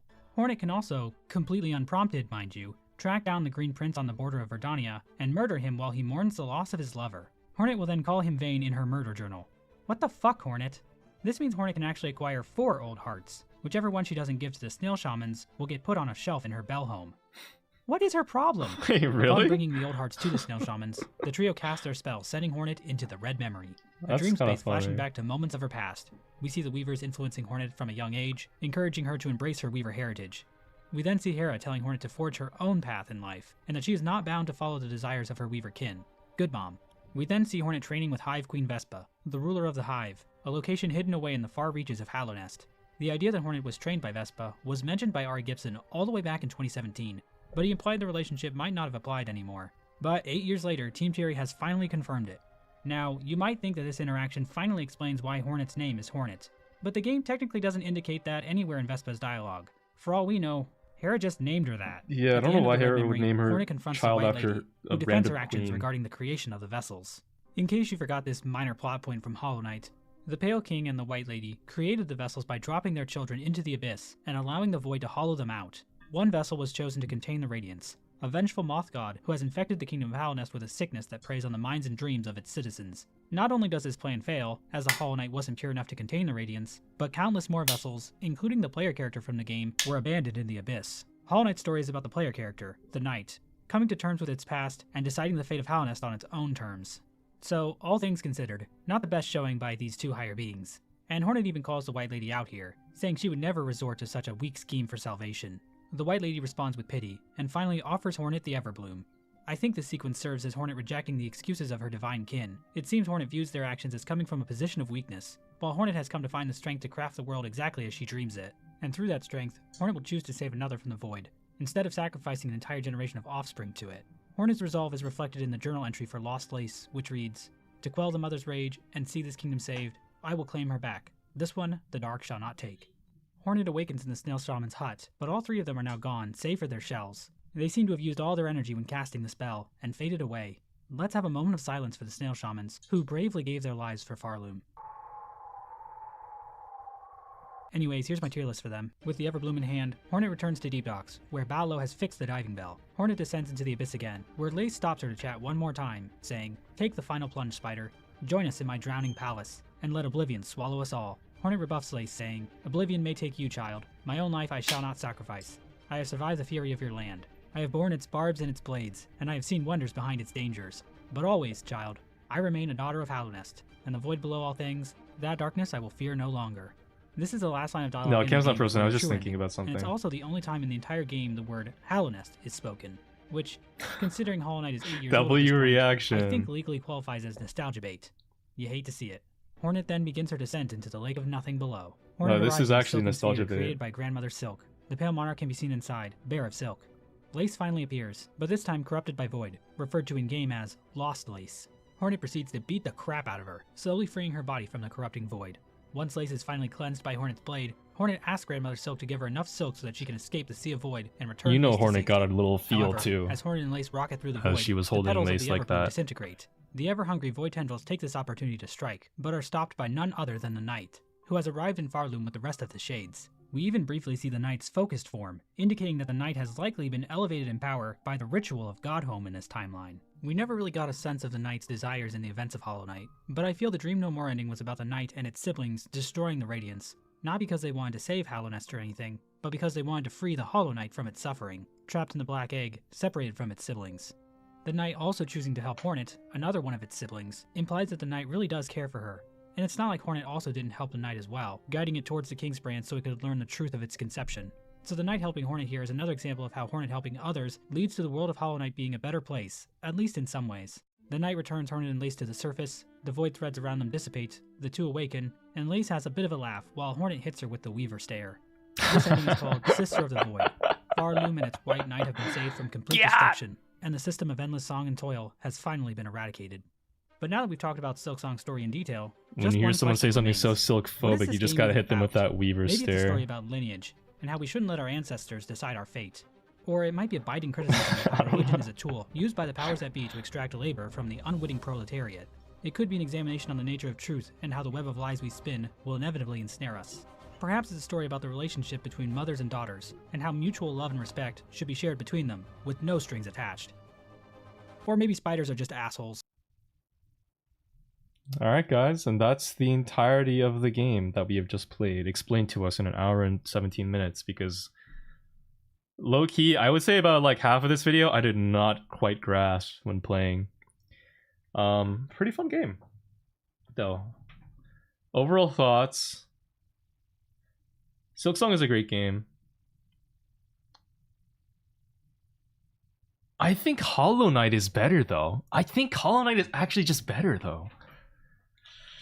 I don't know.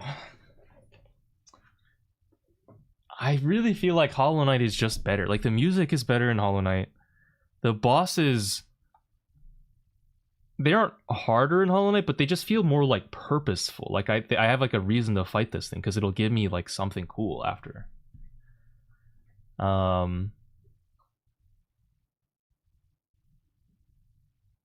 don't know. I feel like Hollow Knight just has like that perfect balance. It was a little more emotional too playing Hollow Knight, I feel like. I'm not sure though. It's kind of hard for me to get more.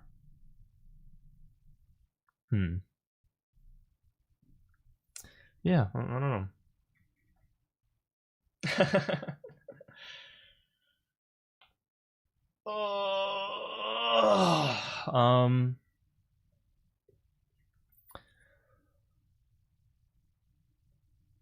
I mean, the combat in Silksong is definitely more like is more skillful and hard, and that's cool.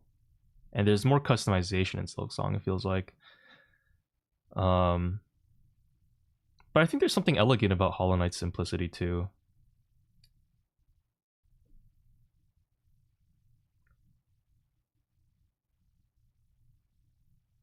And I think Silksong had a lot of moments where I was like, man, this is just whoever made this is evil.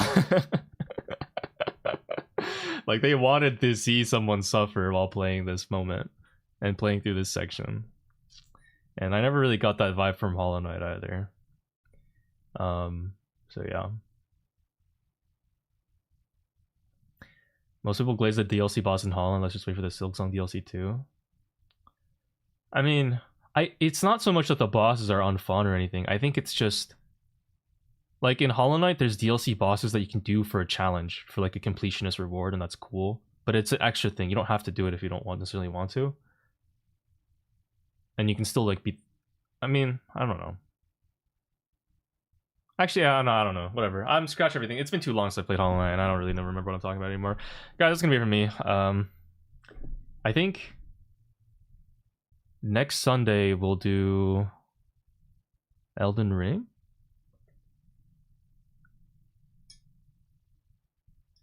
And for now,